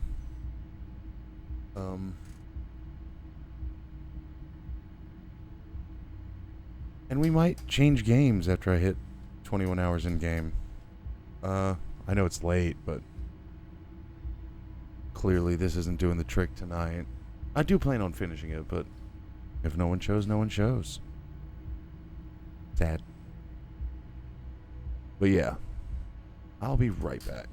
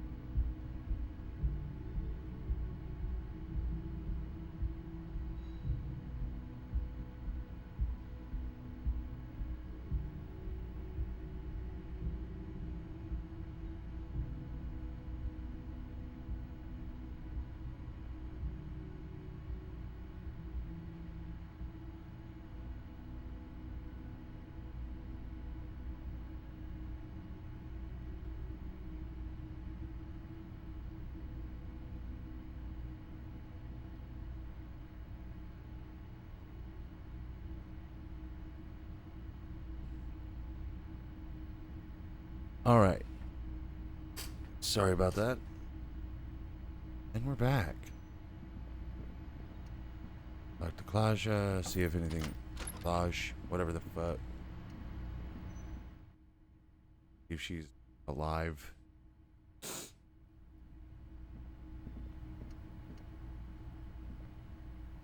Dead person thing.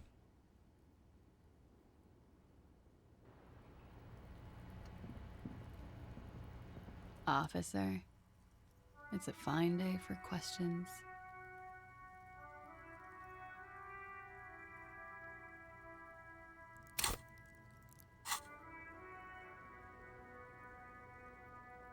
Can I ask more about you for the Sure. record? That's The it. record. So official. Well, shit. Nothing new's come up yet. Can't tell her there's a bullet in homie's head yet. Super sad.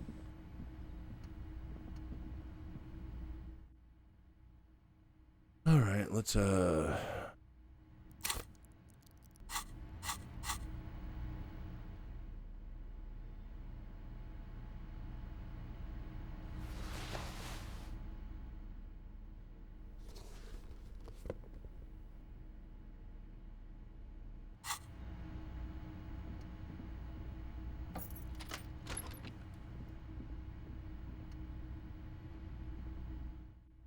I'm gonna try one last thing.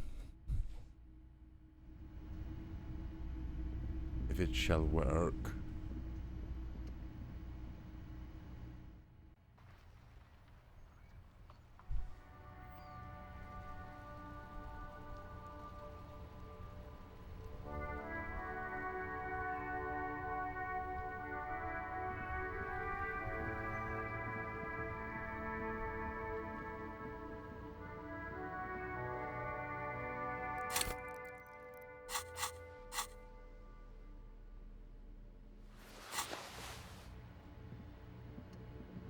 Alright, let's try this.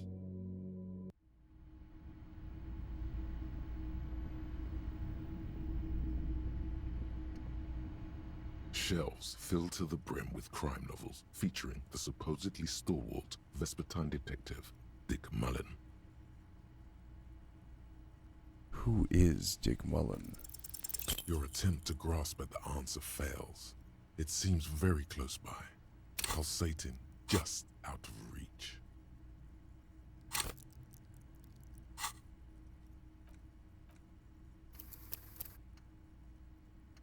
Wow.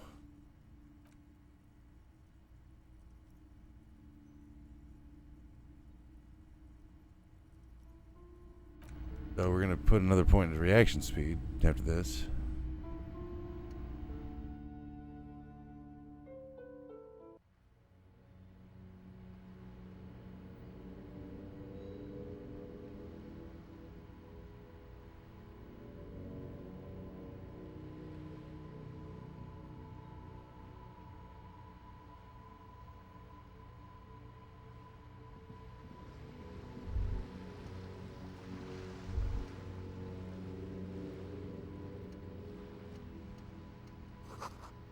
Book appears to be erotica, but without actual erotica.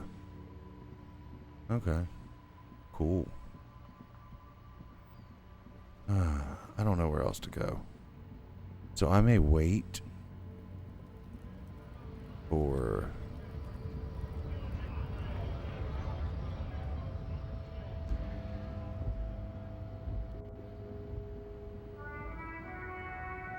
Wait.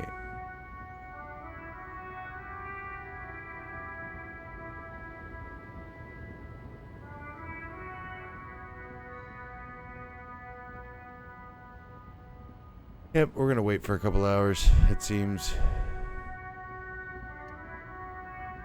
An old monument. Leave.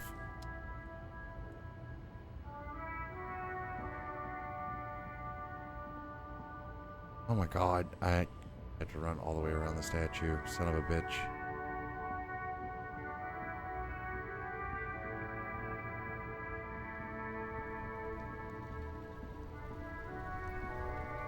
So, does anybody know about the drug trafficking thing?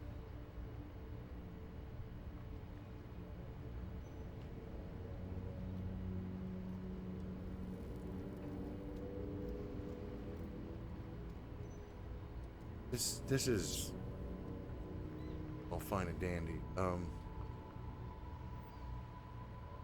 like, not really.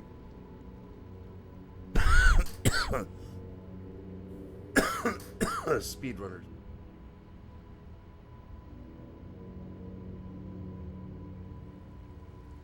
All right.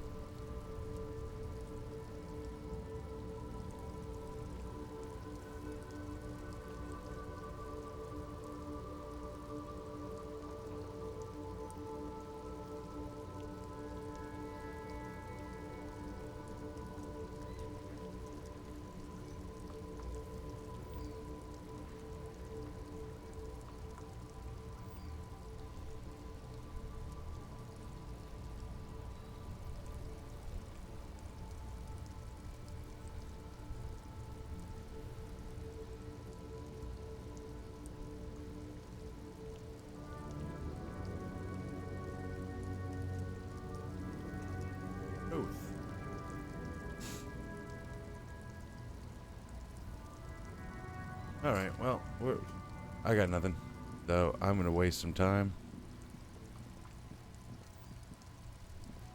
You sit on the wind wall. Twiddle your thumbs. The twiddling barely keeps your hands warm against the frigid wind blowing from the coast. After a while, you've had enough. Stare into the sky. Time passes. What events led you to sitting on a bench, completely drenched? The coast is bleak. The rain is bleak. Your soul is bleak. Think deep thoughts. Wait 1 hour. Time passes. You wonder, if it could rain so much that it drowns all of Martinez, then everyone would have to go on about their day in diving suits.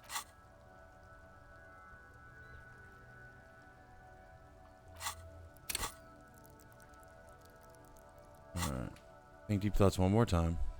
Makes it 18 o'clock. Or, 6. Time passes. O'clock. Whatever.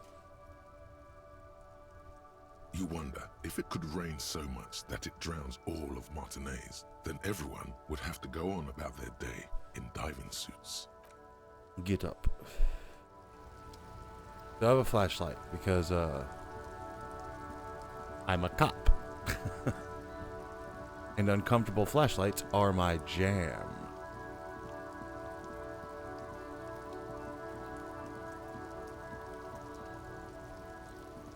Kuno's like Kuno's dad. Kuno doesn't give a fuck about anything. You know what, All drug? right, so you got Kuno's kilo. Here, that's how we split it. It's the best way, street way.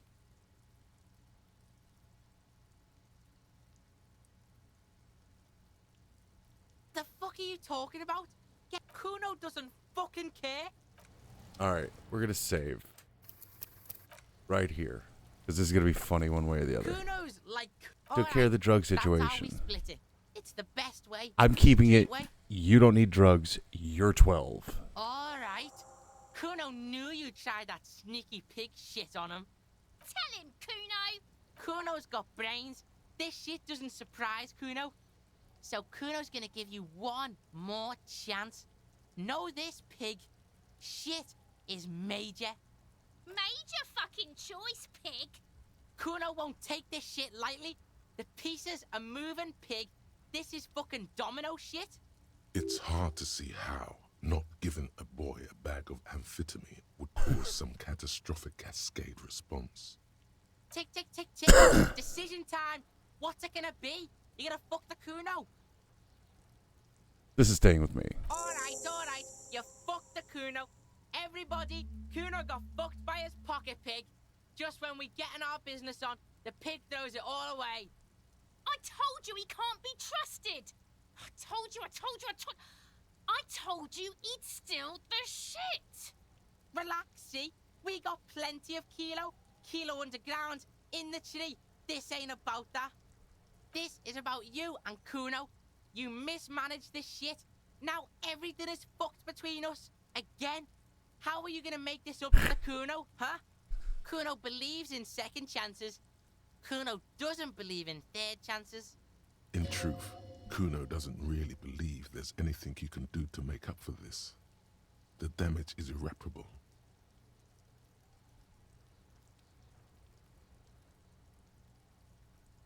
I looked around in there.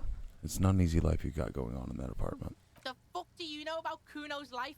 Kuno's got plans. Get the fuck out of here. Yeah, we got plans. 6 meters underground, below piping from before the war, the collapsed remains of the Martinez storm drain system.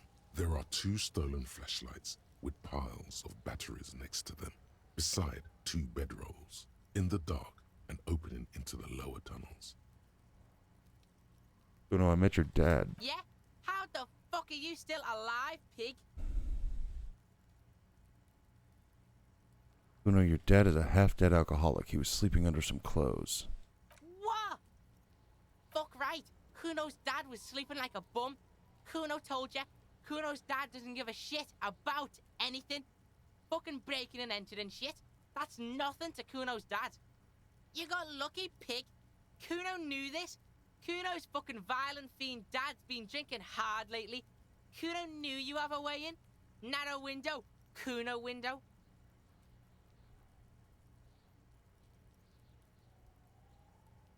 Stop acting tough, kid. You don't have to be scared of him anymore. Kuno's not fucking trying to be tough. This shit is real. Kuno's fucking violent dad's gonna be a vegetable. Kuno knows that shit. Stroke shit. Stomach fucked up and...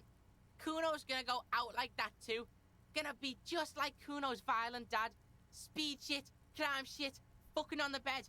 Go out West Revachol style. Stop saying all this sad shit, Kuno. There's a touch of grief in there. Fuck you talking sad? Kuno's got hard shit, death shit, nothing shit.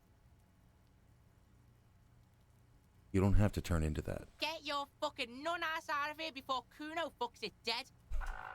You think cause you took Kuno's speed, Kuno's gonna sub like a turn into... Kuno ain't turning into shit. Kuno is that shit. Kuno won! Oh, you won, Kuno! He did not win. There is a crack in there now, and it's spreading across the face of his certainty. There were tons of unpaid utility bills there. Fuck right there were. Fucking 3 years or some shit.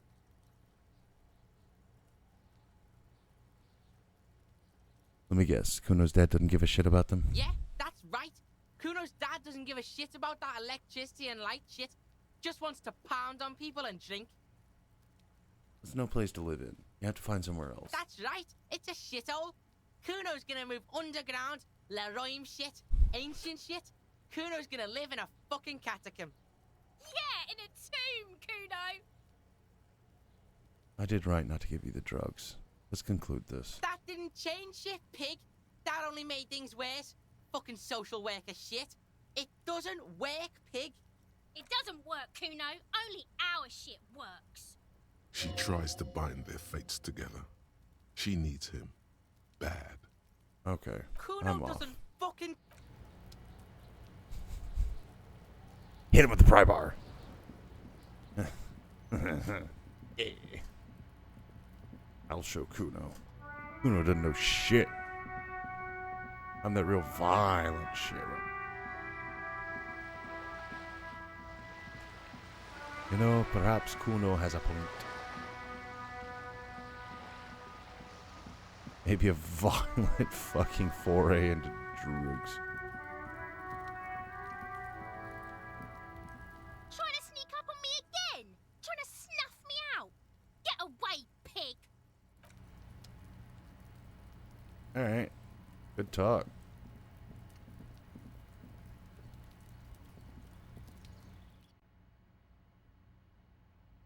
I could just go back into their apartment and see what's going on in here.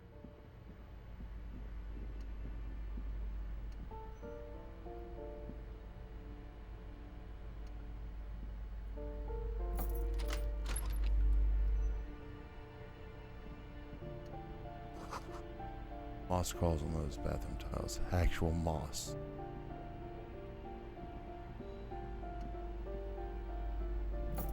Just kidding.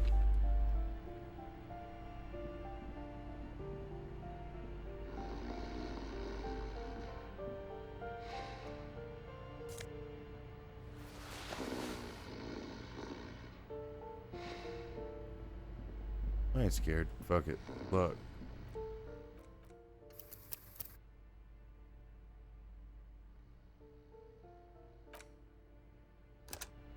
We saved one behind. A bundle of clothes heaped on the bed. A stained parka, some towels and a duvet, some socks even. In the dark, it looks like a nest. Slowly reach out your hand. Something underneath there is breathing. It's not too late. No one's going to blame you for backing out. You don't have to do this. Just get out. Keep extending your hand towards the pile. Your hand touches a greasy duvet covered in cigarette burns and ketchup stains. You hear a growl. There is something alive underneath it. Pull the blanket You off. see a 60-year-old, fat, red-headed man passed out from large amounts of alcohol and God knows what else. The smell of shit rises from his mouth. You don't have to take him down. He's already down. Silence. Only heat emanates from the sleeping body. The pile of blankets grunts. It's hard to say if there's anything left you could do. A change in the socio-economic circumstances wouldn't hurt. The man groans once again, but his tongue keeps failing him. It's impossible to make out the syllables. A hand emerges from the blankets, trying to gesticulate something, and then falls back again, limp and defeated by sleep. A loud snore escapes his mouth.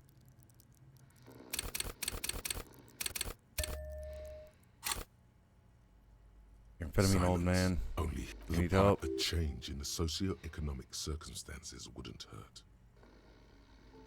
Are you A even lump alive? of flesh is sticking out from under the blanket. It Didn't know seems there to was a be red twitching check. from time to time, Oops. like the paw of an animal who's having a bad dream.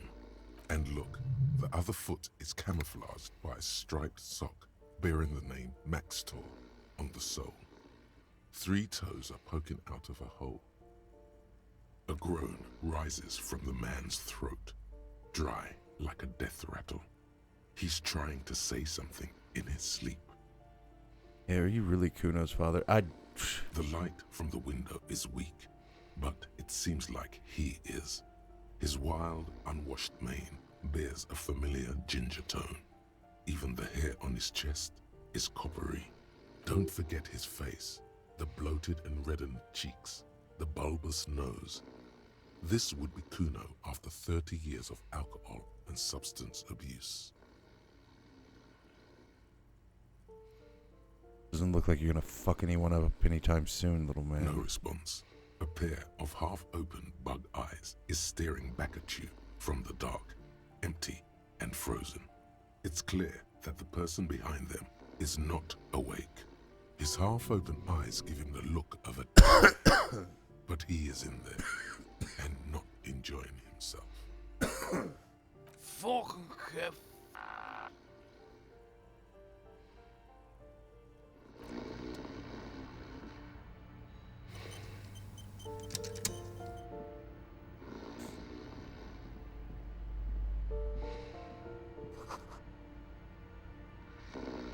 Unfinished homework.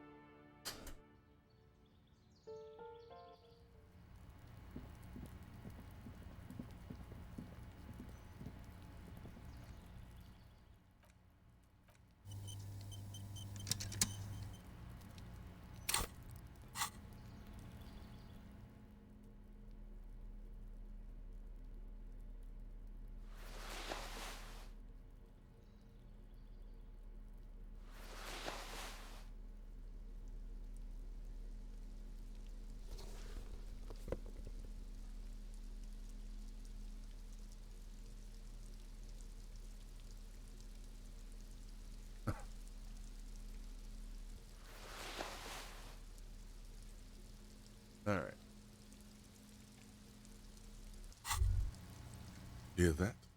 Magnesium. That's what you're lacking. The lack of magnesium has you slouched. So there's a lack of magnesium in me. Yes, and it's critical. Look at yourself. You're practically devolving into a fish due to the lack of magnesium in your bloodstream. I need to mag it up. You need to get so magged up. You've probably had 2 heart attacks and a minor stroke already. And the only prescription is insane amounts of magnesium. You're saying I need to become a magnesium-based life form? Yes. If you want to live, you need to evolve. You need to transcend the carbon barrier. Go to the apothecary and buy insane amounts of magnesium. It will reverse the damage to your circulatory system.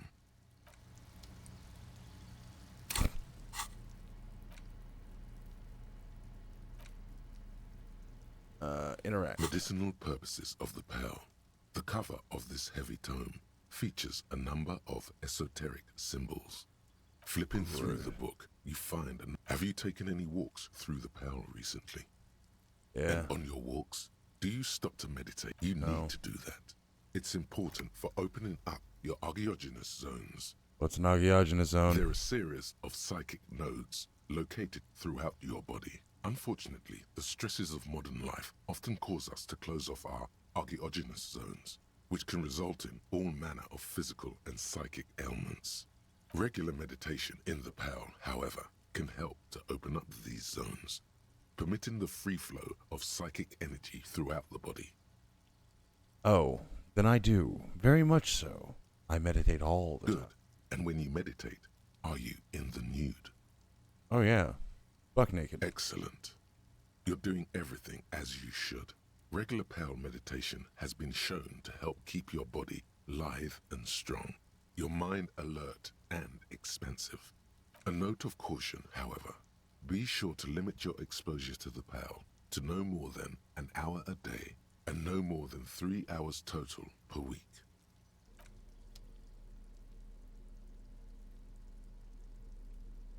The man from Heimdall stares out at you from the cover.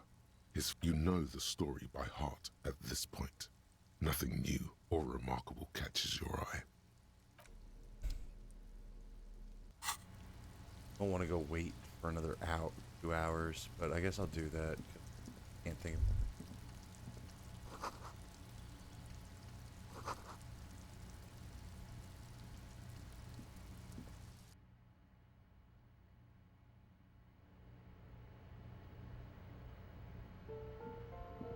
Alright. Let's get out of here. Come back in 2 hours.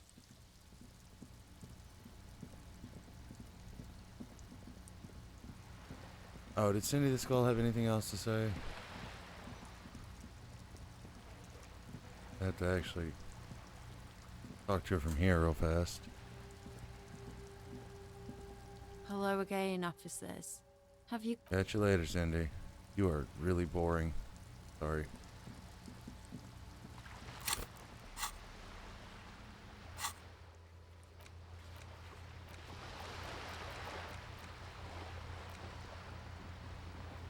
How do I do that?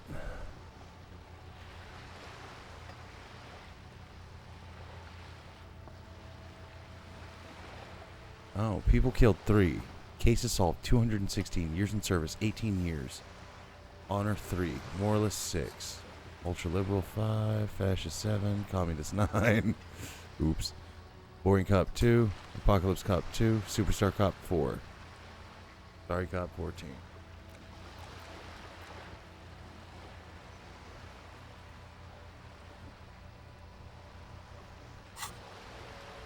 Yep. Okay.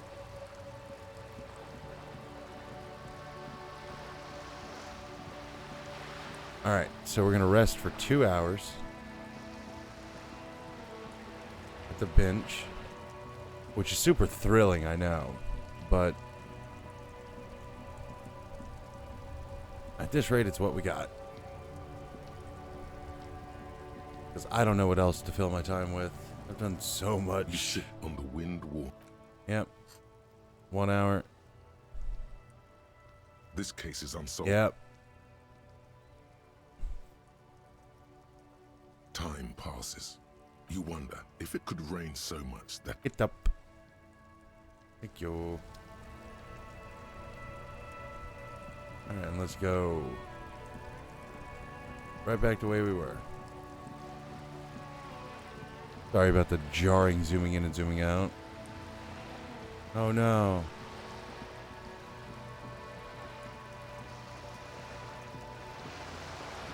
Apparently my body's just telling me to pound magnesium.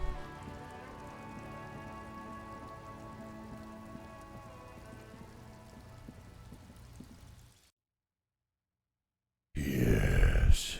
Alright. After this, go to sleep and it's day 4. Actually, accept my...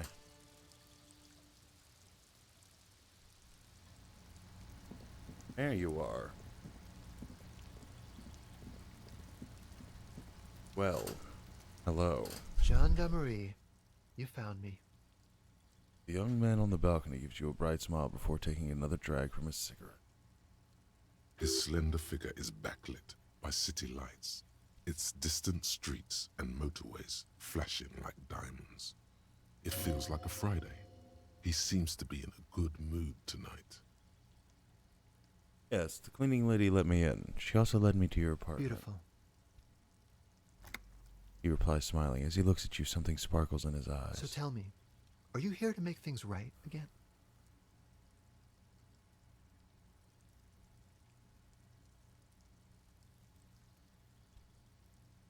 I'm not going to make things just right. I'm going to make them spectacular. Beautiful.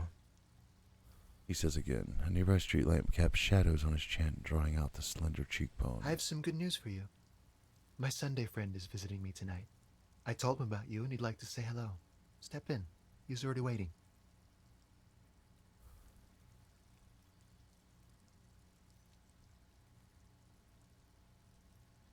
By the way, I'm really digging the view here. Mm-hmm. That's why I chose this place. Martinez is special, isn't it? Is it Friday tonight? It feels like Friday. Yeah, it does feel like the end of the week. Such gentle weather. Even the rain feels nice.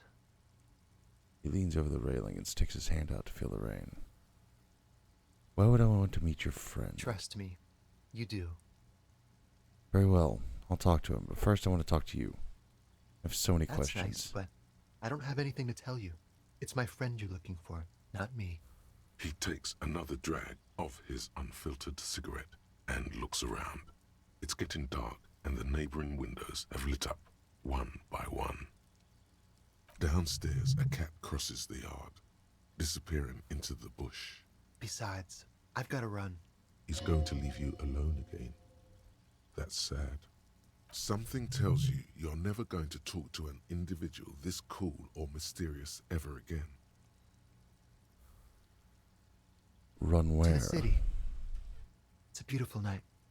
A man on high heels stumbles out of a basement club, music blasting over the entire district. It's chilly, and as the chemicals hit his nervous system, 1,000 shivers ripple through his body. Only if you promise that we'll talk again. It's important. We'll talk. Just not tonight. Take care, alright?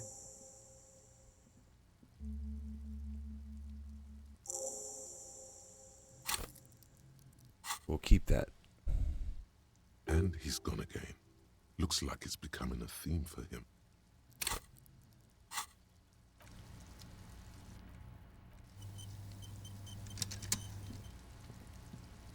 Alright, Sunday friend. Who are you? You're somebody I've met already. Alright. Quarterly Business Magazine.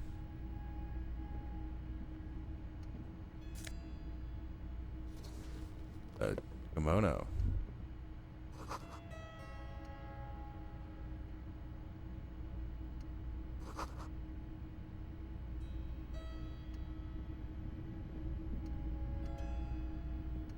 I'll talk to you as soon as I'm done searching your shit. Dates for open lectures at a local university.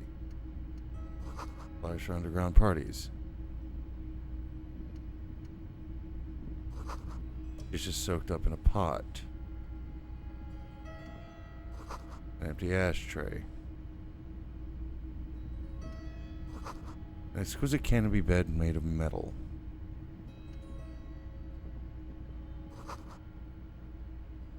Buckets of paint.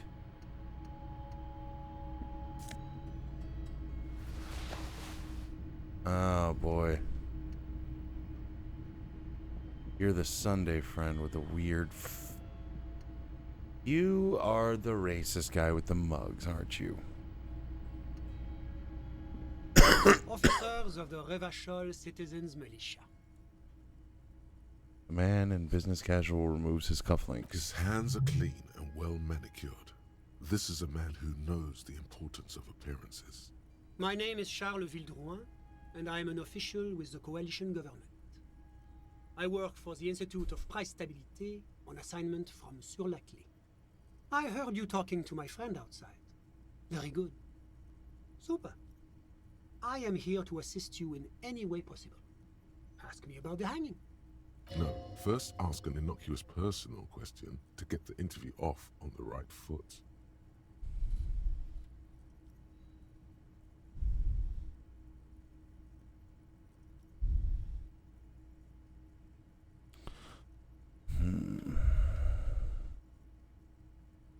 Before we get to that, tell me where you got this beautiful silk robe from. We got it from an atelier in the East Delta Commerce Center. Personally, I think it's a little culturally insensitive, but the material is great. Sadly, the shop is now out of business. That's really all I can tell you about it.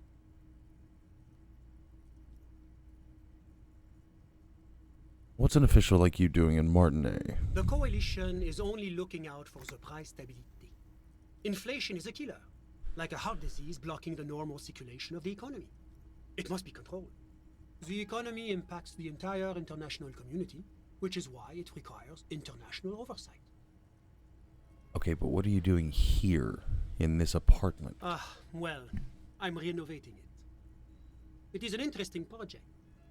The building used to be a 12-story skyscraper before the cannons took the top 4 stories off. This, of course, happened when the coalition forces landed here. You could say I'm undoing some of the material damage the international community caused when we arrived here. So you're some kind of bureaucrat? Yes. As I said before, I am a commissioner from Sur-la-Clé working for the Institute of Price Stabilité. This is one of the main projects of the Moral Inter. Wait, there isn't actually an Institute of Price Stability, is there? Or maybe there is. God, it's impossible to understand whether someone from the Moral Intern is joking or not. What is this international community? La Communauté Internationale is what Revacholians colloquially call the coalition. In other words, the nations that stopped the disaster of the revolution. What is the price stability? It is the most important thing. It doesn't tell me anything. It's the central goal of any sound monetary policy. Maintaining the price stability is essential to maintaining high levels of economic activity, which is essential for maintaining high levels of employment, which is essential for maintaining the social stability. How does this benefit us exactly? Take your daily bread, par exemple. Too much inflation, bread becomes too expensive. Too much deflation, it becomes too cheap for bakers to produce. That's why the Institute of Price Stabilité works to keep inflation just below 2%. Below 2% of what? But not too far below, no. Too below is also bad. Below, but close to 2%. You're not answering my questions at all. The coalition believes in the importance of informing the public about the benefits of the price stability. Transparency is one of our principles. Would you like an informational pamphlet? Okay, sure, give me a leaflet. A sound monetary policy is essential for addressing uncertainty. Stability is the raison d'être of the Moral Inter. It's the reason why I identify as a moralist. But oh, I don't have my leaflets on me today. That's too bad. you can always call our information line.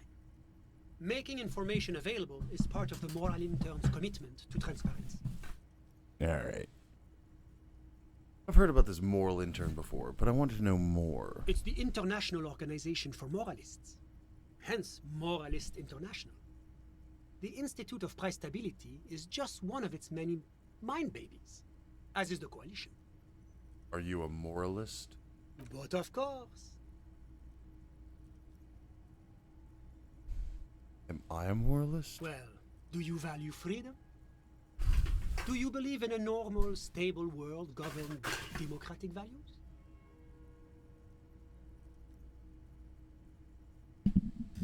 Martinet doesn't seem very normal or stable to me. Martinez? No. Martinez is something else. What about the rest of Revachol? Is it part of the normal world? Revachol is generally difficult. It's led by an interim government, which means it hasn't yet achieved full democracy. But they are working towards it. You're all doing very well here, relatively speaking.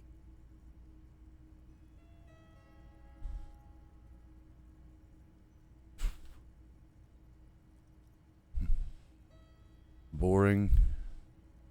Revacholians. It's like every time I'm talking to people, I'm choosing option D. None of the above. Is that moralism? Option D usually the most reasonable answer? Yeah, everything else is super extreme. It's like I'm living with a bunch of lunatics. Sounds like you're a moralist indeed, my friend. Welcome. Moralism is all about compromise and achieving the achievable. It's pragmatic, realistic, and level-headed. An ideology for doers. Are you a doer, my friend? It looks to me like you are. I'm a doer of drugs. Now, enough of this delightful political interlude. Was there anything else you wanted to ask? Tell me about Sur-le-Cli. What's there to say? Sur-le-Cli is a modern, urbanized country that measures very high on the Human Development and Freedom Index.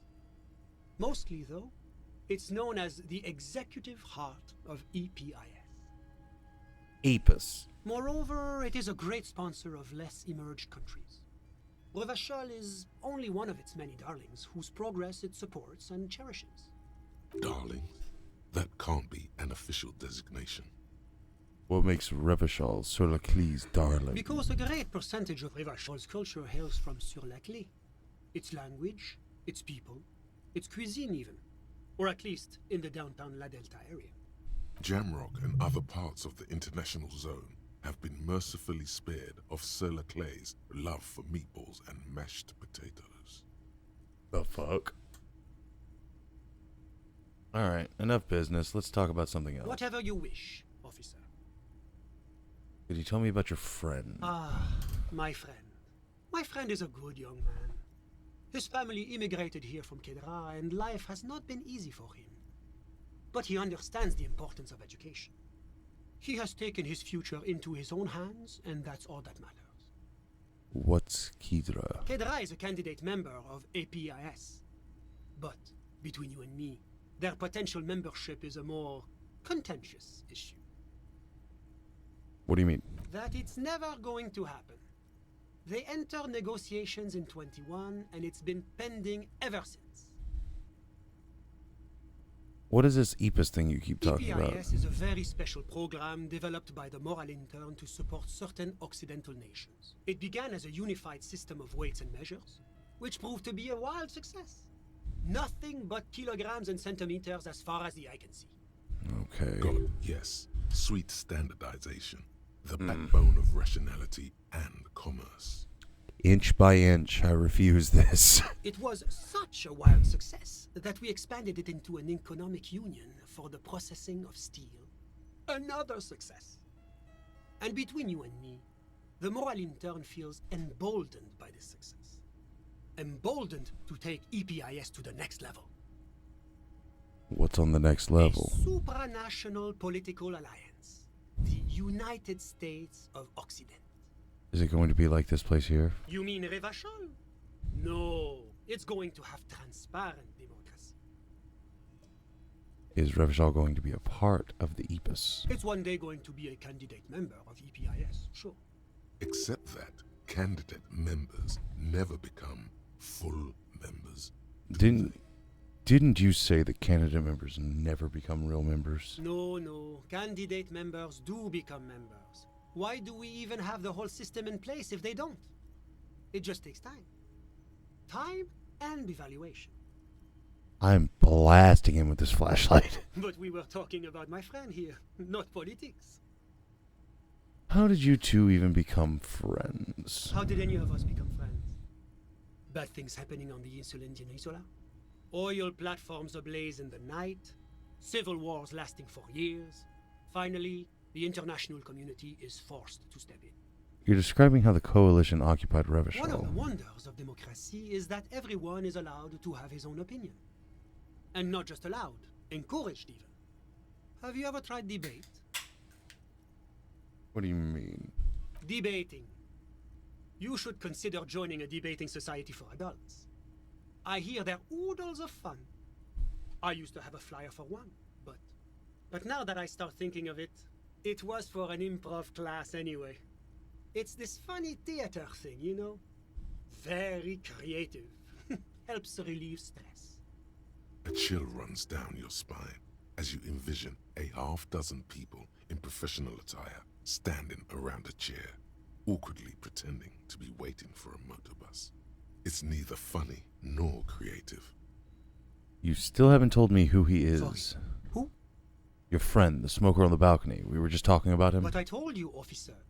He's a bright young man here to pursue his education. Education is the foundation of our future, especially the arts. It is a cornerstone of our civilization. Fine, but what's his real name? Officer, you have to understand. I can't give you his personal information. I'm sure you have your own methods and databases, right? Please don't put me in this situation. All you can tell me about him is that he's here to study the He's arts. deeply enmeshed in the study of the fine arts, yes. Which arts? He's a truly free spirit. He likes all the arts. Perhaps graphic design, printmaking, who knows? The world is open wide for a talented youth like him. What are you doing in his apartment all by yourself? I'm just enjoying the view.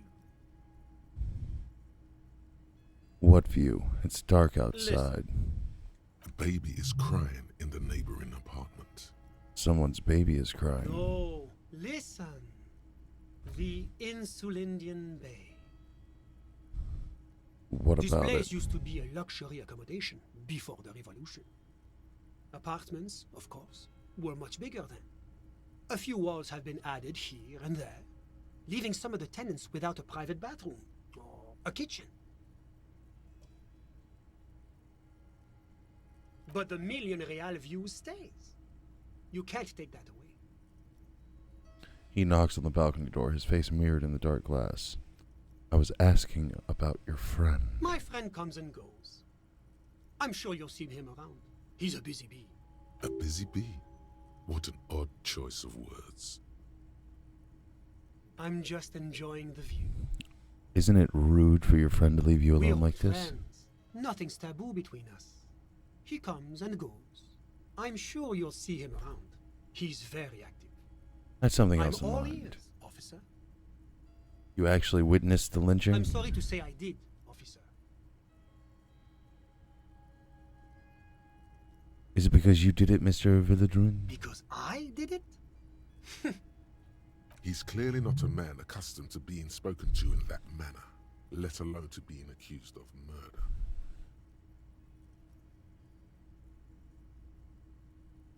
Don't... Don't jerk my chain, paper jockey. You did it, didn't you? What's the meaning of this? Back off, now. This man has diplomatic immunity. It serves no good to accuse him of a crime he didn't commit.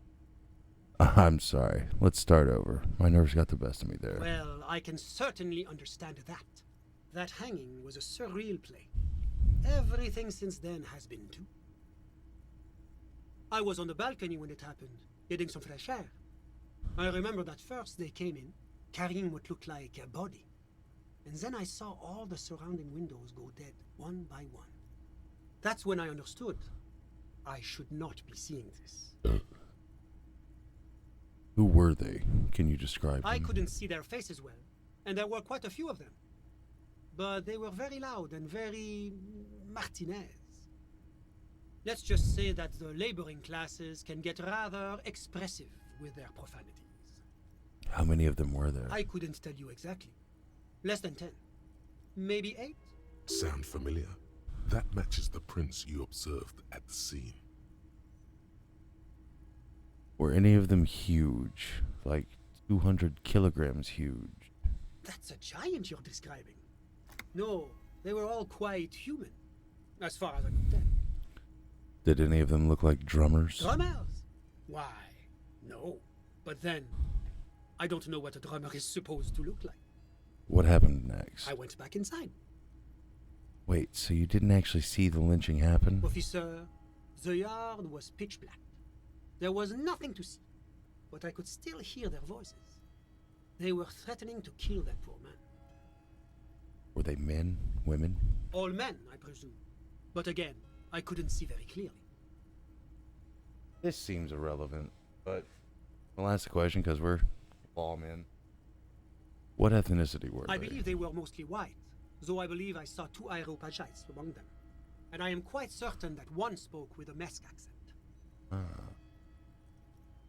What happened next? Well, that's the strangest part, officer. Nothing happened. It was oddly quiet for a public lynching. What do you mean nothing happened? They lynched a guy. Eventually, their shouts died down, and that was all. There were no gunshots, no celebratory shouts, no anything. Why didn't you call the RCM? You're right, of course. That is what one is supposed to do in such circumstances. I was simply in shock. I'm afraid I don't have anything else to add. Can you at least tell me when it happened? All I can say is that it was late. You didn't check your watch? My watch? Yes, now I remember. It was 30 minutes past midnight, give or take. Now, let me get this straight. You didn't actually witness the hanging yourself, did you? No, I didn't see the corpse until the following day. Well, that was a waste of time. I'm sorry I couldn't be of more assistance. Alright, I need to run through this real I'm fast. sorry to say I did, officer.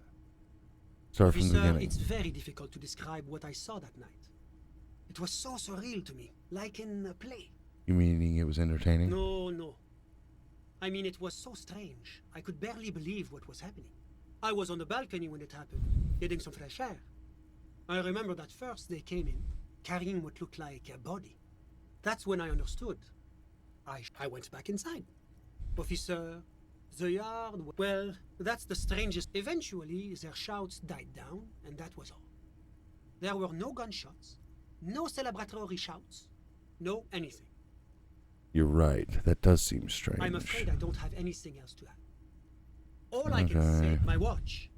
No, I didn't see the corpse until the following day. Those are all my questions. Thanks for your time. Anything I can do to assist the RCM.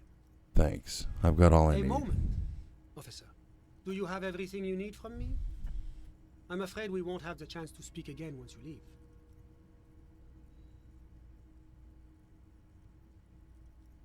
Hold on, why It's can't we against talk later? diplomatic best practices for an official in my position to be discussing murders with local militiamen. And I'm pressed for time. After you leave, I should be leaving as well. That's not the real reason he's so apprehensive. Men in his position shouldn't be seen loitering around in underprivileged young men's apartments in the middle of the night.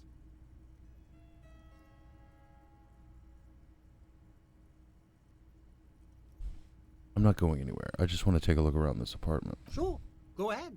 It's a beautiful space. Let me know if you have any further questions. Now.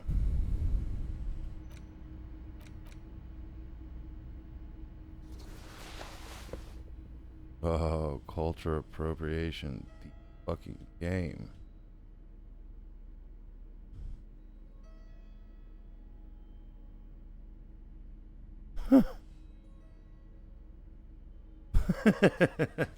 +1 logic. Super logical for a cop to wear this. -1 suggestion. Insensitive bachelor party vibes. Plus drama. Become the dragon. plus electrochemistry. Become an addict in a strange bathing robe.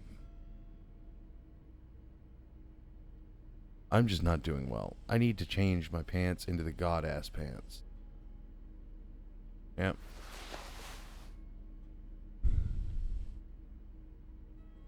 Plus 1 electrochemistry, but plus 1 half-light.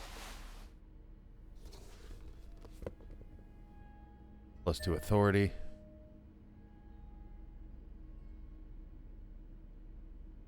That's my jacket now. Yeah.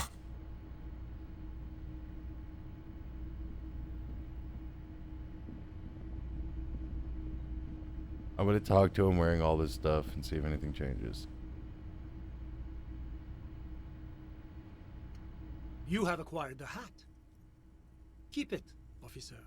It looks good on you. The tone somehow suggests to you that you're starting to become a little sponsored by him as well. Of course. I'm glad I could help. Alright. Was there anything else? The coalition, the economy, and the tide, whatever you I've wish. got nothing else. My friend, I'm all ears. Of course. Alright, I've got everything I need from him, I guess. I guess.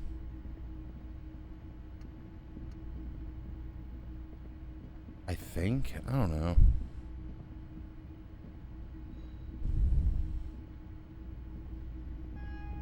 I'm not gonna look it up, so I suppose I should just go bathe. Oh my god, I just realized that Kim is, unless I change.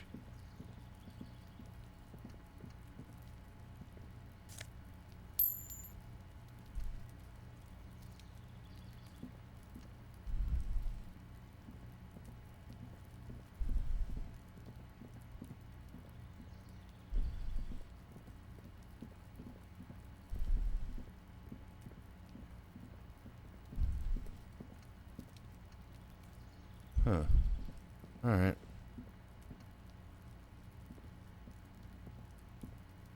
Let's move on. Let's see what's going on. I'm going to pull up my,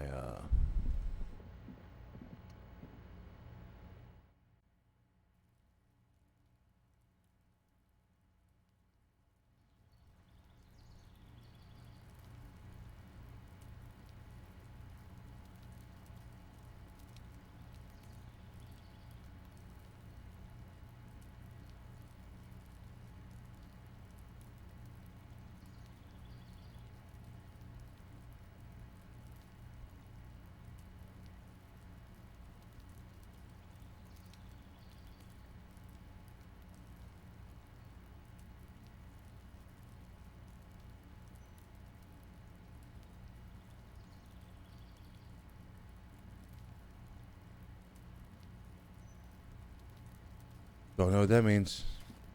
Hang on. Let's go to sleep, I guess.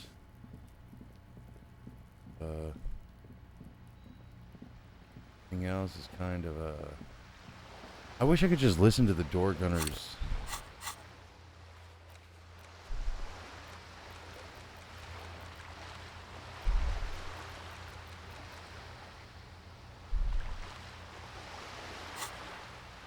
Oh, man. I think I just need to go and...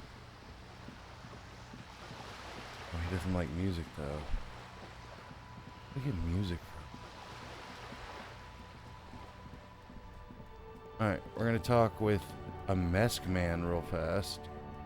Oh, he's gone.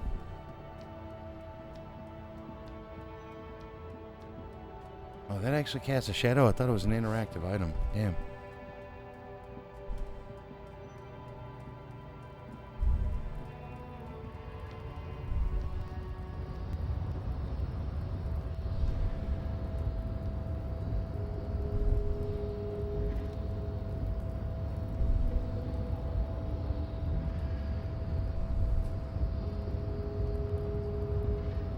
Hold on.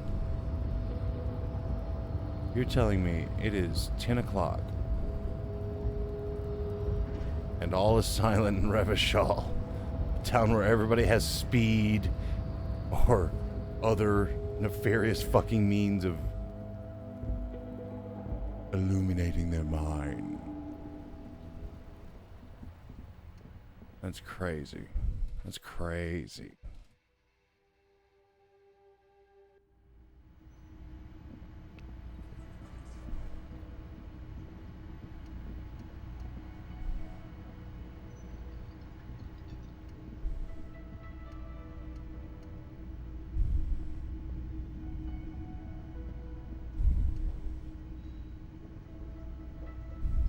It's all about money, you know. Yeah, good talk. You suck. Okay.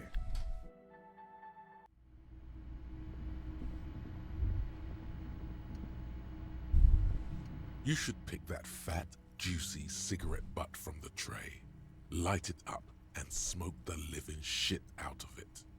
Am I a smoker? Who knows what you are? A monster, a murderer, the gnome of Jeroma? You feel like a smoker, especially when you look at that juicy, succulent, seductive cigarette stub, still smoldering deliciously. But she broke it at the filter. I can't smoke How that. very astute of you. This renders it ineffectual. You should look for a whole cigarette, or better yet, an entire pack. Strike that. A carton. Make sure they're all healthy and able-bodied. Then smoke them all. The idea seems to make your neck expand. Suddenly, the garish tie feels very snug. Like a cat rubbing itself against its owner's calves.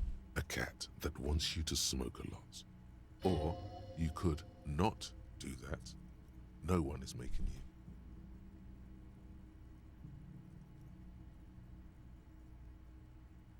Yes, I should do that. Good. They'll make you stronger and better. You're too old to be cool now. But find cigarettes, smoke them, blam. Instantly a cool renegade man. A mystical red dragon with smoke rising from his nostrils. Okay. Plus, smoking them gives massive bonuses. If that is the case, we're going to do two things. We're going to go talk to Miss What's-Her-Name. We can go see if she has a cigarette.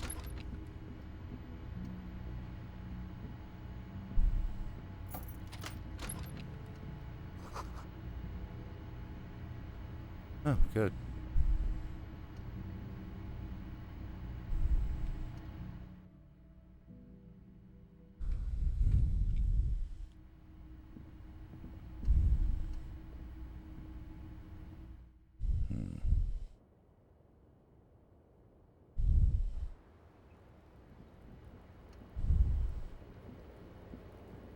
I was just thinking, what a nice evening it is for taking part in a murder investigation.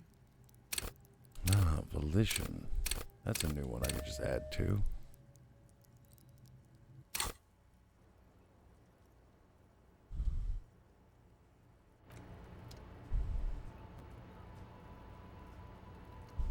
I was just thinking, what a nice evening it is for taking part in a murder investigation. Fuck it.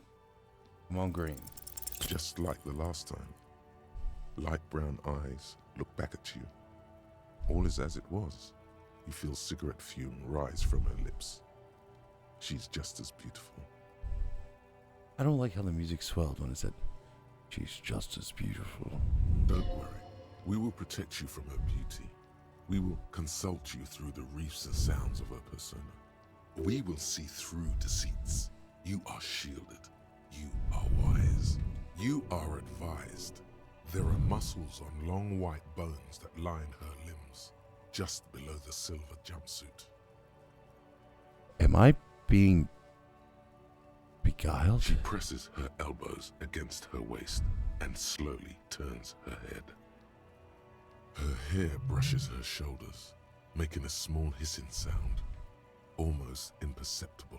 Let's run it again. She presses her, okay, her same hair exact brushes. thing. The strange moment ends.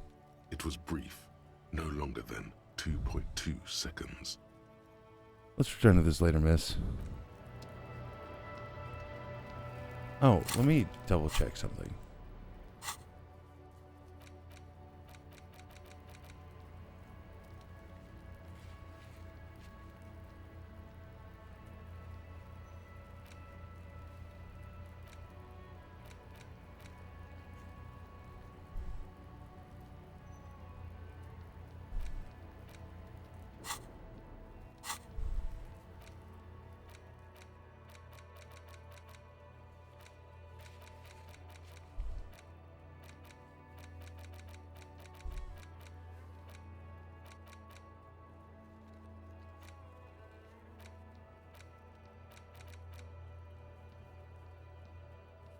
Ah, gotta do that.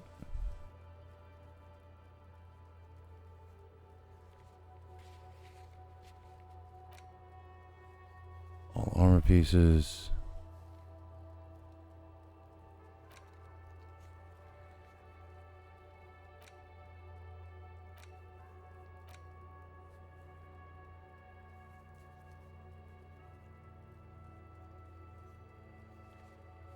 What do I need for that? Okay. I mean, it's been a whole day. Maybe while I'm here, I can just ask her real quick. I was just thinking, what a nice evening it is for taking part in a murder investigation. Alright. This is clearly a go to sleep and come back thing. I say clearly, it probably isn't. But hey, whatever. Not like I'm not right here. But also, we're going to bathe before we sleep.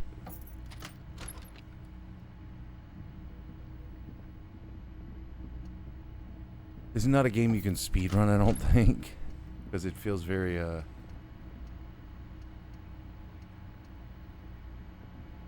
mirror hangs on the bathroom wall. In it, your face, adorned with the expression.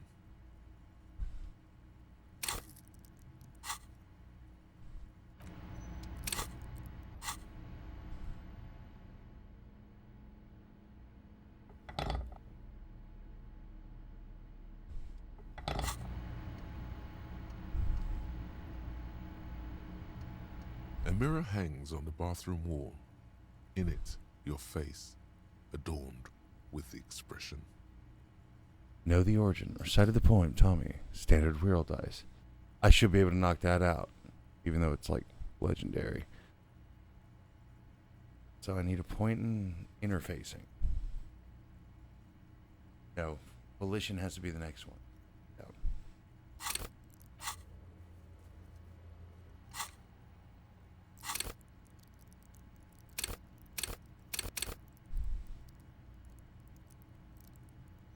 30 points away.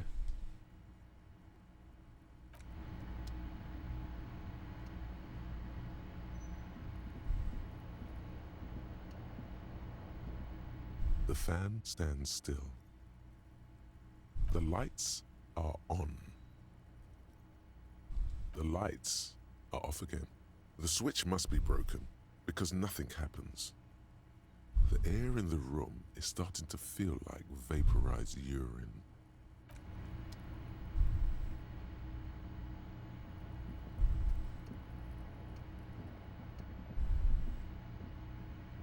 Damn it.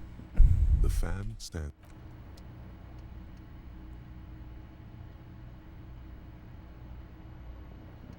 The bed is still cold from the broken window, and not too inviting.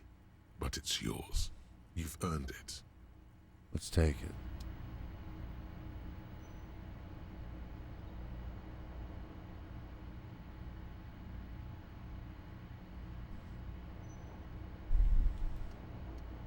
The bed is still cold from the... Go to sleep. What the fuck? It's not easy, but your bones are so tired from what feel like weeks of work on the case. You have to try. After what feels like hours, you feel you might be sleeping.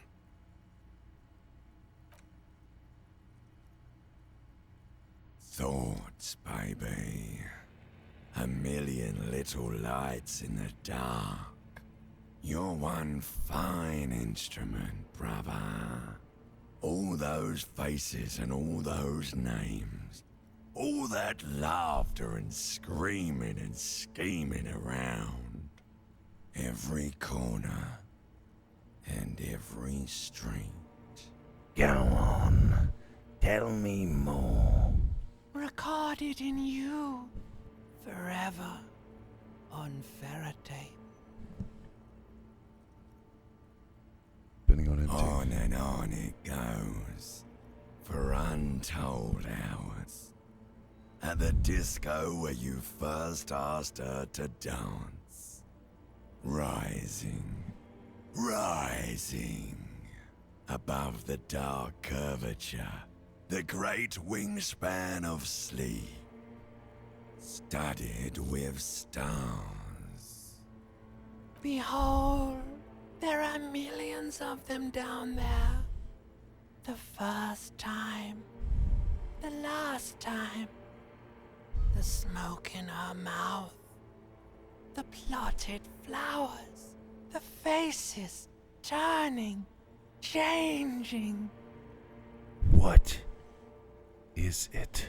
It's the world, Harry boy, and you're made of it. Every day you're out there, you make more of yourself from it. I'm afraid you can't be unmade now. You can never forget this shit. The rain. The snow. I don't want to. It's beautiful. Beautiful. It's stuck on loop, whirling, spitting out words and images. You're the son of the world again. Harrister, a ceaseless agent, picking up litter and old newspapers, collecting your little bubblegum wrappers and idiotic picture postcards. Meaningless, meaningless keepsakes. Reading your awful letters and recalling things, aren't you? The endless names of the world. An address book you are. The map of a city. That's right. I am an agent of the world. You'll go insane if you keep going like this. One more day, and you'll be in the loony bin. I just know you will. And for what, brother man? For the money, baby. For the greater good. Solving your little crossword puzzles. Doing your tasks. Crossing names off lists. Trying to become some sort of world detector. It won't make it okay. It won't put smoke back in her mouth.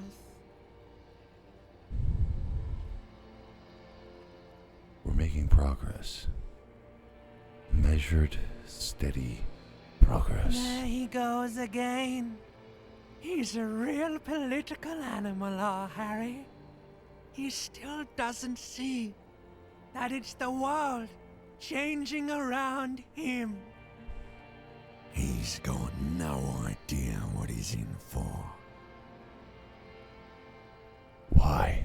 'Cause only love can break your heart. Feel the pillow under your cheek. Beep, beep, beep. The alarm is ringing, Harry. The disco circus goes on and on. You barely slept 3 hours last night. You can do it. It's nothing. Do it for the city. Go. Do it for the wind. Do it for the picture puzzle. Put it all together. Solve the world. One conversation at a time. I love this so much. Do it for the city. Then the hairs on the back of your neck stand up as, do it for the wind. And then your mind just says, do it to solve the puzzle. What makes everything feel cohesive. Like, it's beautifully well written for like the internal struggle I get.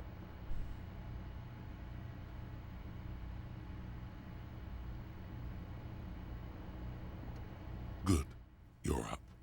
Listen, there's something that's been bothering you for a few days now. What is it? It's a suspicion, or a feeling, really.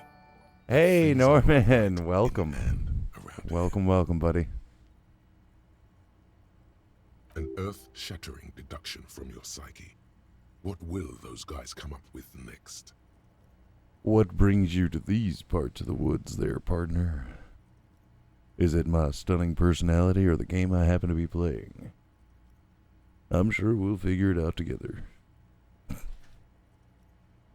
Okay. Every day, things seem to spin more and more wildly, out of control. The center isn't holding. And despite your efforts to moderate and contain these energies, things only seem to be getting worse. Right. Well, let's get right to it. What needs to be done? You've got to find out who bears la responsabilité. Ah. I thought I was assigning responsibility for the murder. Harry, you're thinking about this too narrowly.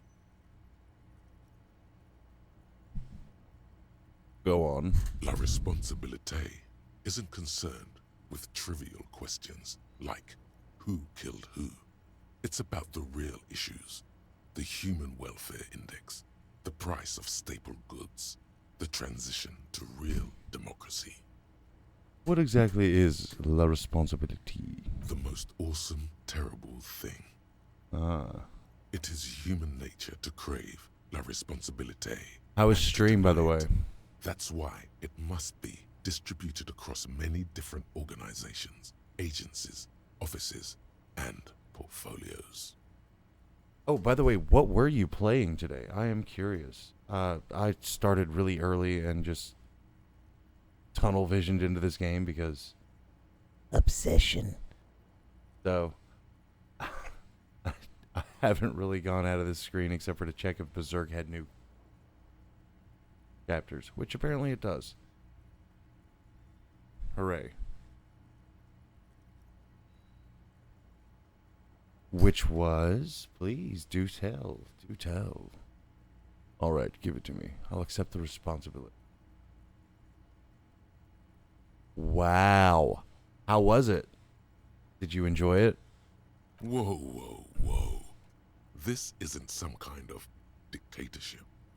You can't simply seize la responsabilité for yourself. It must be given by a legitimate authority. Okay. Like a committee. Do we really have time for all this? There's always time to follow best practices. Once someone's decided to cut corners for the sake of expediency, who knows what else they're capable of? Swift, decisive action.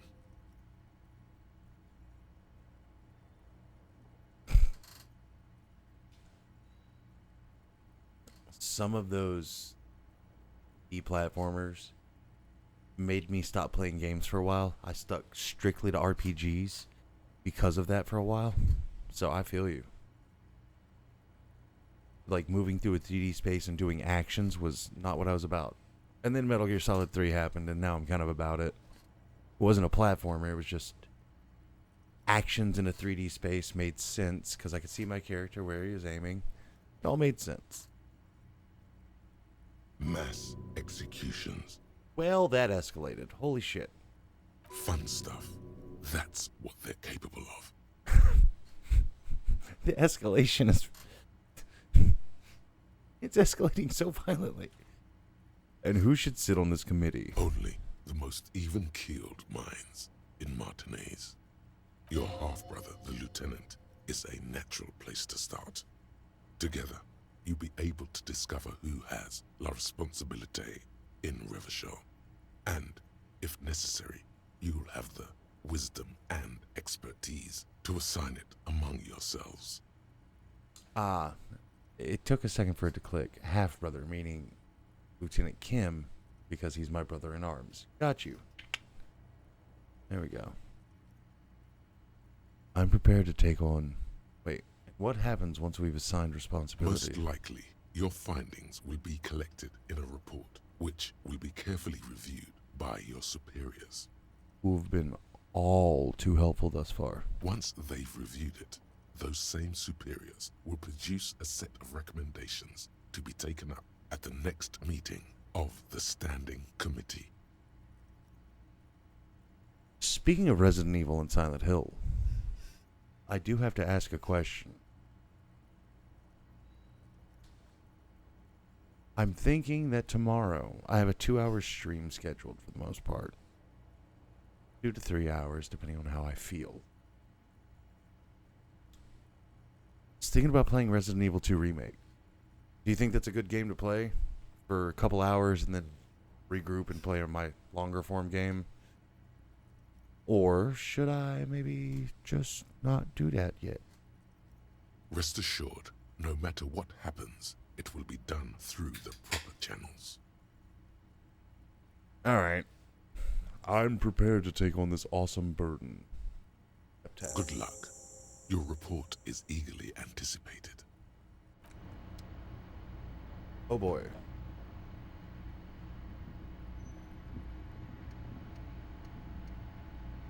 Apparently I was only able to take one fucking bath. Fair enough. Well then tomorrow at 9:30, prepare for that stream. If it happens to be something you're interested in. I've never played it, so I'm kind of... Hey, there we go, buddy. Yes?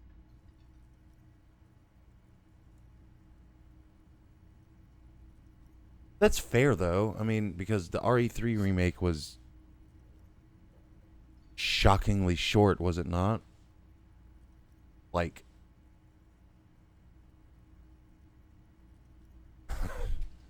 Kim, we need to talk about responsibility. I'm glad to hear it, Detective. I was wondering when we'd get to this very subject.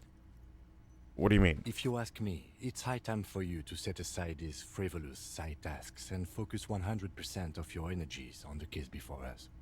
No, I meant like la responsabilité. You know, the kind that gets assigned? Why are you pronouncing it like that gentleman from the Institute of Price Stabilité? You know what? Forget it. What specifically are you trying to assign responsibility for? Oh.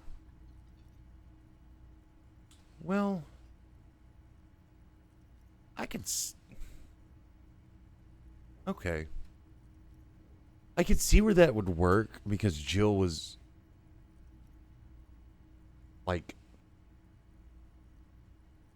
Oh, Claire first, then Leon?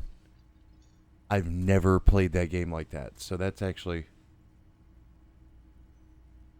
Because, okay, so with Resident Evil 1, wasn't Claire's or Jill's playthrough actually, like, harder than Chris's? Oh, it'll make more sense. Okay.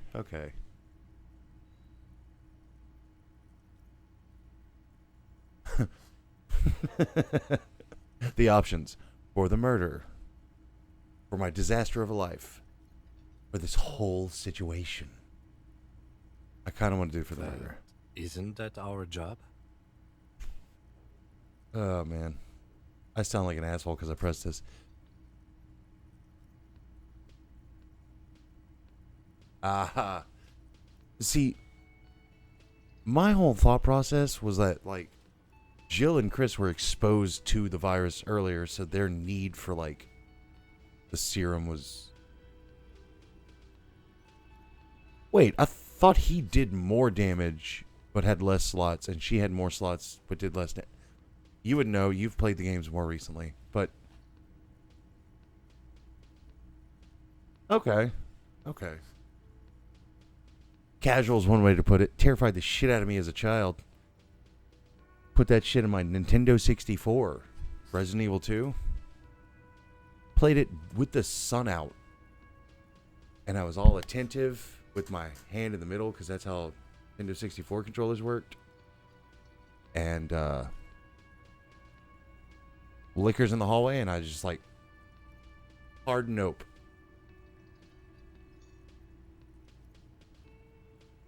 spoilers, Norman. Gee, stop. No, I know. No, it's more nuanced than that. There's like this whole historical or socioeconomic dimension to it. No, I understand. Oh, yeah, I know. The movie's popularity made the later games feel really like they were trying to catch up to that. Oh, whoa, hold the fuck up. Held message for reason. Sex-based terms. Allow post it to chat. Bite you is not sexual, damn it. I mean, unless you're down. Now I understand. Oh, shit. Hey, set my mouse to where I'm blinding the man. Next, I suppose you're going to tell me you need to form a committee to assign this responsibility. Yes, exact. How did you know? Simple. Because moral intern types love to form committees. In any event, I am just a humble official. I may work under the moral intern's umbrella, but I'm certainly not qualified to serve on any committee. Oh, come you on, know who buddy. may be, though? That Mr. Villedroit, the gentleman you met in the young man's apartment. How do you know this? I didn't tell you any of this. If I were trying to get in touch with the coalition, I would start by seeking him out. But first, you might need to speak with his young companion. Now, was there anything else? No, nothing. Now that you're here, let's go ahead in this lobby and play this tape called the Door Gunner fucking Megamix. In front of the two cops that are clearly chilling undercover. Let's just do this. Did we just not? I swear to God. The porter reel is just what you needed. The reels attach to the apparatus with a satisfying click. The tape is rooted behind the magnetic reader. No, man, no. Don't say that. Oh, man. COVID, a T-virus for a new generation. That's terrible.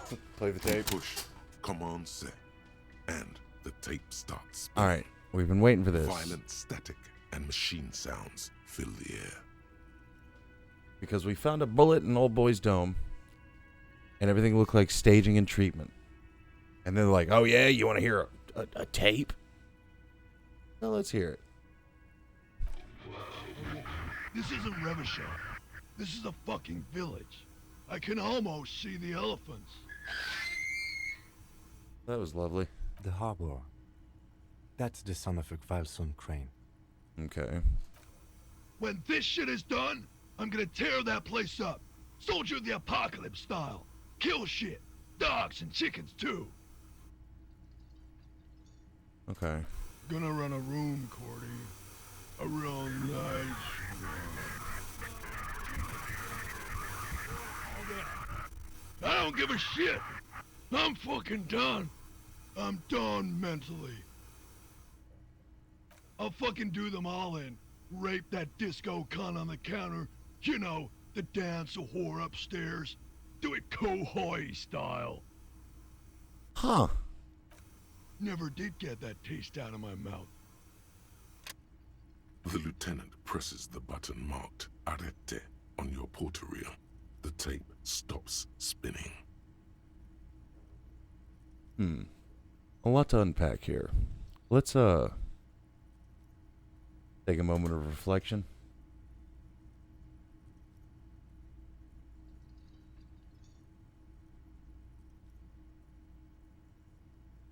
Okay. What was that at the very end? Silence? End of recording. What do you think? It seemed authentic enough. Probably recorded off the shortwave, then edited to seem more incriminating. He sounded like he was on patrol around the harbor walls.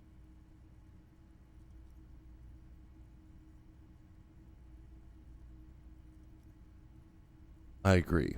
He also sounded inebriated. Still. You're familiar with this look now. This look of suspicion. There's more going on here than we know. Who is this Cordy? One of the other mercenaries, I think. The one he was talking to. A friend of his? What is Kohoi? A village on the Samaran Isola, in South Safre. Grad committed war crimes there, the kind of thing he talks about. You think he was there? Who knows? Maybe the tattoos would have an answer. Or maybe Kohoi is just merc talk for atrocity, slaughter. A symbol of Soldier of the Apocalypse style conduct in a civil environment.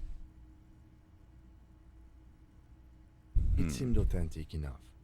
Probably recorded off the shortwave, then edited to seem more incriminating. He sounded like he was on patrol around the harbor walls. But he did say he's going to do it. You can't edit words into somebody's mouth. Indeed, but... You are familiar with this look now. There's more going on here than we know. A village on the south. Who knows? A symbol of Soldier of the Apocalypse style. It seemed authentic enough. Try the last option. Yes. It was just locker room talk. Okay. There's more going so it's on all here there. than we know. Okay, then I what think now? we've got a few more questions for Glacier, don't you? Glacier. This seems to contradict her testimony, at least to some degree. I don't like the spelling of that name, but I kind of like the way the name sounds and rolls off the tongue. Glacier. It's fun. Fun. Like a tourist. I've never heard it before, and I like the name. Whatever. It is what it is.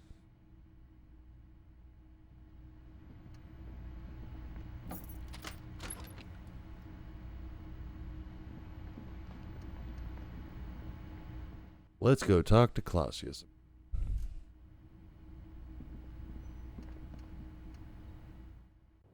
Also, I should probably show Kim the entirety of the inside of the pinball hall that I found. I was just thinking, what a nice day for questions pertaining to a murder investigation. We have listened to the recording. The deceased states he intends to commit rape. She puts her coffee cup down with a soft ring as the porcelain meets the metal table. All right. This does not surprise her. Did he? I never said he was a good man, or that he had good intentions. Only that he was never bad to me. She doesn't care. If anything, she sounds amused. On this tape, he specifically identifies you as the target. Where did they get this recording exactly? It's intercepted radio chatter of the deceased, recorded via a de-encryption station. It's authentic enough. Does he say he's gonna do it Soldier of the Apocalypse style? Those are the exact words he used. Yeah. That was practically his pickup line. A memory surfaces in her tired neocortex. It's not entirely unpleasant. Did he say whores a lot? Was he pretty much on the verge of doing it Kohoi style? Kohoi was mentioned. He wasn't actually there. He didn't do a tour, or at least didn't tell me he did. Would have been overkill anyway. He lived his own little Kohoi. It wasn't his everything. Why say things like that, machismo? Yes, was he bragging? Oh no, I'm pretty sure he did all those things. Then integrated them into his idea of normalcy. To keep on living. Until they just sort of turn into his, what's the word I'm looking for? She's quite observant about the human character. Trained to observe, even. Did you learn this from studying Oranese Lit? Sounds psychological. People who go to university know how to use words like internalize and integrate, officer. Now, what was that expression? Coping mechanism? Running joke. I was gonna say running joke. And it sounds like you didn't even get the good bits. Lely's punchlines got way, way funkier than that. I have two more names. Lely and... My God, I've already forgot the other name. He was like the Seminese conflict, the Kohoi massacre, and the 36 famine in Yezut all rolled into one person, then cast in Orani ceramic armor, which he wore in bed and in the shower. When he said he was done, and done mentally, it didn't sound like a joke. Sounded like a deeply troubled man. Hold on. He said he was mentally done. That sounds like a broken man to me. Well, maybe I pieced him back together with my magical personality. You like this kind of stuff. We're all scraping up any happiness we can find, officer. Going around with our little scouring sticks. You, your first love, Mr. Kohoi here.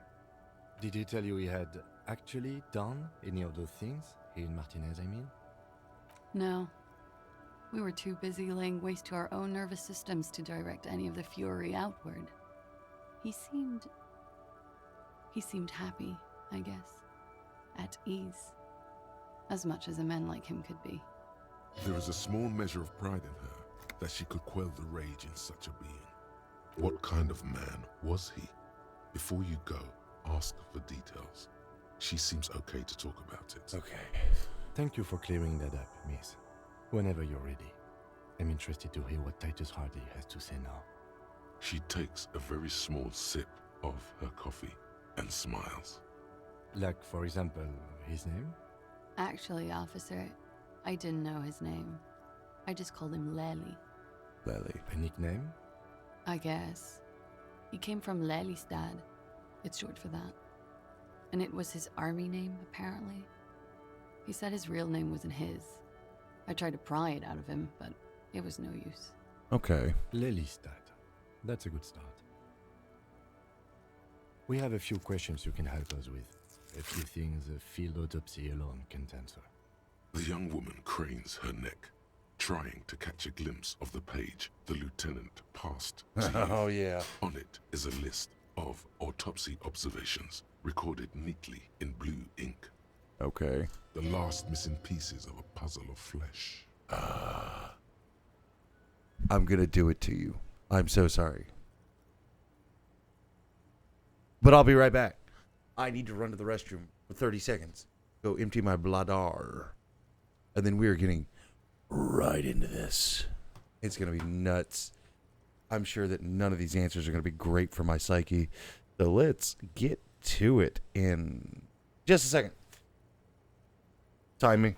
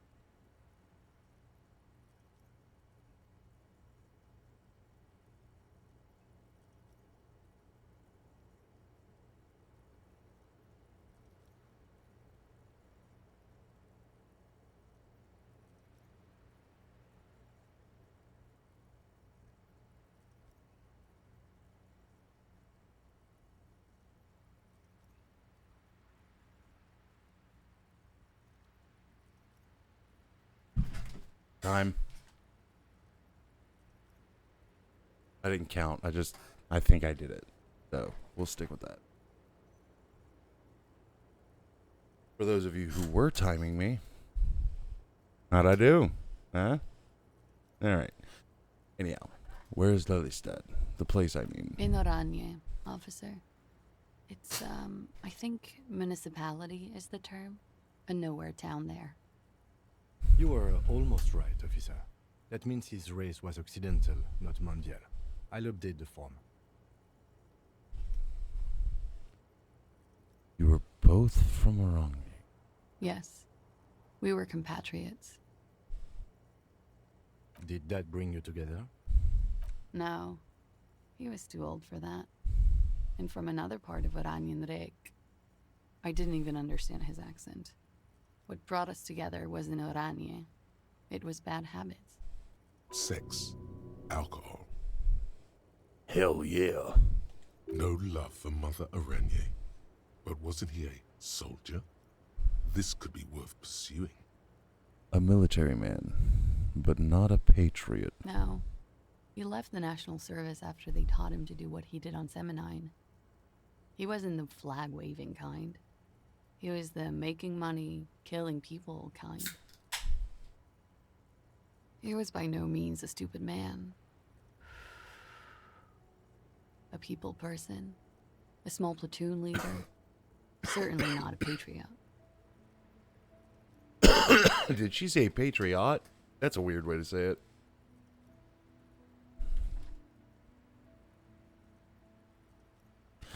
You don't seem like much of a patriot yourself. Mm-hmm. There is nothing on Muindi. The old world is dead, and we both knew it. Maybe Oranje did bring us together. In loathing. I love Revachol, though. I hope she loves me, too. How old was he, miss? He was 42. 42. Write 42? it down. Are you sure? I would have had him above 50. He had many scars that made him appear older. But no. We even celebrated his birthday, like, some weeks ago. It was a funny 2 days. He had little reason to lie to me. I mean, I'm gonna leave it alone. Moving on. Looks like you were right, officer. Oh, I was. I did write down 42. Hell yeah, brother. Lulu tapped on his notebook once, as though assigning some kind of point. Points are good. Have one, you old dog, before we all die. I didn't know this was a competition, Kim. It isn't. Police work is a cooperative sport. His eye color? Light blue. They were like little blue galaxies, you know? It was strange, seeing those eyes in his fucked up face. That felt like a drive-by. Pardon the swearing. I do him an injustice. He wasn't ugly. And he had a beautiful, soft voice. Very surprising, what with all the scarring. It was quite something, watching him speak. I really wish I could talk to the body now that I've learned that he had a soft voice to see if it would change. Maybe I'll get the chance. He had a combat wound on his chin and mouth? Yes. Severe. It made him look like half his face was cracking away in some strange smile. That and those eyes. Ah, yes. His hair, if you can remember? It was light brown, almost blonde. He darkened it with brilliantine, made oily. Not nice to stroke. I couldn't convince him to leave it alone.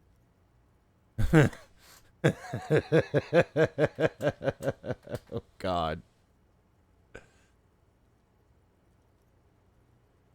Interesting. I, too, have stroked his hair. Oily, isn't it?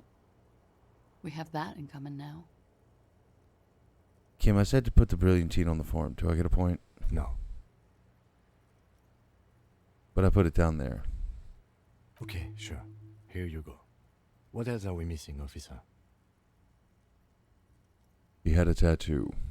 What did it mean? Oh, that. Please. It's clear she liked it. You liked it? Quite a lot, yes. It was a map of his service history? Sure. Service history. It was mostly for showing off to chicks, though. For showing off to chicks? How so? How? Imagine him lying in bed. Freakish musculature laid out on the sheets. Scarred, of course. Tattooed. The sheets are dirty for some reason. Is this Orani's lit?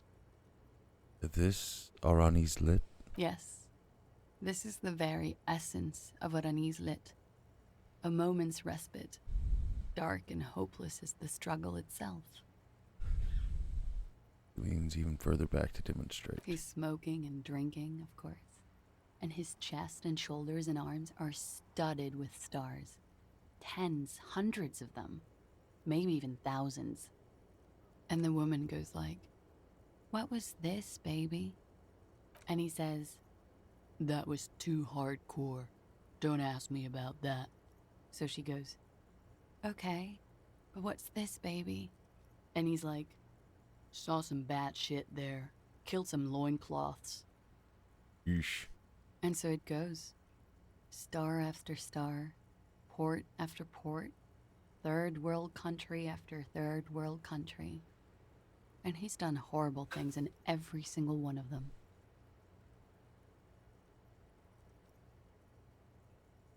You were the woman in this? Oh, yeah. Can you tell us precisely what these mean? No, thank you. I've seen enough of him dead.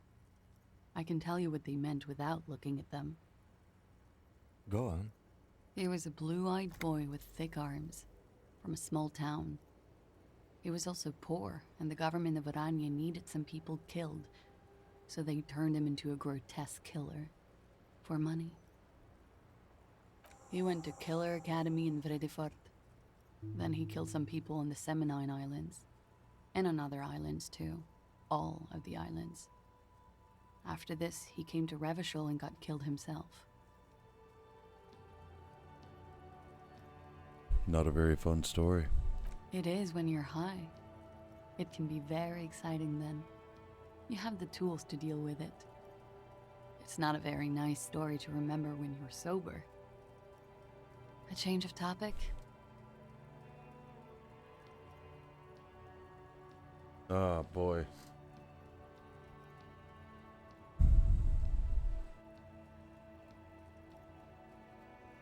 Tell me something odd. Did he enjoy his death? Why do you ask? Just have her answer the question. Don't give explanations.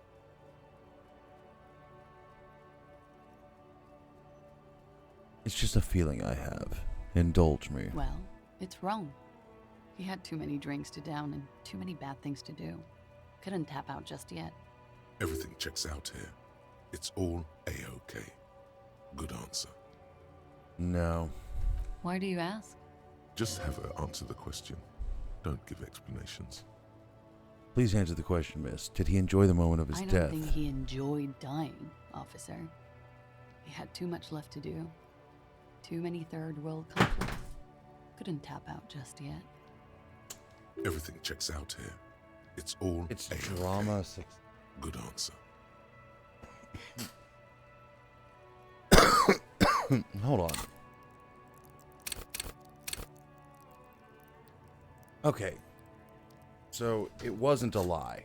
That's... Well... Shit. Actually. We ordered a toxicology... We ordered a toxicology report. Any idea what that will show us? A real rainbow splattering of pharmaceuticals, I bet. Barbiturates, amphetamine, sildenafil. How much does the toxicology report cost the police of Revachol? I could do it for half of that. Save you some money, make some myself. It's quite expensive, miss, but we'll manage without your help for now. We requested a semen screening from processing. Good for you. What do you think it will tell us? I don't know how a semen sample works, officers. How many days after intercourse does it have to be? I don't even know if he had sex with someone else. We didn't go steady. Is she avoiding anything? Technically not. See? There's something off here. This one must know she's deploying flares and countermeasures.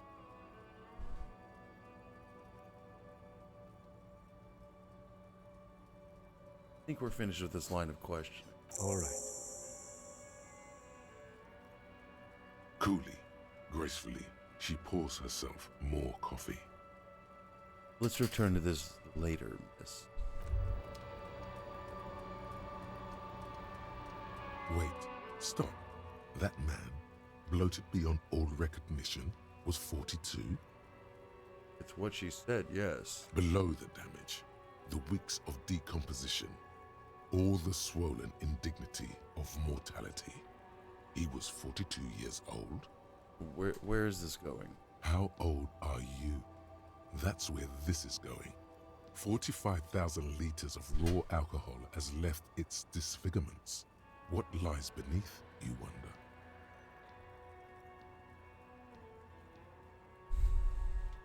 Kim, how old do you think I am? Huh? How old do I look? How old? 58. Maybe you're wrong. You were wrong about the deceased too. He was way younger. He was deceased. He had been decomposing for a week.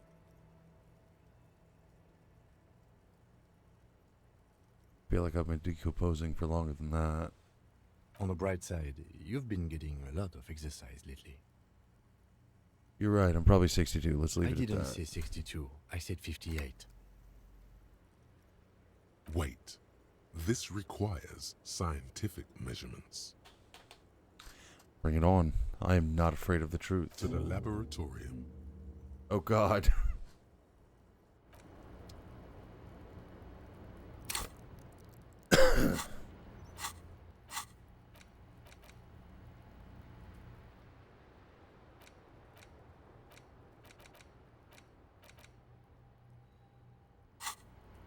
I have to put more in volition because I need to see what the fuck is behind her eyes.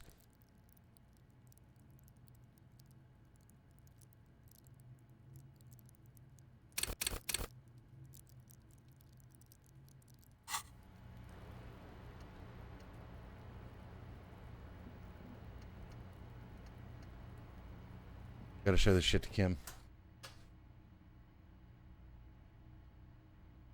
Oh.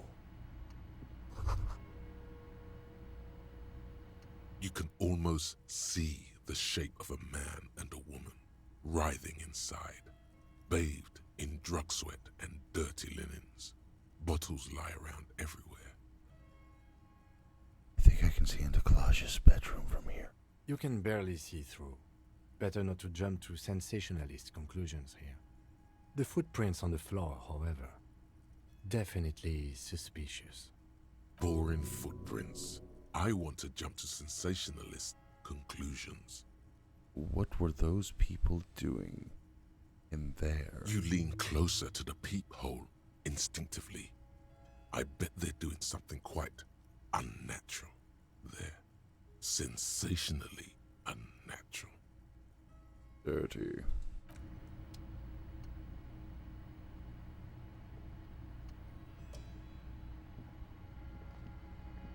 You clearly see footprints in the downy carpet of dust covering the workshop floor. Jackpot. These, unlike everything else here, are new. 3 weeks maximum from the dust coverage. It could easily have been 1 week too. You know, officer. Buddy? This is good. He likes it. There's a little smile there, in the dark of the workshop. It was a stereo investigation after all. It has now converged with our main investigation, adding a new fact to consider. Okay, what does this mean? It means someone snuck through what seems like a secret route, behind Classius' room, in the recent weeks. This may prove to be significant. Let's have a closer look then. Large prints, most likely made by Boots. The size is hard to determine. Sole could be bigger than Vamp. The soles have left the pattern uniform, horizontal lines.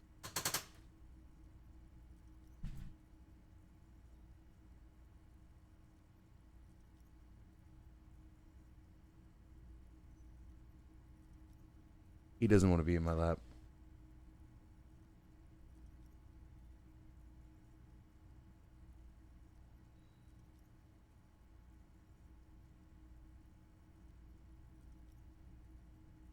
Up, asshole. Hi. Hello. Man, the goblin. Alright. Print doesn't look like Odd's old print we found at the hanging. The size looks about the same, actually. They're not the same shoe, but they could be the same person. This doesn't look like the worker's boots from the hanging, does it? No. These little horizontal lines are different. They look custom-made to me. Or some kind of foreign print. Hard to say. Still a boot. I know whose boot it is now. Everything around you is quiet. The prints crisscross the workshop floor. Let's move on. Now that Kim is here, we can actually... I can actually show him everything and maybe get some stuff. Because honestly, I think I know whose boot prints those are. Over there, in the corner. Pinball Not machine? just any pinball machine. This is the pinnacle of pinball. Cornelius Gordy and the Mountain Goats. It's lit. You can't wait to get your hands on it. Kim, are you seeing what I'm seeing? The pinball machine. Gordy's Goats. A classic. You've played A it? little. Feels like a lot. Too much to play it again. Let's take a closer look. Oh, great. Cornelius Gordy and the Mountain Goats reads the golden lettering on top of the back box. There's a small column of text underneath. The machine is coin operated. Get the game on, Fingerboy. Those flippers are ready. What's with all the goats? Indeed. Think of them as balls. Insert $1. Fuck it. It takes a while to get into a rhythm, but pretty soon you're able to keep Dirty ball is lit. faced balls in play with relative ease. Okay. Go, Fingerboy. I feel sorry for the gods. If they only knew the kind of guy old Cornelius really was. Wait, what kind of guy was he then? The kind of a guy who uses the word savages a lot when recounting his travels. A masked nationalist. A racist mountaineer? An avid huntsman too. He was often photographed in his dining hall, surrounded by wall-mounted hunting trophies from every continent. Technically, the human beings are at the top of the food chain, so... He also hit his wife and kids. Other people's kids too. Sometimes pets. Hateful little man. But you seem to be having fun. I'm pretty good at this. Your game is definitely improving. The Jolly Goats are flying all over the board. And although a few plummet to their deaths, you're never left with less than 3. Suddenly, a special passage leading to the summit slides open at the top of the board. This is where the balls need to go. Concentrate and aim for the narrow passage. Maneuvering a goat ball into a position for a perfect hit isn't easy. More fall to their I have a feeling I'm deaths. going to fail But this. finally, the opportunity presents itself. One of them gets through. Oh. Tiny hammer shatters something inside the machine. Something glass. An ampoule? The words "pale rupture" light up on the speaker panel, and the machine starts filling with a thick, milky fog. Something's happening. Congratulations. This is where the game ends. It's a cheap way of getting more money out of the players. A stupid nihilistic rupture. There's so much fog, you can barely see anything. Some is actually leaking out of the machine, and one by one, your goats start slipping, disappearing into the milky nothingness. This can be navigated. The balls leave almost imperceptible disruptions in the fog. Use them to calculate where they hit next. Am I using the Matrix? You're down to your last goat, going mostly by sound. Eyes are useless at this point, but that goat is something special. 5 times you snatch him back from the jaws of death. How, if you can't even see it? The last goat plummets into the fog with almost suicidal glee. It killed itself to spite you. There goes nothing, Fingerboy. So I need reaction speed and volition very soon. You see a heavy steel door with a prominent dimple lock. This It's door's painted blue. This door is connected to the one upstairs, but how do we get There must through? be a key somewhere. Probably somewhere in the whirling. It's not too important. We can get in and out using the roof door. Alright. What else did I discover while Kim was away?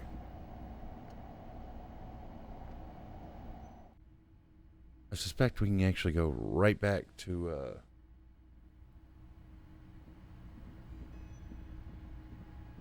I hate that I have to go through all this shit just to get back to, I don't want to say civilization, but civilization.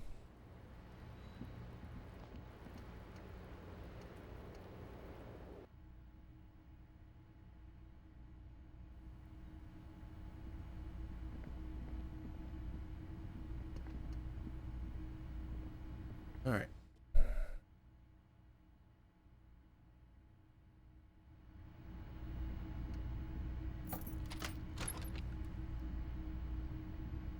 Come on, dude.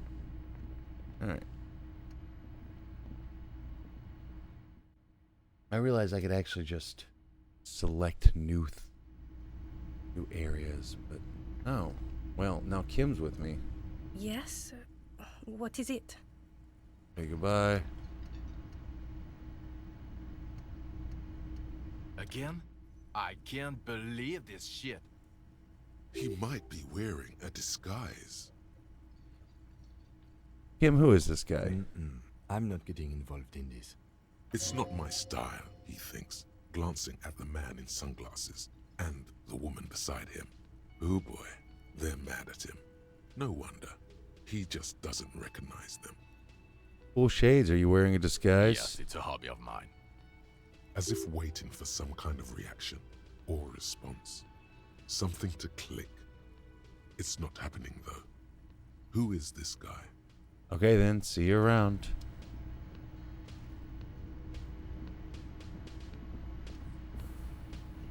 Ah, my pretty boy.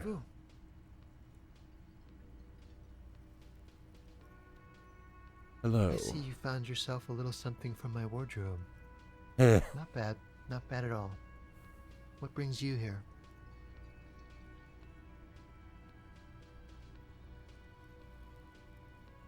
What are you doing here? Admiring the atmosphere. What about you, officer?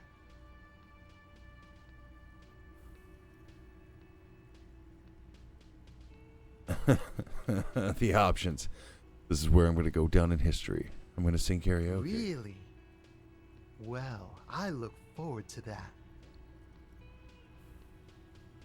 Tell me again about that muscular type who came to investigate the Oh crime. yes, let's see. He knocked on my door a few days after the lynching. I think he was going through the entire building, asking questions. What did you tell him? Nothing. That I didn't see anything. And he believed you? Why shouldn't he? Did you tell him about your friend? What friend? Your Sunday friend, the witness. No, I don't think it came up. What did he look like? Muscular, handsome, strong, like one of those military types. Was he alone? Yes, but he was speaking to someone on his earpiece. His earpiece? Yes, you know those tiny speaker microphones that fancy security guards sometimes wear. What was he saying? Just reporting back whatever I was telling him. Besides muscular, did he have any other identifying traits? Oh, let me think. He had an accent. He sounded like one of those mercenaries. He sounded vaguely Oranese. No, not vaguely, scratch that. He sounded definitely Oranese. Thanks for the information. Sure. Anything else on your mind? I need to talk with your Sunday friend again. It's about... wait, I met your You Sunday did? friend. And how did you like him?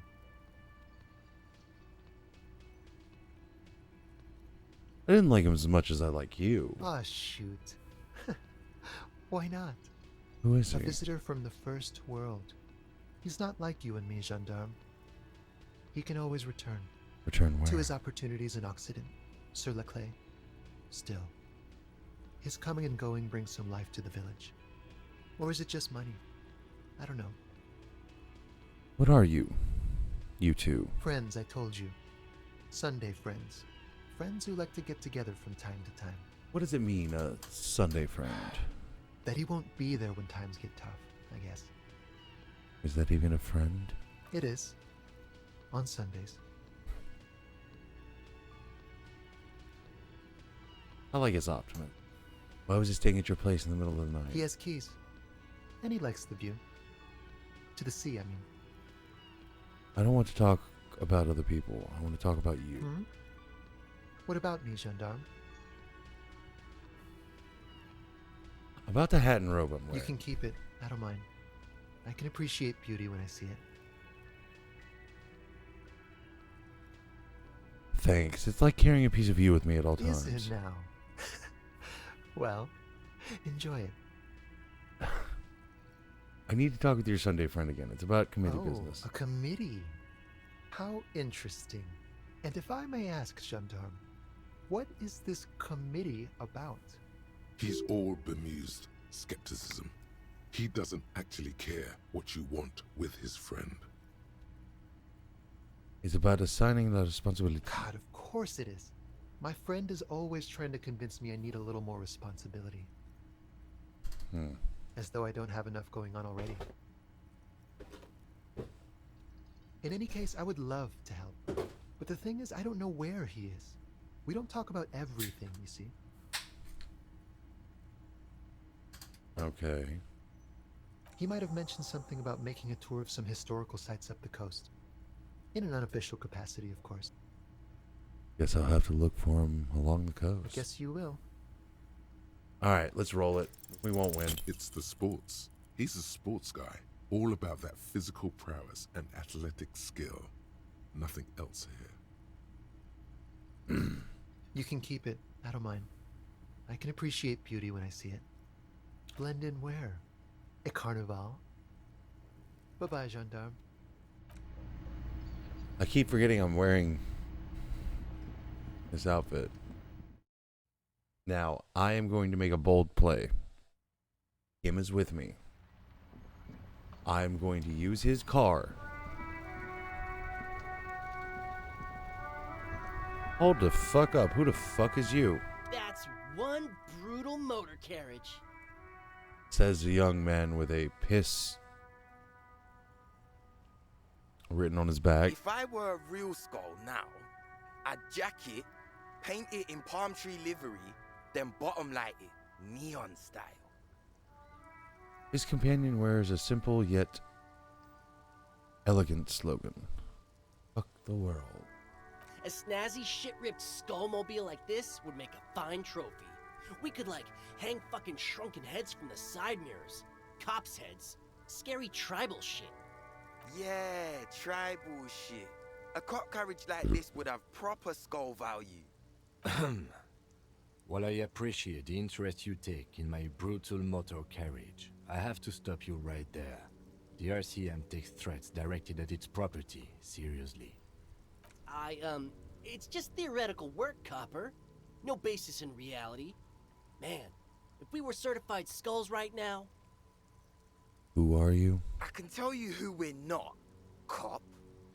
We're not snitches or skulls. Which is not to say that the skulls are bitches and... On the contrary. The part of this presentation you want to take home with you, cop man, is we're not part of the skulls yet. Okay. Okay then. Let's indulge in some intellectual exchange. These young men seem eager to share their beliefs. Who are the skulls? You don't know? What kind of cop are you? Oh my god, Cindy the Skull. It's not a question. Don't get into it. I'm so glad you The asked. question was rhetorical. The skulls are the most vicious gang of the Besmertne. The nastiest bunch of psychos ever. Jacking carriages and getting into high-speed chases. Possessing an infinite amount of fuck-all swagger, infamous for their non-verbal modus operandi. Nonverbal. If a skull spots you, he will pull out his dagger and stab you without saying a word. The lieutenant's voice is as calm as usual, a testament to the violence and death he's witnessed through the sight of his firearm. They usually occupy the burnt-out quarter in Jamrock, or you can find them loitering around their brightly painted bottom-lighted vehicles. I can't wait to become a skull. Bottom lights are wretched aggressive. Wretched aggressive. Do you know anything about the murder that took place here? Murder? A man was hanged in the backyard of the Whirling in Rags? Yeah, sure. We'll gladly tell you everything we know about it. It was a man. Also, he was hanged. Don't fuck around. I am the law. He was hanged from a tree. Yeah, I mean, duh. These punks don't know anything. Let's just move along. Hey, stop right there. How does one know anything? I'm not going to entertain you with this any longer. Sure. Understandable. Fuck, and I appreciate your effort, though. You guys know Cindy the Skull? Oh, yeah. Cindy's a right proper skull. Yeah, a true artist of the future. Just like Arno van Eyck. By the way, if you see Cindy, give her our regards. For all their nihilistic posturing, these young men are not lacking in youthful idealism. Odd, there isn't a hint of hate in them. It's like they're piss and fuck the world out of some kind of moral obligation. The lieutenant on your left is unusually lenient toward them.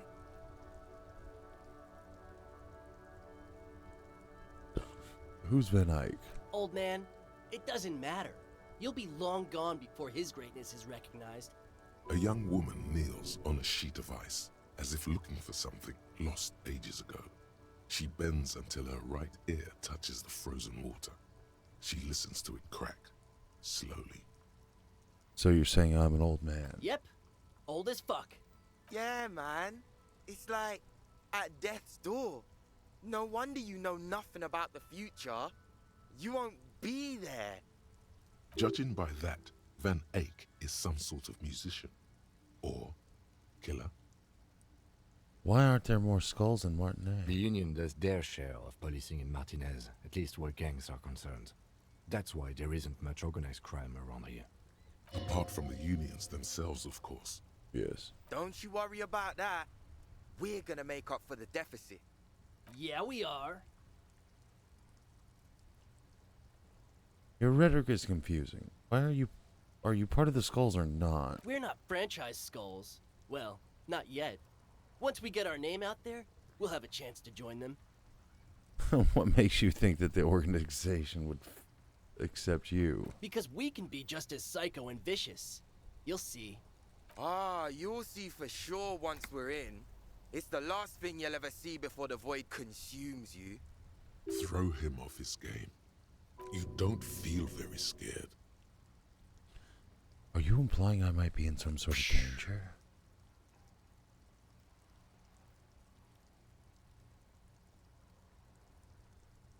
A threat? Good. I like those. But I don't. In fact, I dislike them so much I'm willing to drag you boys back to the station just to calm myself down. Hey, there's no need for that. We're just talking here. Joking, too. Stay light, man. Yeah. Didn't you cops, like, have some questions about skulls or some shit? The Union does their Oh, hold on. I Don't wanna you worry about... Yeah, we are. know about the scullery.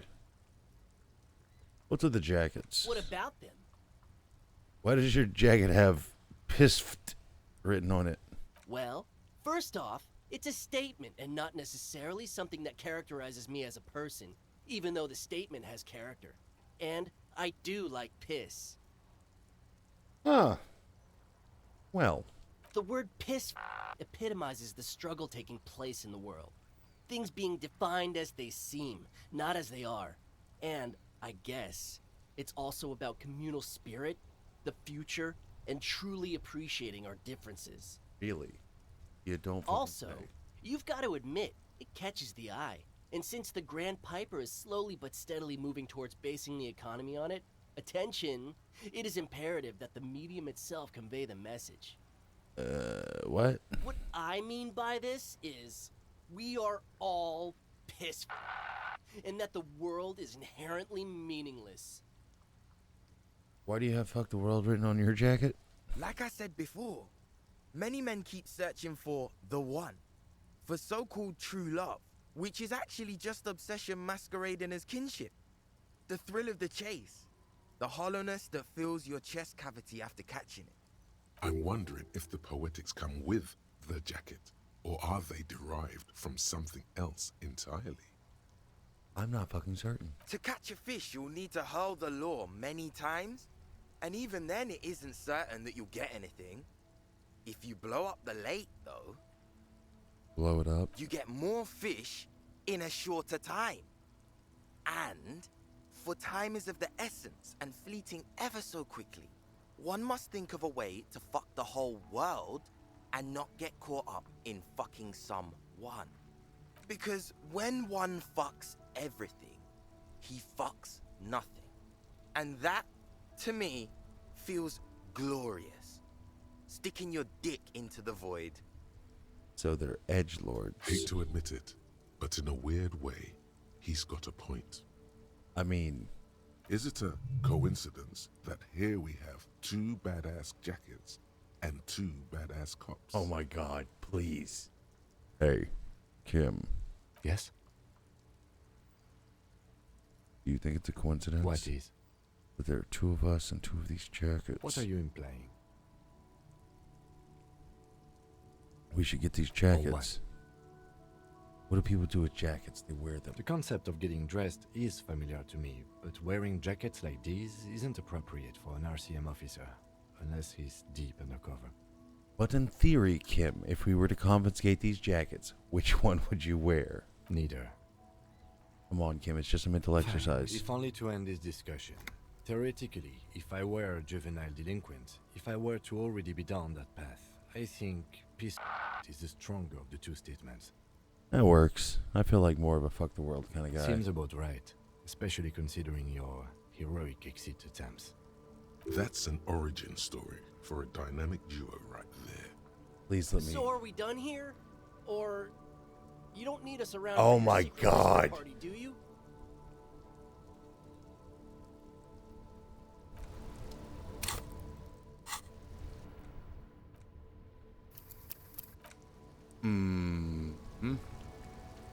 That ride is fucking. Hey, piss. Look who it is. Shrunken cophead material. Let's go through this. Okay. No, don't need that. Half light.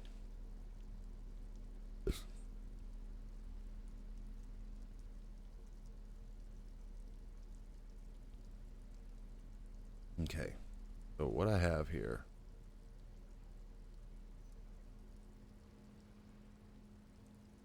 I forgot that I had the -2.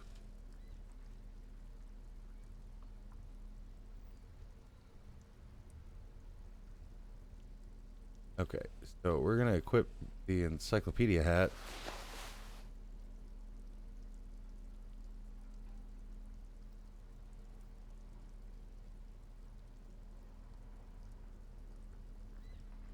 And re-equip this.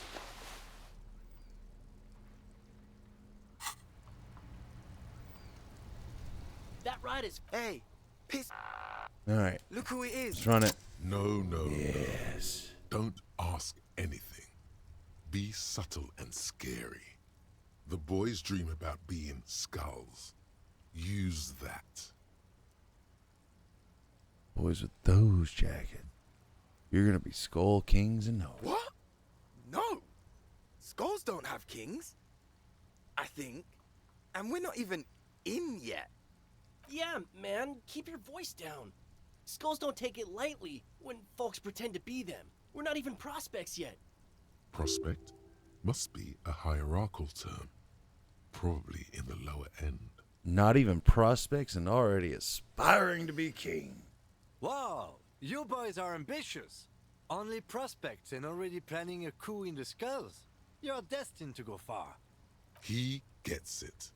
Passive-aggressive flattery. Fuck yeah, Kim, you are the shit. Shut the fuck up. Are you trying to get us killed? Now bring it to the jackets and, yes, start shouting. Yes, we want to be cool Killer Skulls too, like you guys, but we don't have skull jackets. Please be quiet. What? What do you want? The jackets? You got it. No need for cruelty.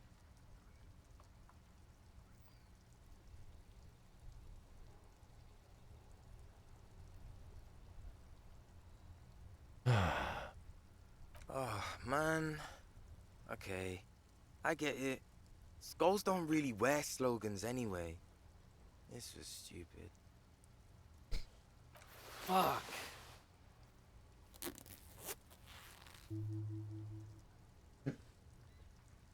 The lieutenant watches the boys take their jackets off with mild amusement. Since you said you're more of a kind of guy, I'll take the other one. I'm absolutely okay with not having either one, thank you. Why not? They're a pair. We could really raise hell. Go undercover hard. This case doesn't require us to go undercover or raise hell. In fact, I don't think the jackets will be useful at all. I just wanted them to not have them anymore. Cold-hearted cop. Still, it's good to know we have a pair, in case the need The arises. need will not arise. The jackets are meant to complete each other. If a man was standing alone on a street corner with his written on his back, it'd just be an individual that has taken a liking to urine. And fuck the world all on its own is, frankly, generic. I don't know, Eric. It's cold out. He got his real... I don't know, Eric. It's cold out. Yeah, let's get out of here. The cops fucked us. That was... Oh, my God. So, first off, oh, boy, do we have some new stuff. I have both, right? Yeah. No fucks given.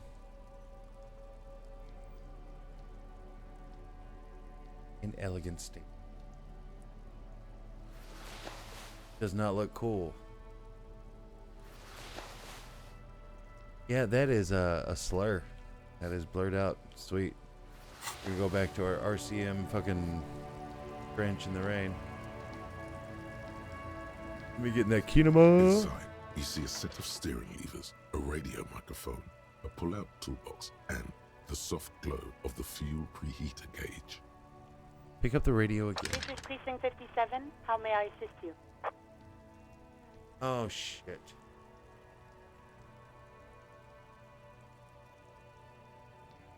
Did you find out more about the owner of the armored boot? Yes. It took some convincing, but I got the mercenary's name and a few biographical details. Are you ready? I am. The lieutenant leans in to listen, notebook in hand. Dude. That suit of armor was issued to an Oranese citizen named Ellis Cortenaer. That's E-L-L-I-S K-O-R-T-E-N-A-I-R. Exact date of birth unknown. He was signed into the Lelystad County Neonatal Care Unit on 28th of February 09. Neonatal Care Unit? He was found as a newborn in a leaf compactor near an abandoned farm. He spent 4 months in the neonatal unit, survived apparently, and was assigned to a foster family at 2. This is what the ICP knows about him.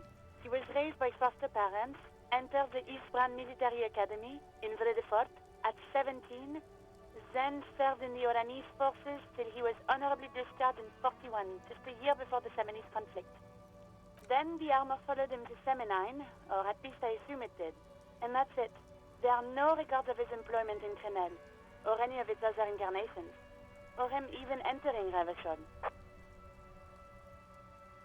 Wait, he was found in a leaf compactor? It's a garden tool used to press leaves into these cubes. It's a detail the hospital had, the only detail in these files. So I thought it would be good for you to know. It is. Thank you, Alice. Any information on his foster parents? None, officer. Sorry. Why we have to connect him to Crenel as his armor? Even that is a small miracle. These organizations usually double-check their inventory. Thank you, Elise. Great work. All right. No problem, Lieutenant. A compliment from Lieutenant Kitsuragi. Not bad. Well, we have his name and service record. A name. This is very good. Elise Cortenard. All right. So we're gonna put it in volition right now. This means something to him. To know that name. Like naming a case. It's important. Sometimes police work is about human dignity. About giving back names to anonymous victims. I'm glad the inquiry was helpful to your investigation, officer. Did you have any other questions?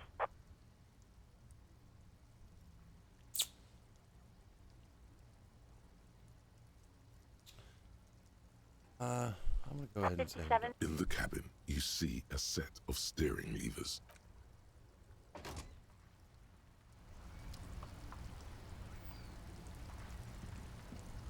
Hello there.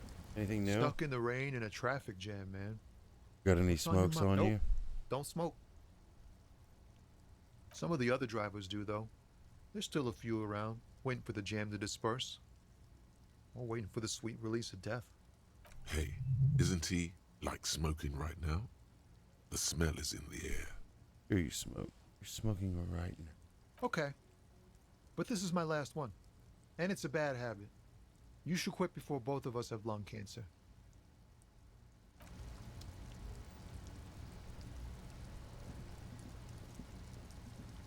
I hate this guy. I'm gonna talk to him real quick. Looking for something, Hunt? Come to tell me to fuck off again? Got a smoke? I salute you, compatriot. Defenders of the Evening Lands have to stick together. Light up, brother. Ward off those jungle spirits. Oh my god. Cigarettes are a tool. Equip them in your health slot in your inventory. Hmm. Been admiring the stompers, Hunt? For sure. You can just make out a familiar pattern in the intricate tangle of treads on the rubber of his soles. It sure is. Where'd you get boots like that? Custom made. Cost me a pretty penny. For what? You'll see when the time comes, officer. True patriots carry Revachol in their very souls. Technically, you're stomping on Ravachol every step you take. Thank you. Huh. I know you people don't understand poetry. Alright, get around. Got a free cigarette though.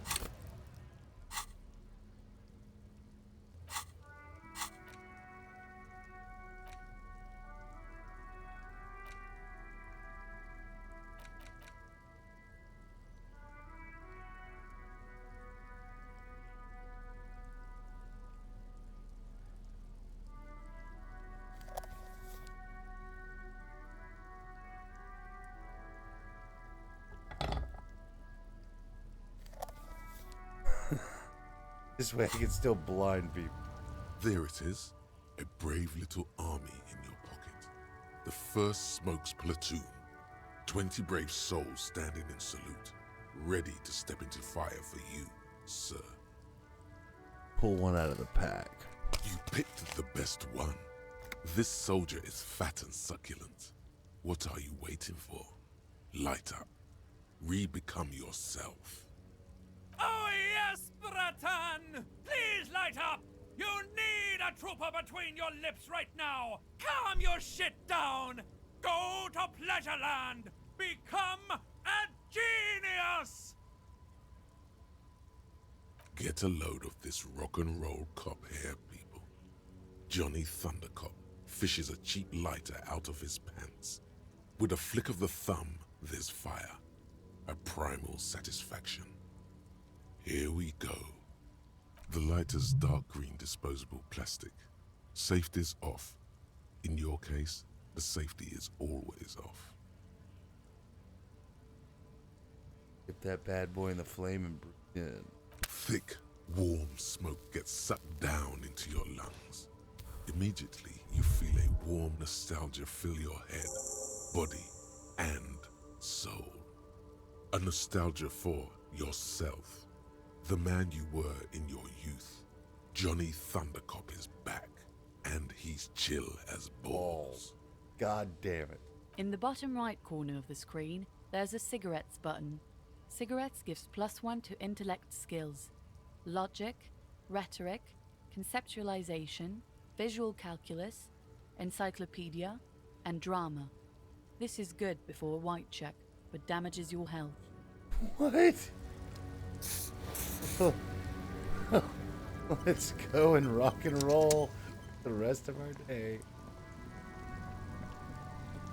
I just put a point in volition, so I might as well go talk to her again and try to pass that check one last time. Also save beforehand. Go, yeah, go.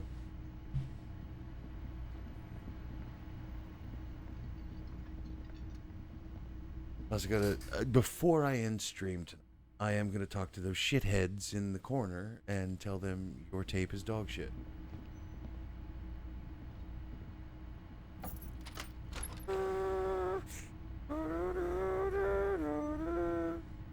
Good shit.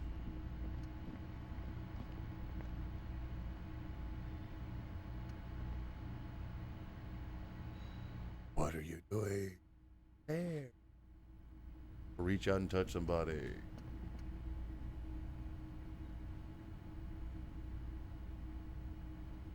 I selected it. There we go. All right.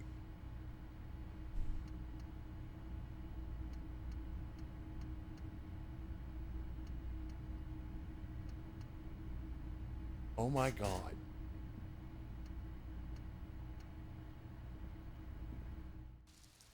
What the fuck was that? Right. Talk about... Officer, what brings you up here in the rain? Soft, light There brown we eyes go. look back at you, directly into the space behind your eye sockets. You see the smoke rise from between her painted red lips. She's beautiful. That is not helpful. I have bad news for you. What? You know these guys? Who? Me? Yes, you. He's talking about you, you boring stiff. You too. Me? What did I do? I'm merely a master thespian. What? These guys are compromised. She's got them singing along to her tune. The little bleeps and bloops you trust for info, you can't trust them anymore.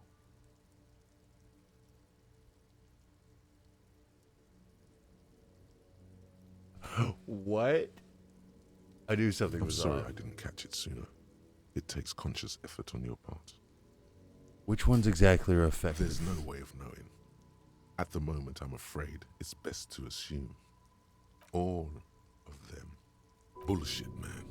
I ain't compromised. Especially that guy. That guy's the most compromised one in here. Okay. No fucking way, man. I just want a drag of that sweet menthol Ziggy. Really? Quick. Tell me what's under her jumpsuit. Glory. Truth. Softness. Protect her. She wants you. I take it back. He's got it pretty bad. But this next guy's on another level entirely. She likes you. The crown head is a boring condom. He's jealous. This is human nature. How did this happen? How it always does. Through subtlety. What can I do? There's nothing you can do about it. You are how you are, and she is how she is. Things will go as they do. Can't you turn them normal again? No. What use is this then? It's better to know you're being played than to be played without knowing it, is it not? This means she's been lying to me. I think it's safe to assume, yes. Mr. Thespian here hasn't been speaking up. If he were, I suspect there would be paeans to her truthfulness. Like this, she is a lady, most fair and just. In his defense, to reduce him to such inadequacy, she probably had to employ half-truths more often than outright lies. That is correct. And omissions too. A little. They're all still of limited use, interpreting things to the best of their ability. Maybe they add flair or something. I wouldn't know. I don't add flair. But when it comes to assessments of character and factual accuracy, they are not to be trusted. Not with her. Can I trust any of them ever again? Don't be melodramatic. You can trust them. Just not with Miss Orange Disco Dancer here. What is her plan? You can't draw a sound conclusion. The one who usually does says, she may want to control the information rollout, not to become a suspect. She may have a past she's escaping, unrelated to this case. You doubt it's something truly insidious. See? It's oddly moderate, probably compromised. I've been talking to myself long enough. Let's get back to it. Don't worry. It's only been 4 or 5 seconds. You've got this. Say it out loud. Miss, are you manipulating The me? silence broken. She exhales a little cloud of smoke and says, God, no. Sure. I'm 28. I'm afraid you can't. Why is that? Because it's buried in it. Thank you for I I say got you. so, and you're a tourist. Okie dokie.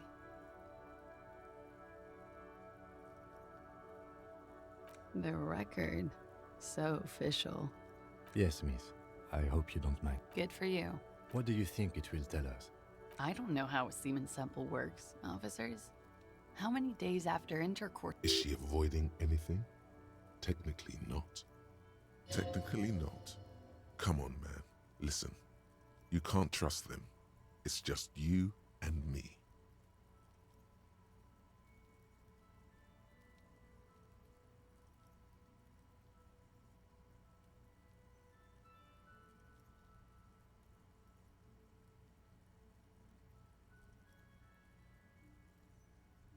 Why do you ask? Just have her answer the question. Don't give explanations.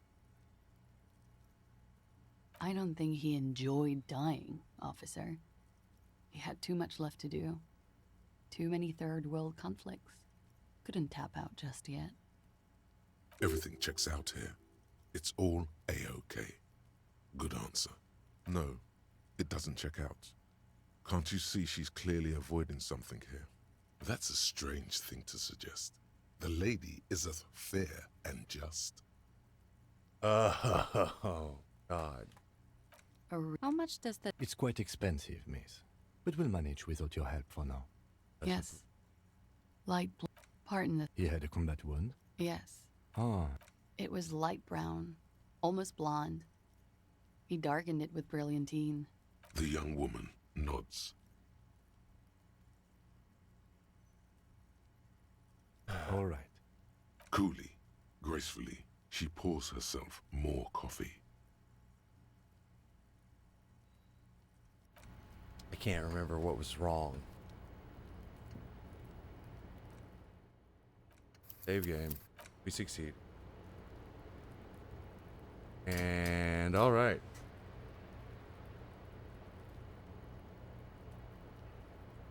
Gotta put the controller down like I'm gonna do something stupid.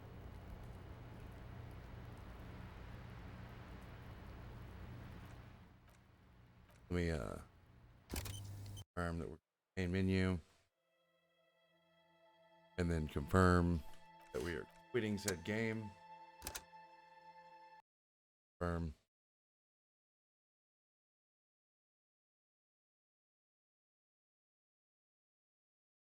And is it actually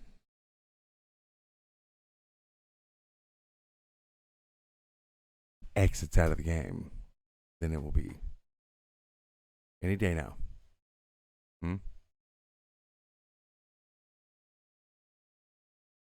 It's just... There we go. And we're back. Okay. So I'm going to play something somber. Super fun and not grating at all.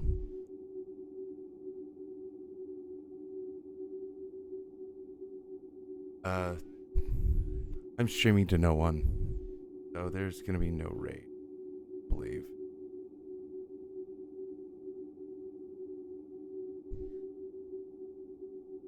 So, yeah. I've been the Wormwood Messiah. You've been great. Thanks for joining me. Yeah,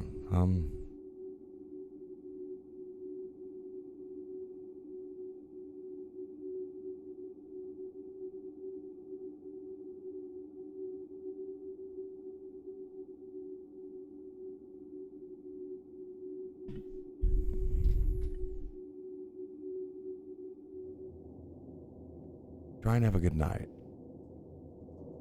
Try and be